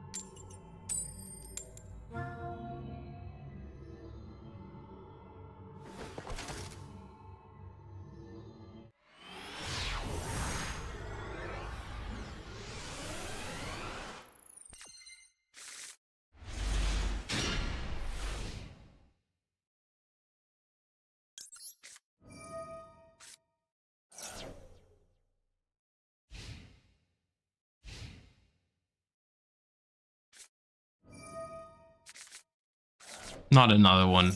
Not two.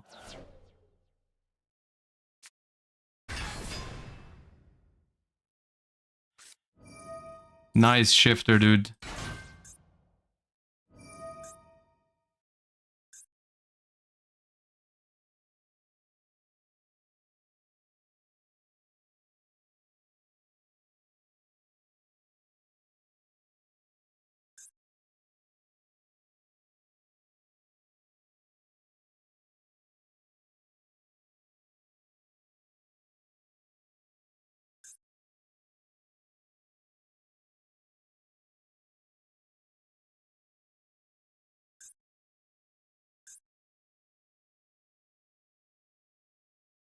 Yes.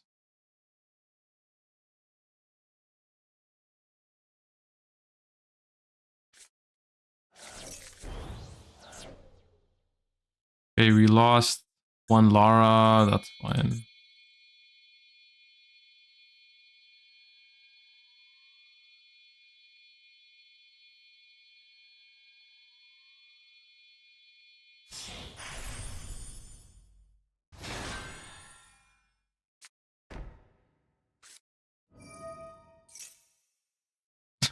The shifter double self-own, dude. -1 card and makes Thrust life sick.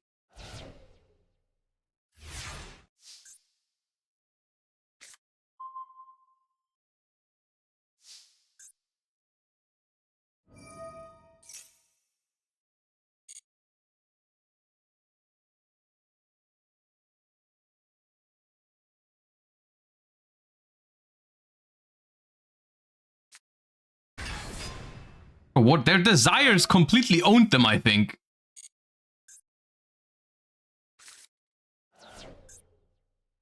Ayo! I appreciate that.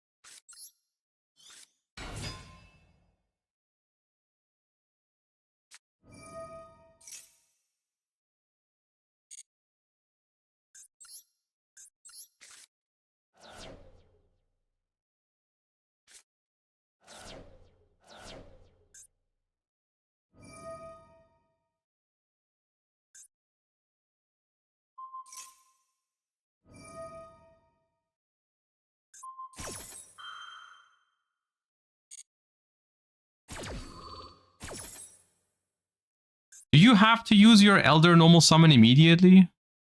No, I shouldn't have done that. I should have fused before doing that. I'm so used to just doing Elder then normal, but didn't have to do that.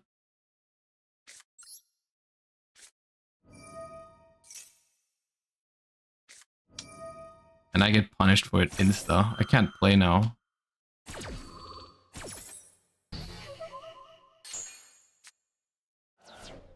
Unless I'm missing something, because I already used Lara.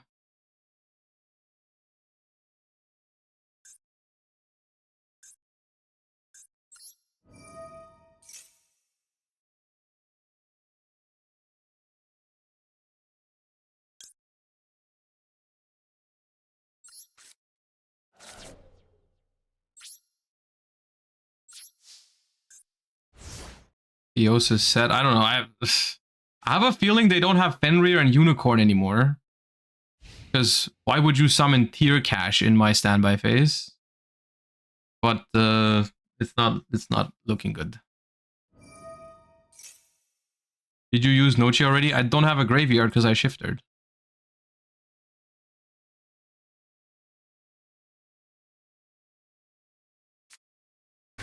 You have it? What the hell?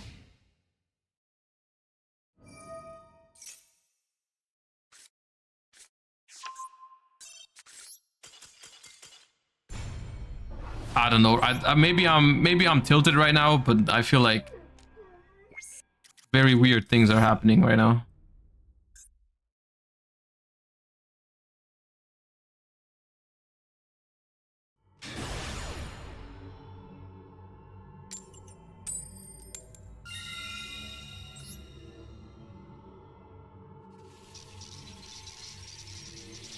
Regis, thank you for the 21 months. No problem.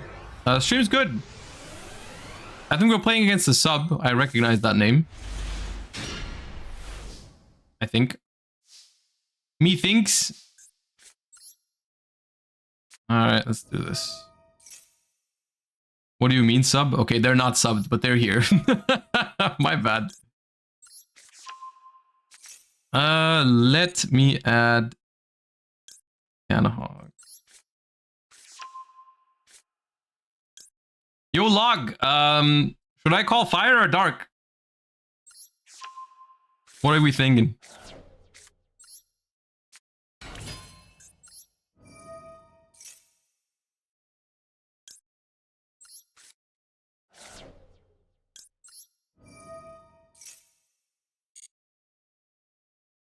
Alright, I need a tamer.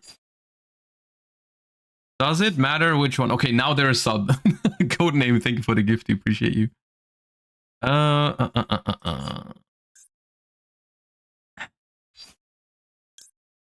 Usually Lara, right? Yeah.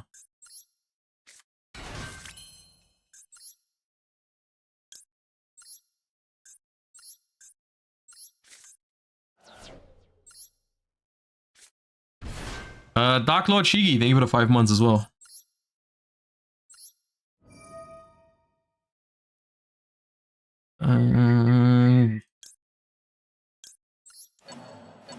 Okay, I'm not gonna thank that sub because that's mean.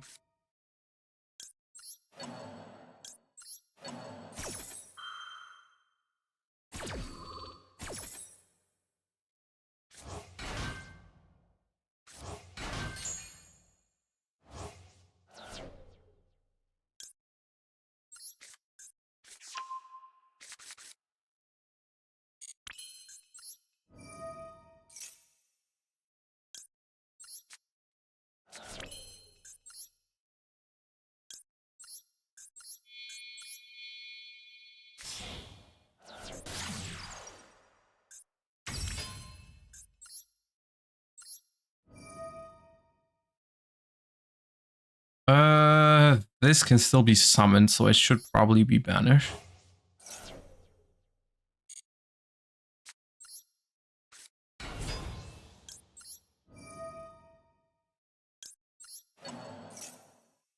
When target Pengu.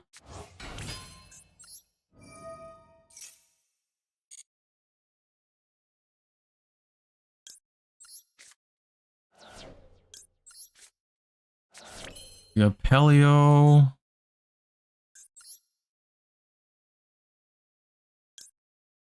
Special Rairotari? No.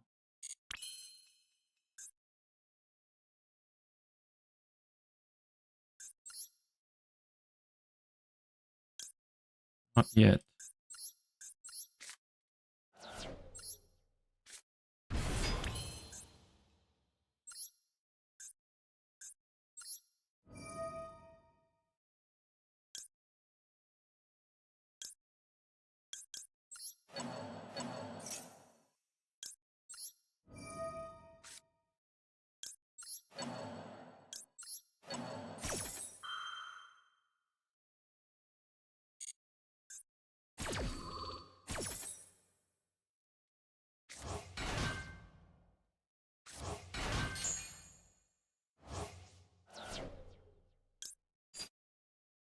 Steeds make thingy. I think it works. Let me.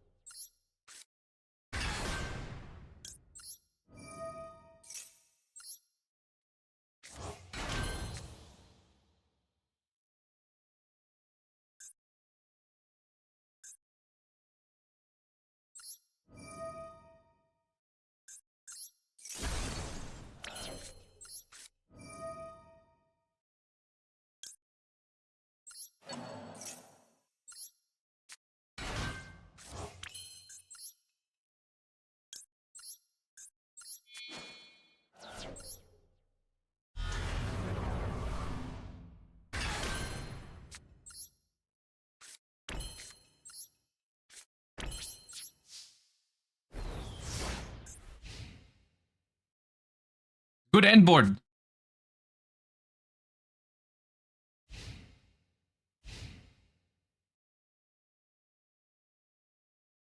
Now watch it definitely not be a fire deck. Okay, what the hell? Why is Heavy Storm here? Sure. It is Tenpai, isn't it?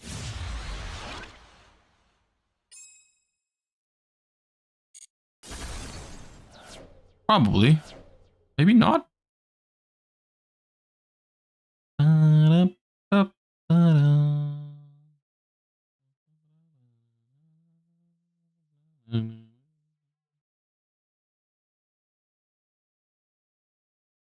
As a Batman, also thank you for the gifts up to free Ronin. Sorry, I was a little concentrated on that turn. I think I did well though. The only thing that didn't feel optimal is the fact that I destroyed 2 fire monsters with Protoss. There maybe was a way to do that better. Maybe could have gotten an extra search in for follow-up, potentially. Because I think there was there one that I hadn't specialed? I'm not sure actually. Maybe there was, yeah, I don't know. Okay. Drop. Yeah, it's Tenpai.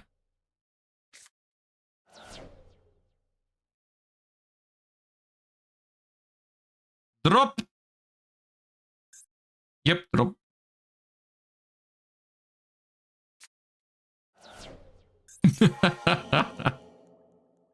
Okay.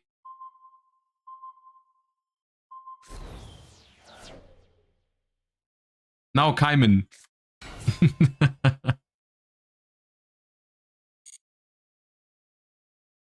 Okay, they're gonna run over some of my things.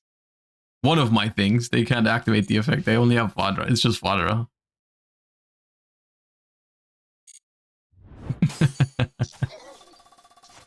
GG's. Hey, look at it that way.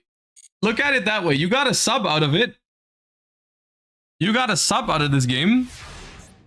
Huh? It wasn't all for nothing.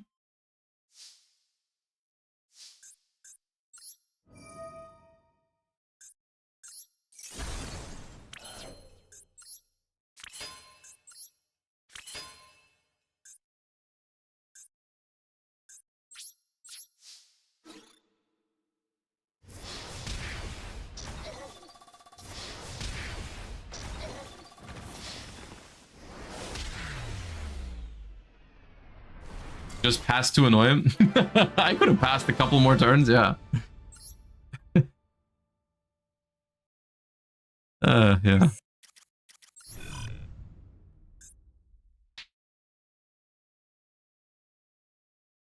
I was thinking of building synchrons. Are they fun or are they too linear? I don't think they're linear. You're gonna have a lot of fun when you go first and don't get hand trapped. They're not that good, is the thing.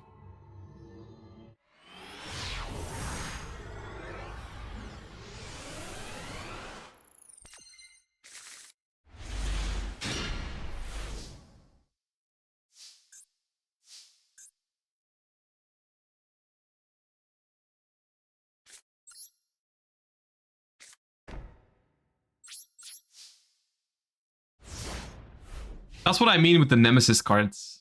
I don't know, dude. I mean, Protoss is one hell of a card, but they are annoying.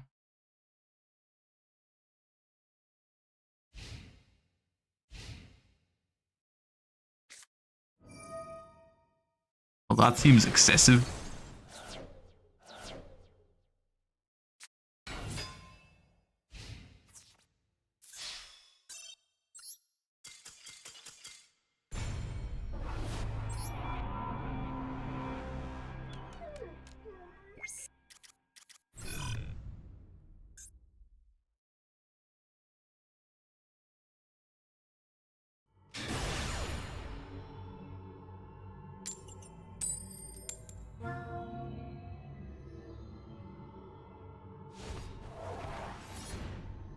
I mean, guys, as much as you guys love to complain, the issue there was not Tenpai. The issue was that my hand was not able to put a card onto the field.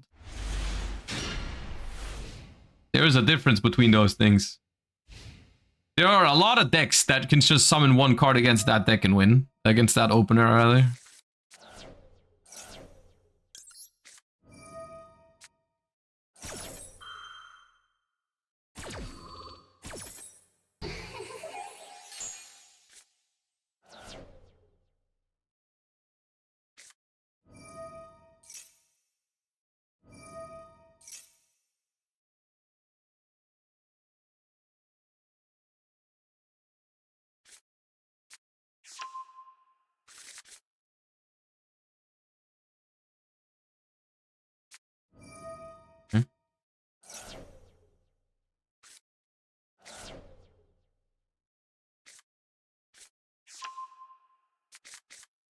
They must have low already, otherwise I can't explain that.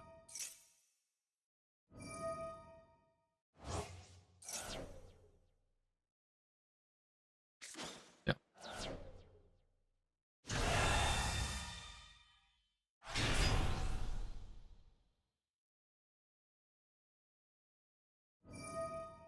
Lower on the list, we win. Unfortunately, not always how it works.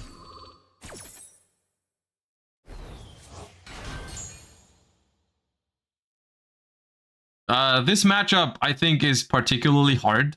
If they can set up the Saravis, I don't know how I break that. Like, Saravis is insane against this, right? Like, you contact fuse into Canahawk and they just banish it. Or negate it, rather.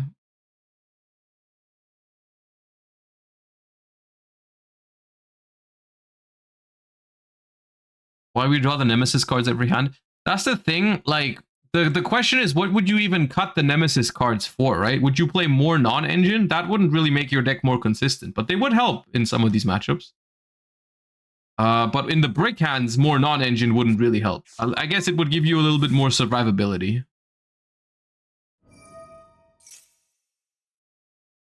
Shield Bearer is 4th Pengu. I already play Shield Bearer, and I already play 3 Inheritance. Like, I already have, I pretty much have maxed out engine. I guess you could play multiple thingies, shield bearers. Some are playing pink. Which one? Dolphin? That's not really engine, is it?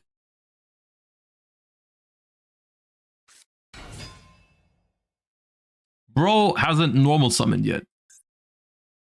Isn't that cool?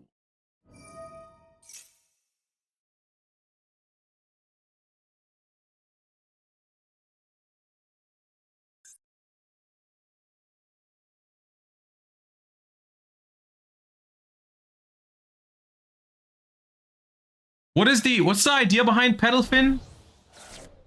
What does it do again? It's like, what's the effect? I forgot.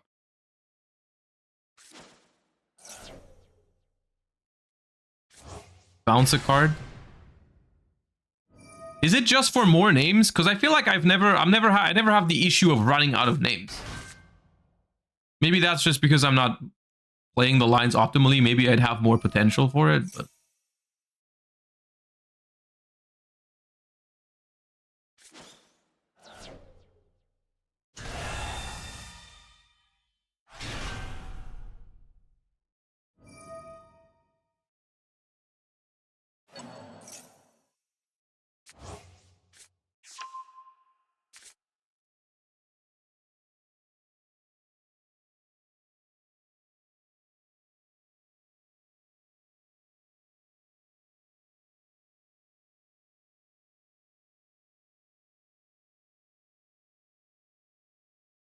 all right, so they have a spell negate and an omni negate and a pop. Not great.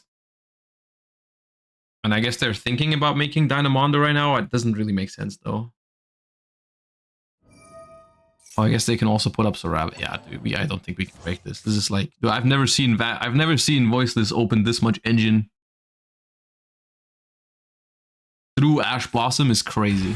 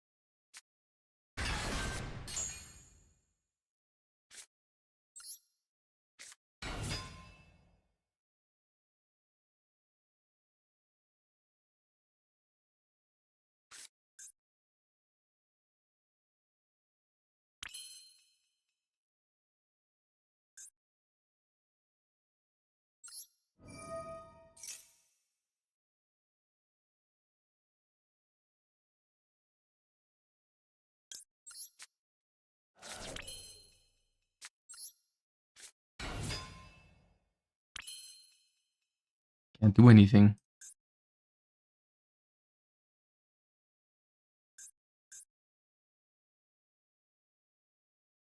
if you somehow summon Winda and crash and resolve.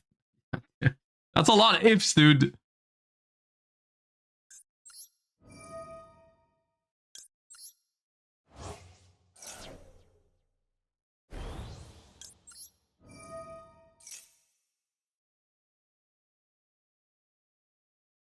I don't even know if that's even true. Like, what do I summon even if I get to crash it?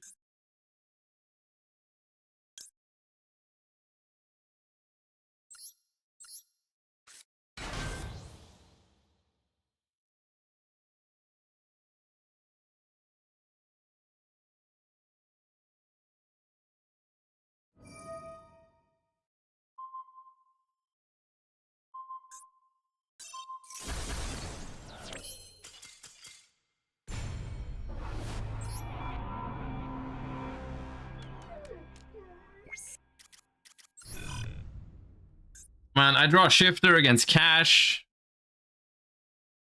I win coin flips against Tenpai. I lose coin flips into the other decks. It's a cursed day today, I feel like. I'm also not playing well in all the in some of the games.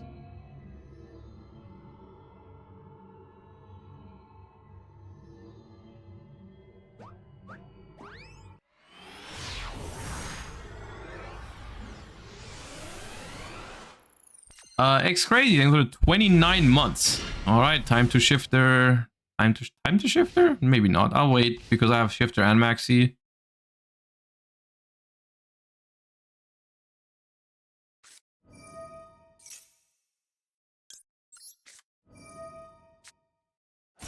It will be my pleasure.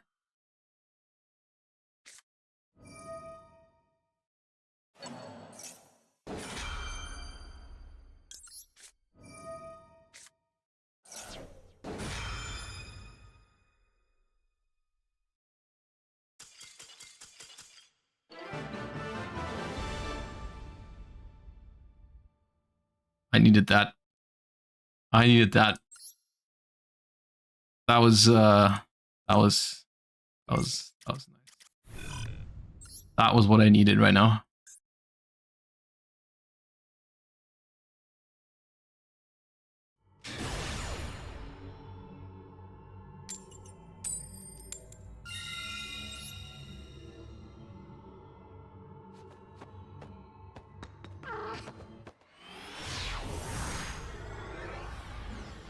The top 50% is top 50 of master rank. Yeah, I think so. Okay. I guess we just do this first.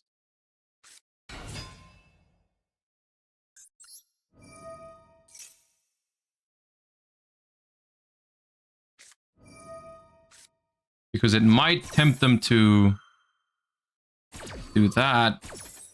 And now we can Lara, summon Lara. Will I use Lara's effect to revive the Lara? Probably, right?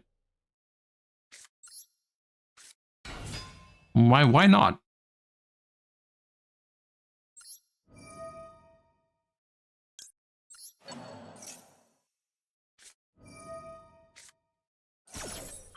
Okay, now we're on the right side of RNG again. We're back.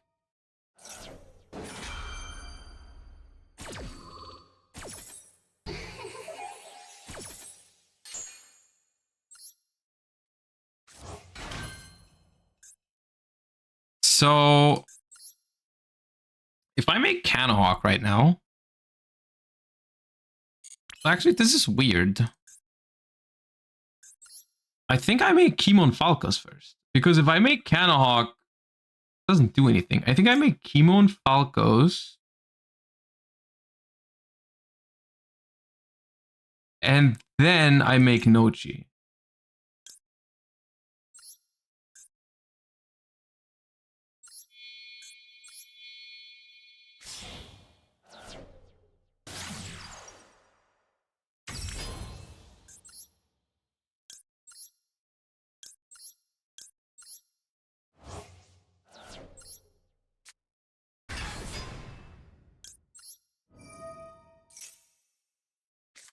Bro! Bear, thank you for the 2 months. Appreciate you.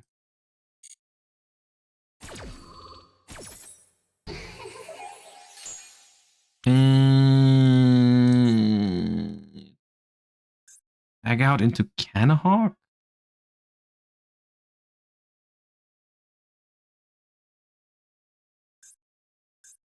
I wish I... does it make a difference? If I make Link 4 now... Maybe I could also special flag make the Link 4. Yeah, I haven't used Kimon Falco's effect yet, but I can't use it right now. But I guess I can do this. Tag into Pengu. Pengu effect.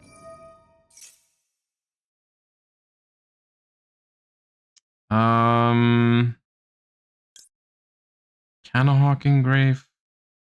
No.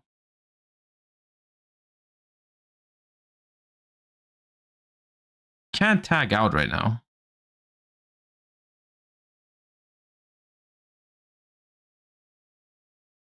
This pop up. Yeah, okay. Wow, okay. Stuck.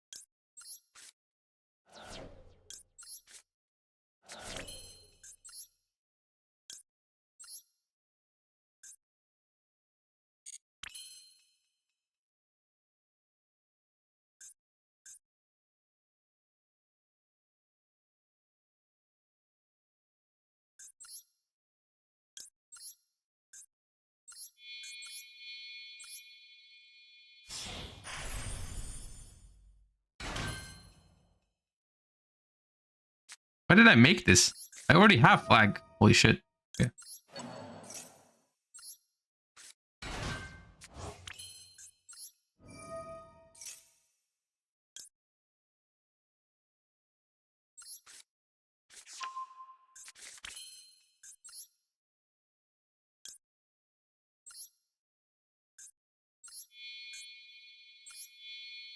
Well, I do need more attributes to banish. Maybe it's fine.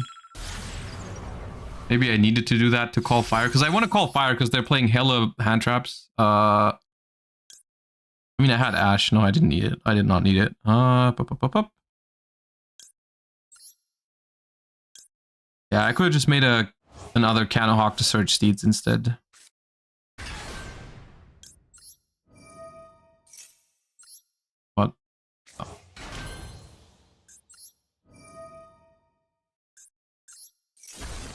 I feel like that was almost perfect until the end. I kind of, yeah.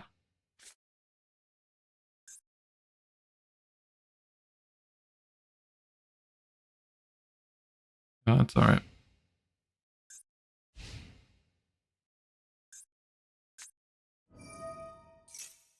Well, that does not. That fire call does not do anything.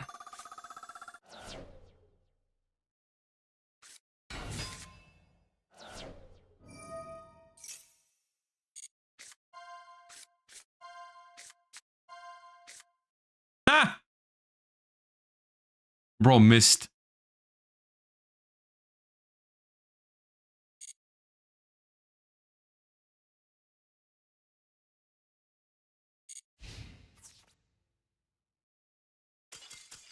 What did you think I was gonna do? You think I was gonna make SP because of the 100 attack Pearly?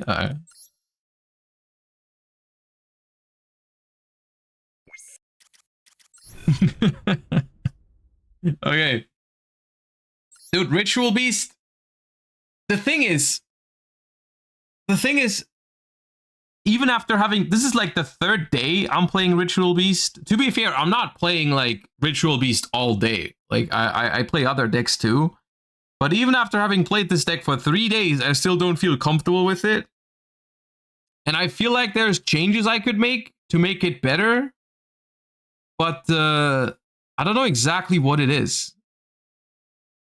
I don't think I'm at the point yet where I could play this deck without Protoss. Because I'm gonna be honest with you, I think it's possible to cut the Nemesis cards for more consistency or more non-engine and just make an end board of like, what do you end on if you don't play those cards? I guess you just end on Rairatari, Baguska, IP Masquerena, Steeds. That should be good enough against most decks. It's just in certain situations, Protoss wins you the game that you otherwise wouldn't win, right? Like when, for example, playing into a board is so good with Protoss. Like clearing the board with Protoss, like it makes it so easy. Or when you get max seeds, sometimes you can make Protoss, but you lose to Droplet. Well, yeah, but like Droplet isn't that popular. Also, you only lose to Droplet if you didn't have Shifter. You're gonna play more non-engine. Your opponent still has to Droplet send 3 cards away, right? It's not that simple, I think. Oh yeah, let's. There will be a time where I will be confident enough with this deck, I think, to make changes. I hope, but they're not today.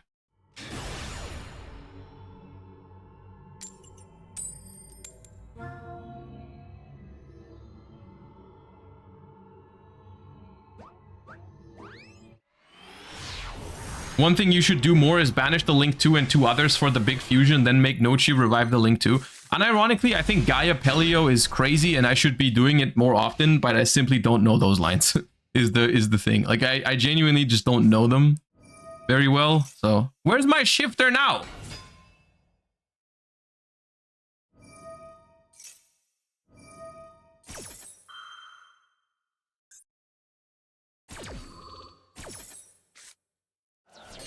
Dude, I was gonna Ash the Kikkalos so that they can't get to tier cash. They just milk tier cash. Like, okay, dude.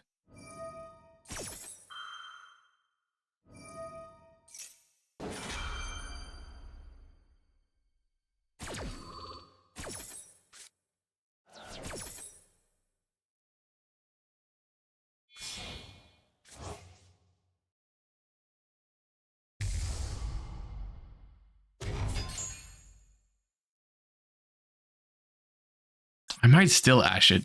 What else do I Ash? I guess Sharon. Sharon is also a fine Ash.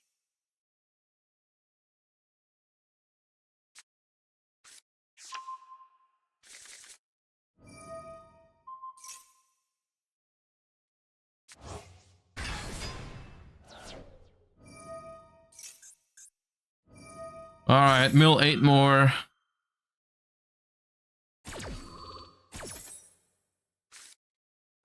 Shuffler. Shadal Beast. Scream Heartbeat. Oh.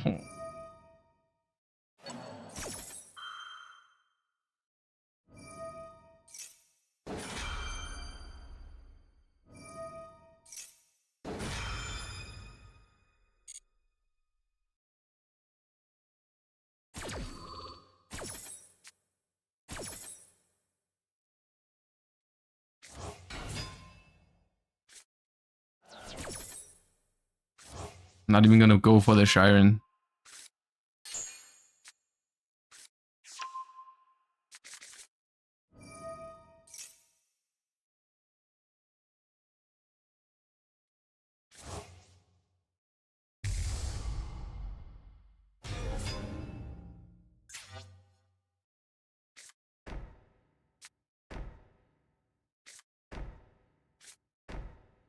Meta noise. Okay.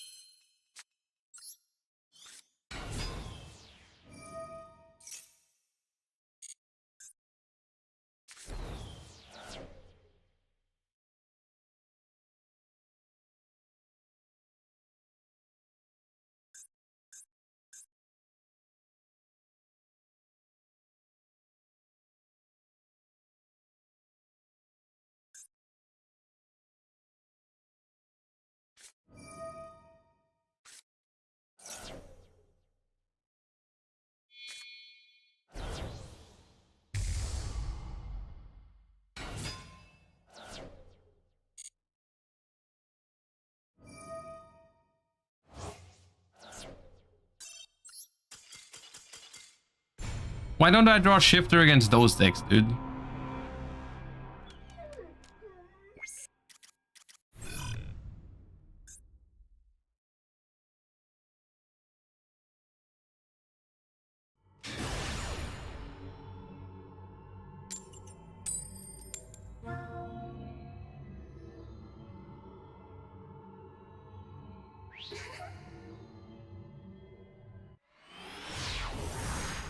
All right, 10 pi.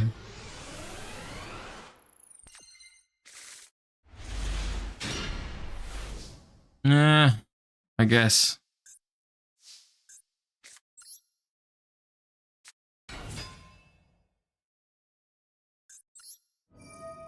I don't know.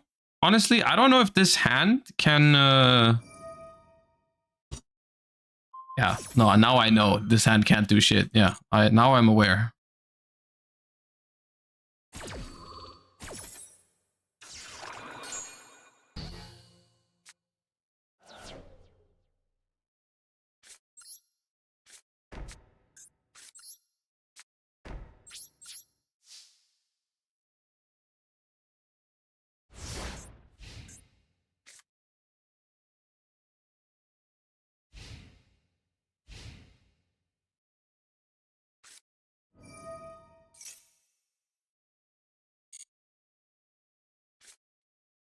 Okay.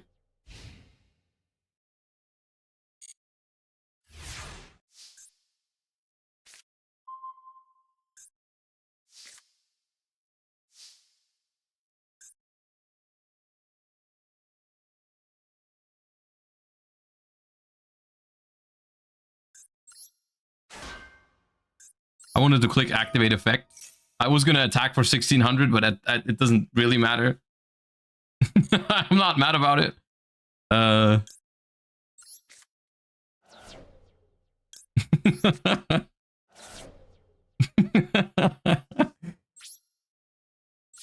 That's all right. Get rotated, idiot.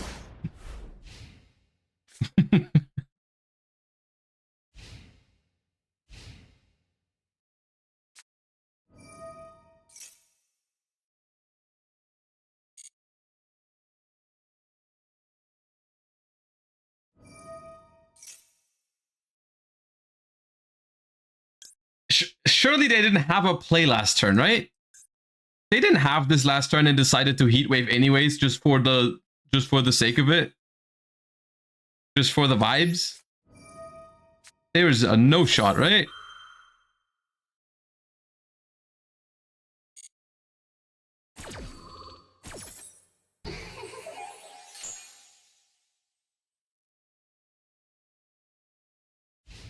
Okay. Good. Good. Now, what about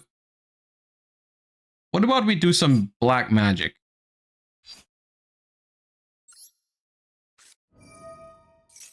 This please tell me this works. This does work, right? Yes. Okay.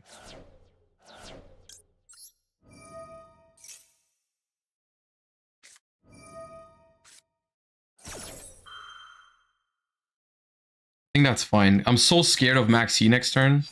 I think I'll let it go through.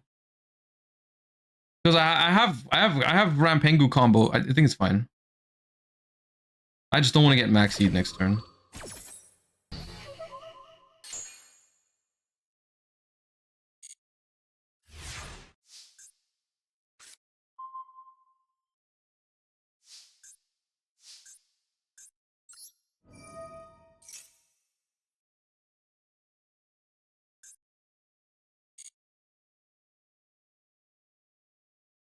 I'm pretty sure I'm not supposed to banish another Rairo Atari though. Because I want another Alara, I think I have to do this, right? Even though, I mean, maybe without Gaia Paleo is weird, but definitely weirder than...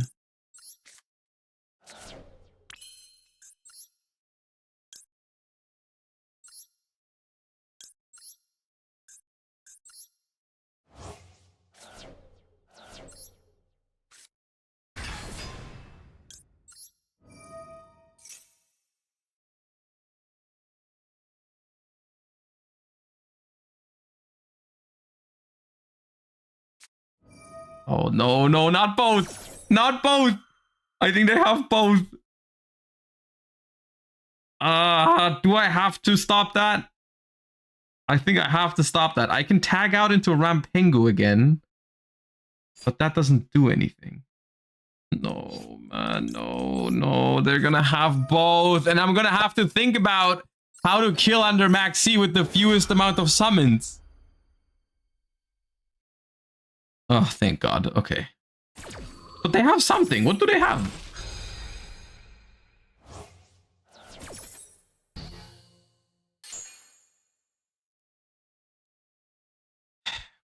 Okay, how do I combo anyways?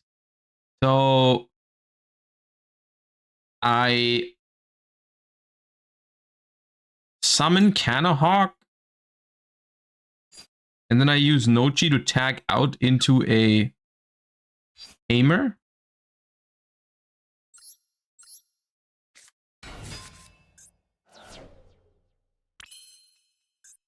You know what would make this easier?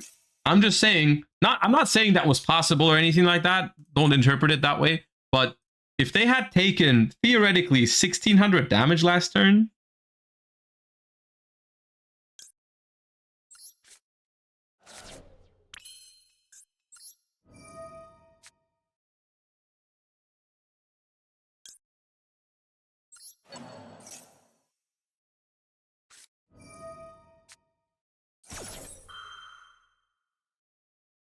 why did you wait with that? Oh my God, I'm pissed. I can't pass. I have to kill them. I have to kill them. I don't care. I'm going.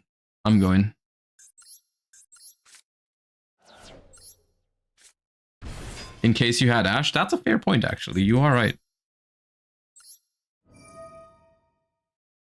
Oh God. Okay. I can still summon both Pengu and Canahawk. And Lara.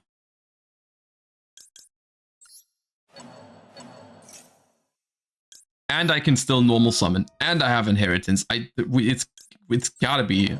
Wait, no, I can't summon Canahawk. I specialed Canahawk. I forgot. Okay.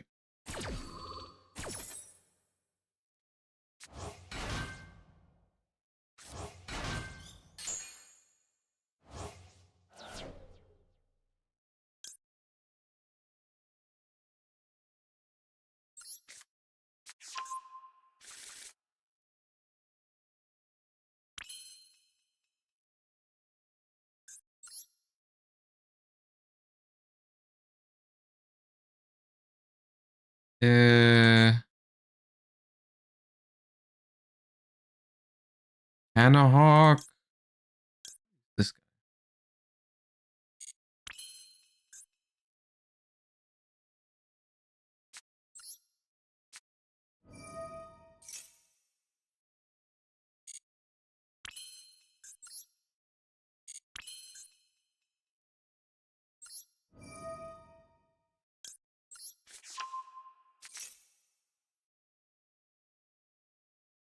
Why do they have more stuff?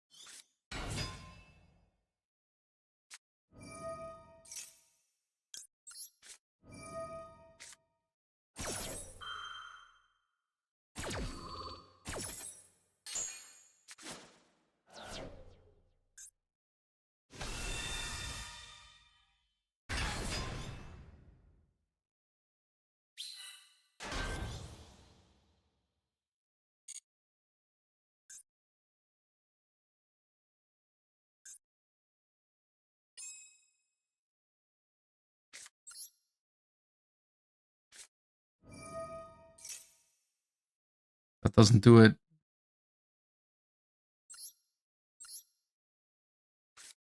Because they're both tamers.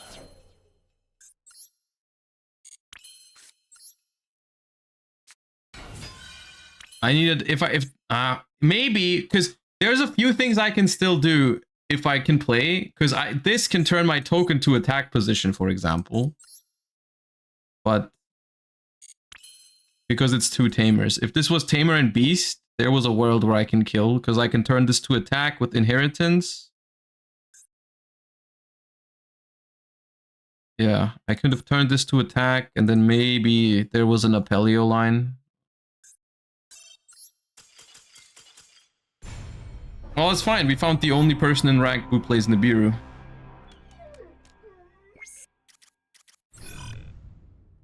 Such a weird game once again, dude.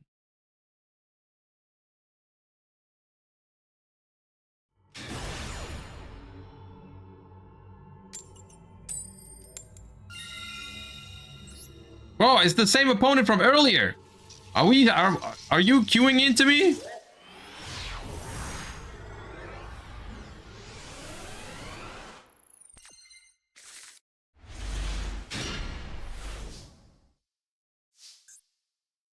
Okay, it's a different deck count though.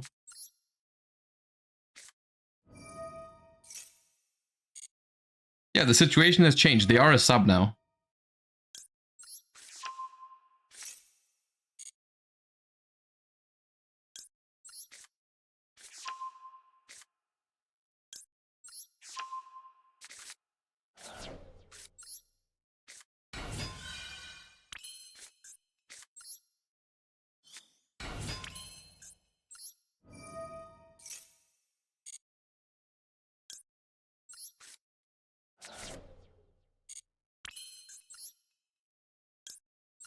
You know what? Since I don't think they're playing the same deck as earlier anymore, which was Tenpai. I'm thinking maybe I try to go for a Baguska line. Why don't we try one of those?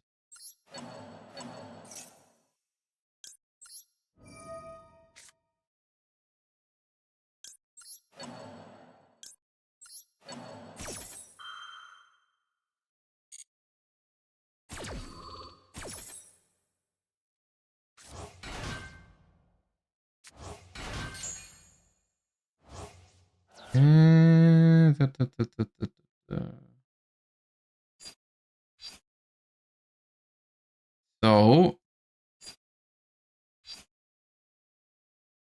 the first ad is always the weirdest one to me. The first ad is always the weirdest one. This is gonna banish.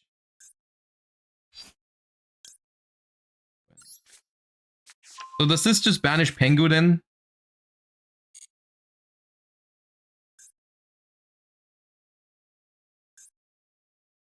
Probably.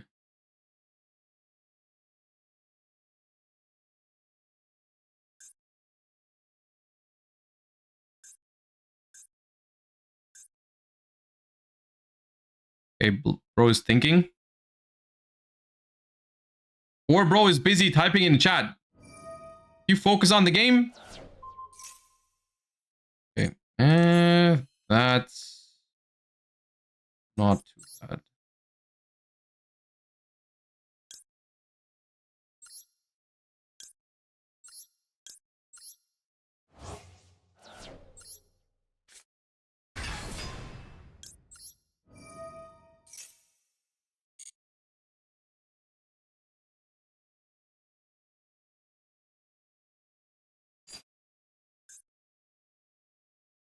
I need to get some. What did I need? What do I need to get into rotation? Pengu.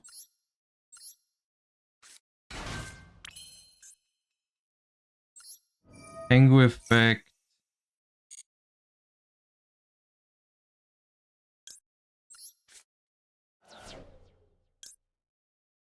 This.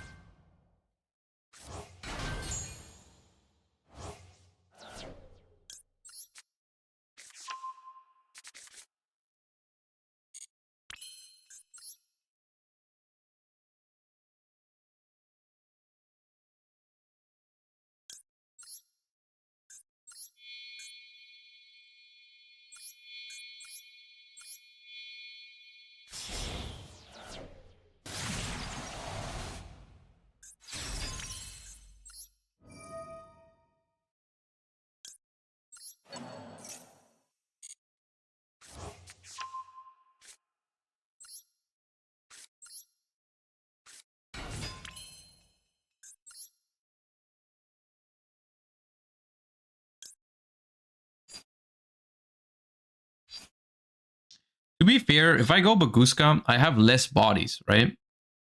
If I go for this, I get an extra body from the Nemesis card. And I can also make IP or SP, which I right now can't do.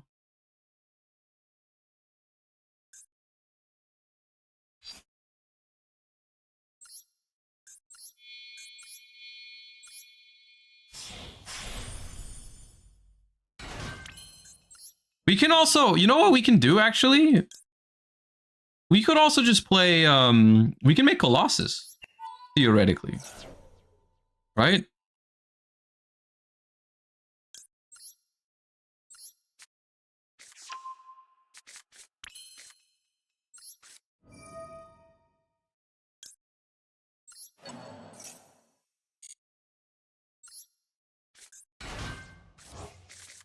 Okay, I somehow have no banished cards though.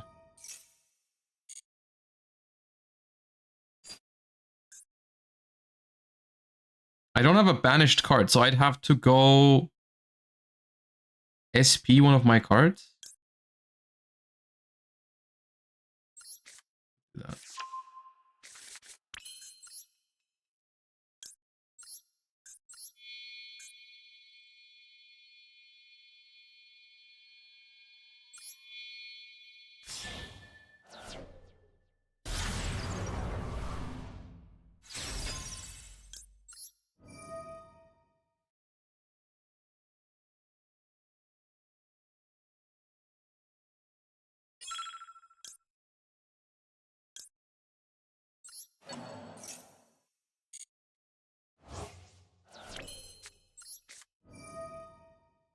Banish Banshee. I was gonna do that. That would be cool, but then I wouldn't have a banished monster anymore for.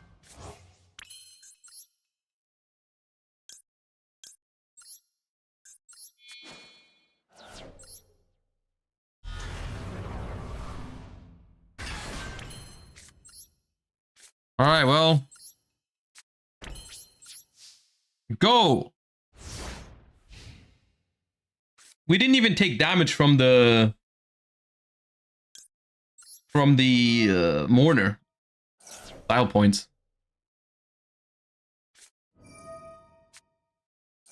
Bro thinks I'm not gonna resolve Maxi.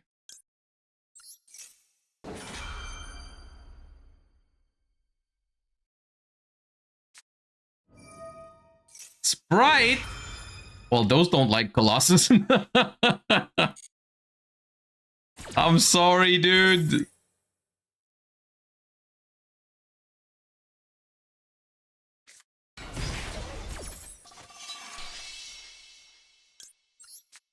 Well, those also don't work because of Rairotari, dude.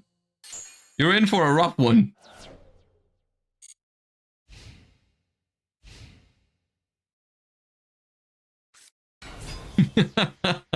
Oh no. Oh no.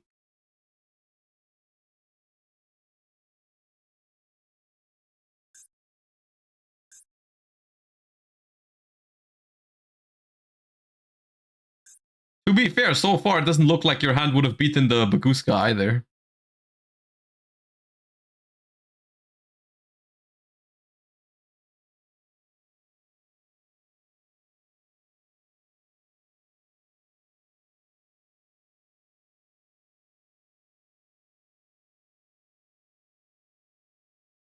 A sleeping potato. Thank you so much for the first time Prime. I was very happy when people use their first Prime on the channel. It means we're growing the community. I appreciate you. Thank you so much. As well as Stella Matt Morning and Vonky Moose. Thank you for the subs. Appreciate you guys. Thank you so much. Royal Sprint. That's cool.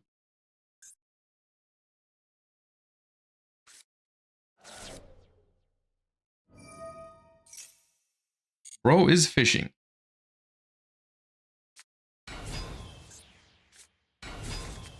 You were gonna try to hit me with the Musasabi? Nah, not like this.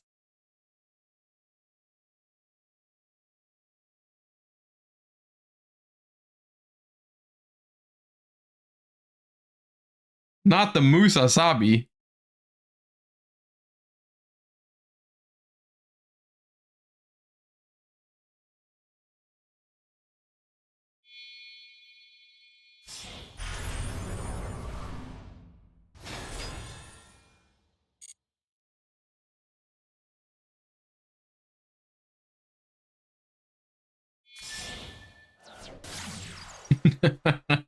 Oh, man.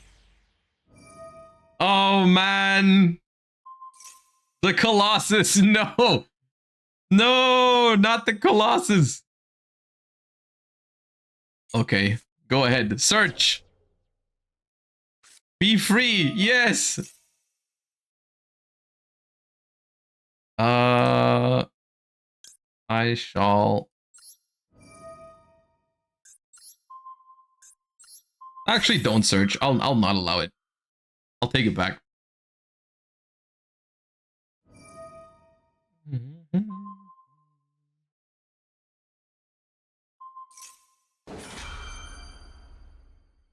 Okay.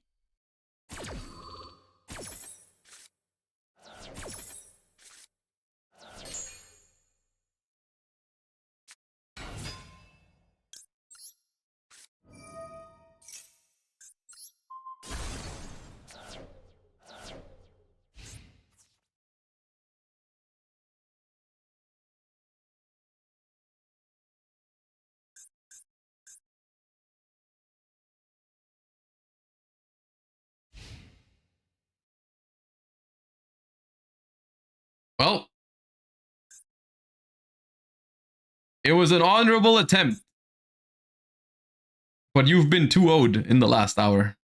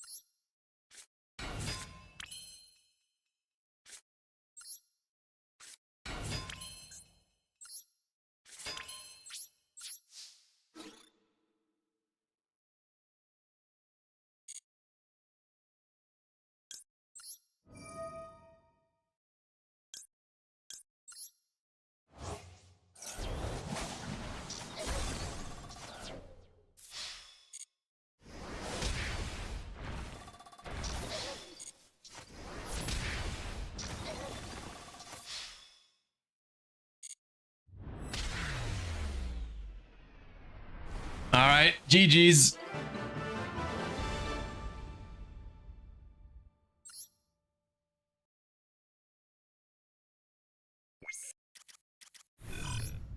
All right. And with that, everybody, I thank you all for watching today's stream. We are at the end. I hope you enjoyed. It was a rough one. We didn't. I don't think we climbed. I think we lost like 8 points total. It was a rough one, but those happen as well, especially when you're learning a deck like Ritual Beast. I'm honestly not too disappointed today. I think it's getting better. So yeah, appreciate you guys for hanging out. I'll send you guys somewhere. I'm just looking. Master Duel. Who's streaming right now? Paleozoic Opabinia. Thank you for the thank you for the gifty. When are you going back to locals? Hopefully soon. Hopefully soon.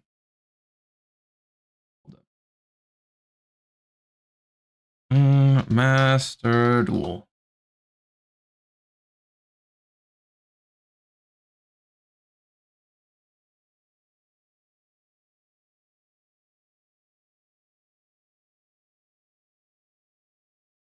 Since none of the big guys are alive right now, let me just send you to someone small who's going to be happy about it.